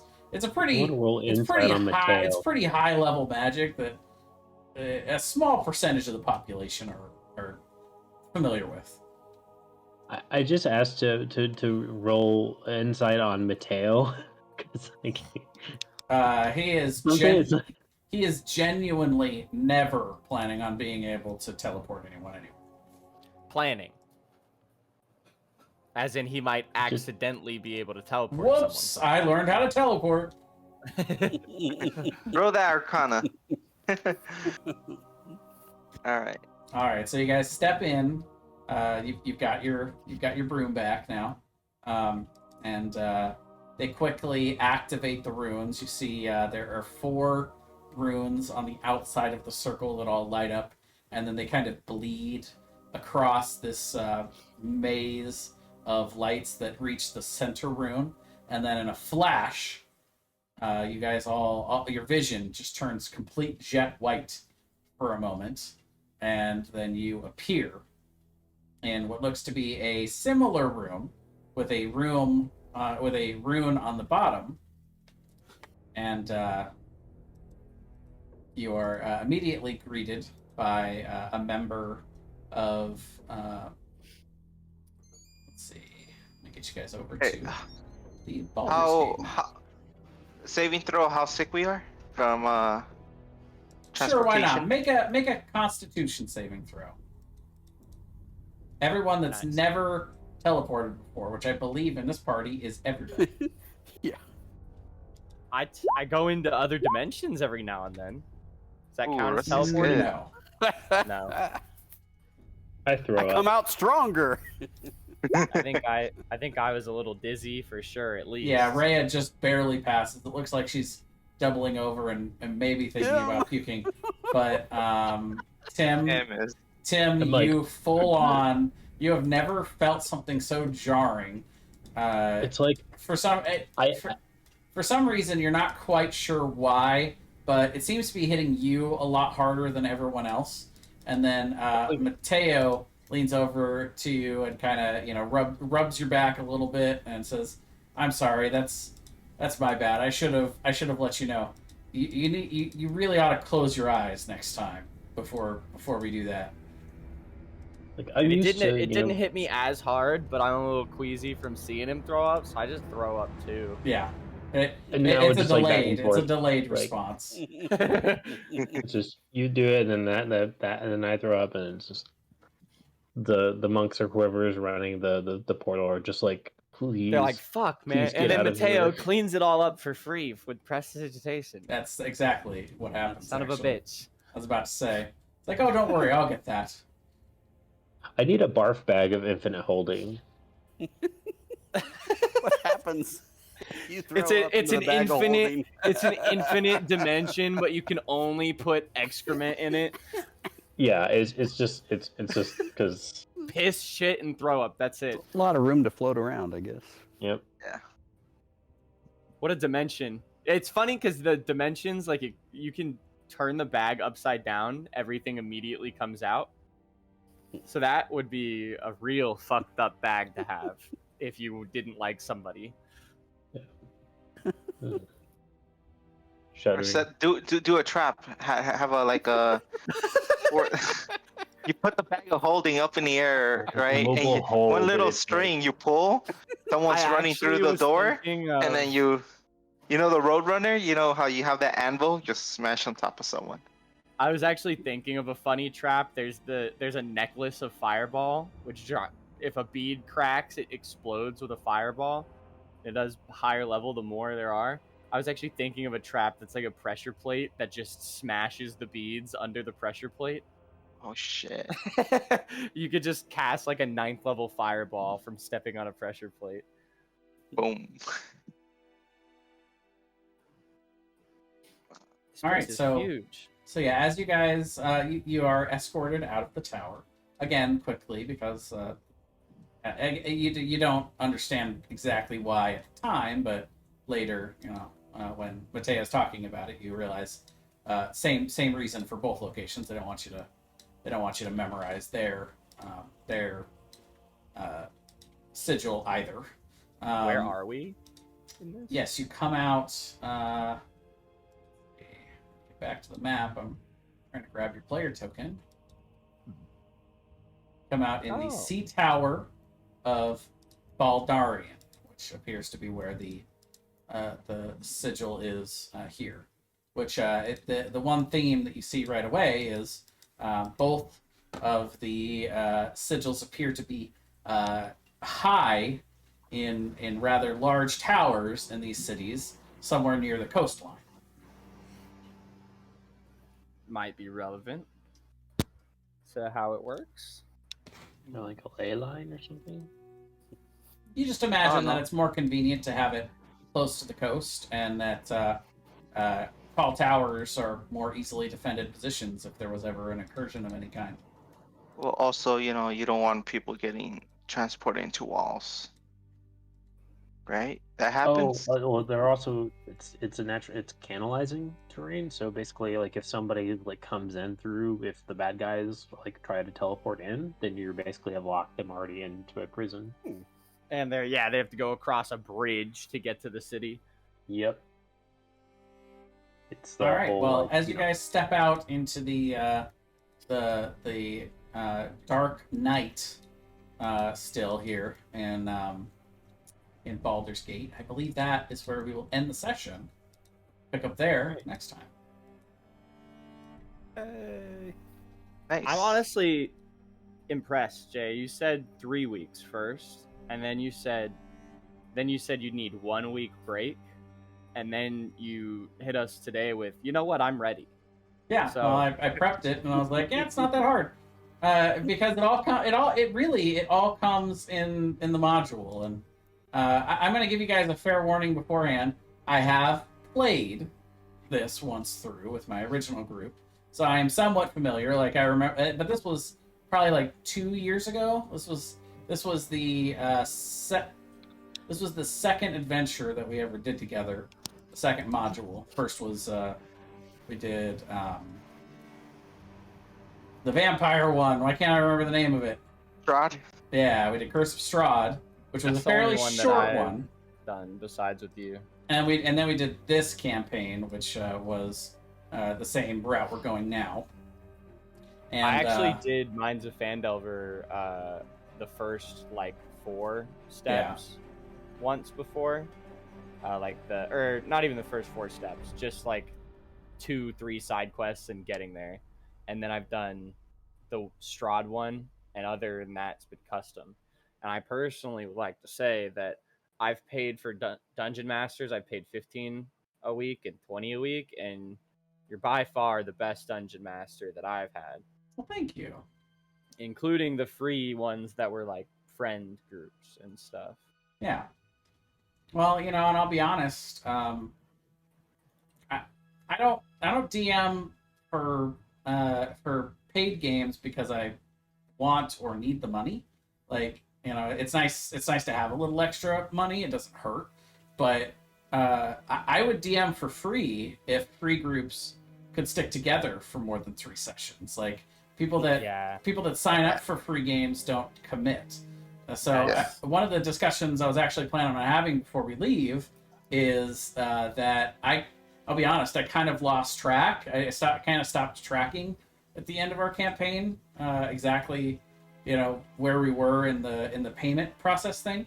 And honestly, I'm kind of okay with that. If you guys, I can't see why you would mind, but I'm okay with us just not doing the charging anymore. As long as you guys promise not to get complacent and suddenly decide to leave because you don't feel that urge because you spent it, now you have to get the money's worth. If it's fine with you, man, I don't really care either way. It's not like it's a big fee. I'm definitely not the richest person, but like $5 a week, like I could go down the street and ask someone for that. I'd probably get $5. That's true. Very generous people down here. Just the way like I could tell you were DMing from like the first 5 sessions we had, not even the first campaign, that I wanted to sit at your table for years to come. So cool. That's how I felt about it. Well then, Sunday nights, I think this is the thing going forward. That's my plan anyway. Or as long as you guys want to, I think I'm in because I'm having a lot of fun with this group. Yeah, me too. Yeah, and if something comes up real life, like I trust all of you to come back. Stuff happens, if we have to take like a month to break even because someone has some shit go down, I trust everyone here to come back after it and not be like, oh, I barely know these people anymore. Well, for me, this is honestly my first campaign I completed last week. Yep, me too. Yeah. So it was like, for me, it was fun. It's our first campaign I ever completed because, like you said, most groups just 3 sessions in, it's like everybody's gone. Yeah. Most people, by the way, my other group that I'm doing on Tuesday nights has been hit pretty hard by the bug of like not having good attendance. Which like we have in the other group, they finished the glass staff, the spider arc, but they like the only thing they have left to finish the module is the dragon.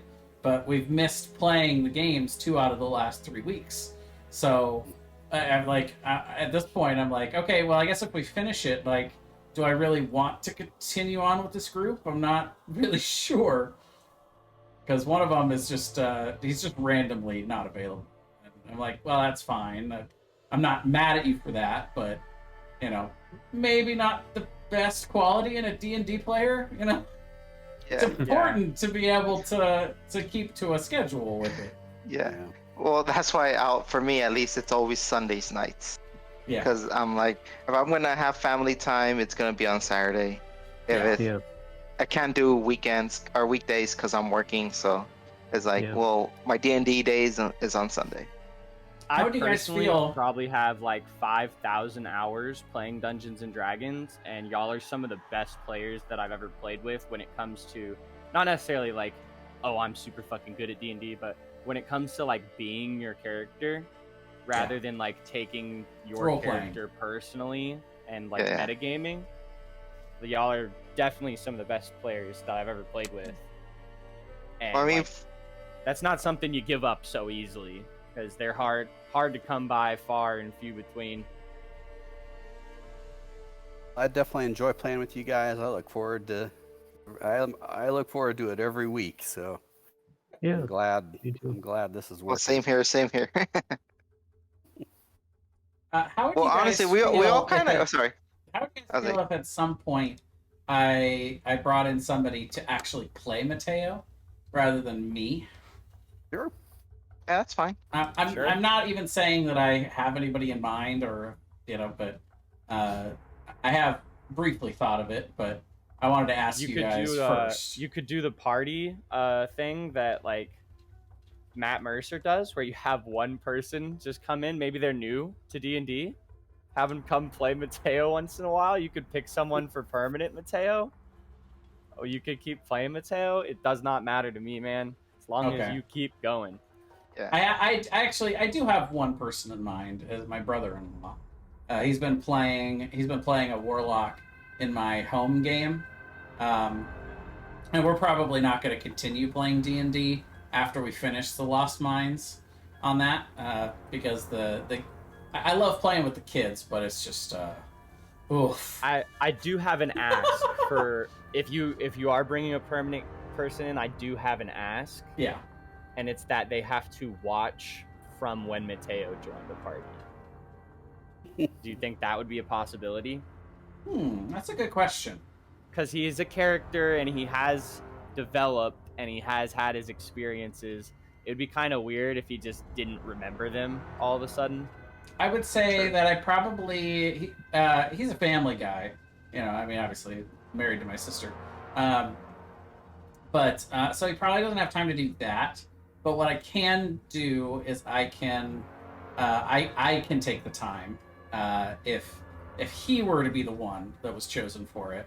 I could take the time to go through the VODs and clip all of the relevant moments for Mateo and paste them all together into one like highlight video, and probably speed it up by times. Yeah, I'd really appreciate that. Time, right? Right, save him time, and like how he met him, the first time he fucked up, with the sneaking around, that part would be stuff easy. like that. Harry slapping him in the face. And then I would give him a total summary, right? Like, this is what they did. This is what happened. You killed these monsters, and that would essentially be the background he would be walking into with this. It's an already established background because And I guess it would be easy to write. He's doing better than anybody else in my home game with my family, and he seems more interested in it. Is why I think he might go for it. But who knows? I have to ask him first. You can also tell him that this character is super overpowered. If you have to retcon somehow kill Mateo and just give him his own character as well, I'm not going to be mad. To make it fair, I might actually just turn... It'd be so cheap, but I might actually just turn the dial down on his base stats, because it's just ridiculous. No, it's awesome. It's more in-game. It's funny for this guy to be like... for Tim to be like 250 years old or something like that, and like this archer who's dedicated his whole life to the craft, and then it's like hi, I'm Mateo, comes along. and then just, I'm better than you now. Look how much better I am than you. Yeah, I don't necessarily care if he's like super busted, but he is a new player, so to be fair, I don't think he'll know how to use it optimally. True, and I think being super busted requires kind of like a keeping Mateo's mentality, is why I mentioned that stuff. So Mateo seems very forthcoming to help people and like to learn knowledge and stuff, and it would really suck if you put a player on him who just turned into a loot goblin and a thief. Right. Well, and what's actually interesting is, should I tell you guys this information? Because you wouldn't know this. Did he steal from me and I didn't even notice? He didn't steal from any of you guys. I don't care. But that's what I meant. Don't tell us. That's what I meant. Like a party. Maybe we'll find out. Like we'll find out later. Like a dude who's looking through our bags while we're sleeping, trying to cop our magic items, and then go sell them in the night. And be you know like, what? Just for funsies, if you guys still have your character sheets up, make an insight check, because that's fun. I'm so good at insight.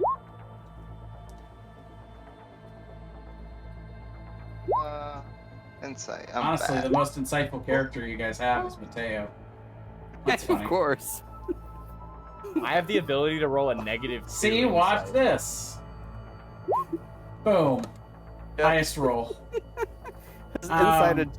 What the heck, man? But well, he's proficient in that. His wisdom score is pretty decent. Like One more level 16. and I get half proficiency in everything. Ooh. I would say Ezra and Harry. You guys don't know why, but you did notice that Mateo was a little bit more nervous than the last time you were here when you guys went to Neverwinter.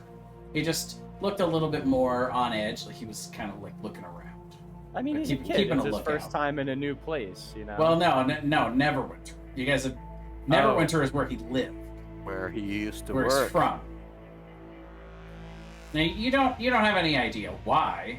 It's just Nah, he's probably on the lookout for that girl he was talking to. You know, like, I don't know. If you had rolled a high enough insight check, I might give you information on that too. But he didn't. Wait, what? He was talking to a girl? That's all I needed. That's the only insight I Young needed. love is just.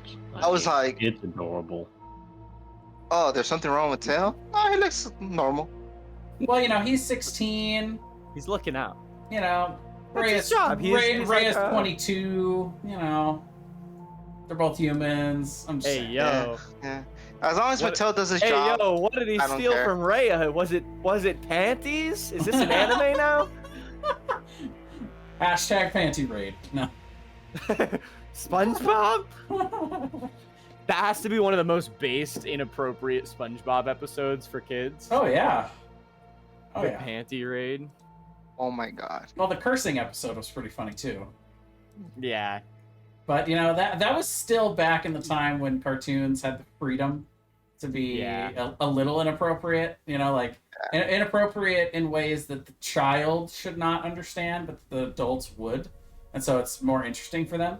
And they've since then done away with that. If it's that, it's rated R now, which is ridiculous. In fact, it should be rated R for ridiculous. I just watched that 30-second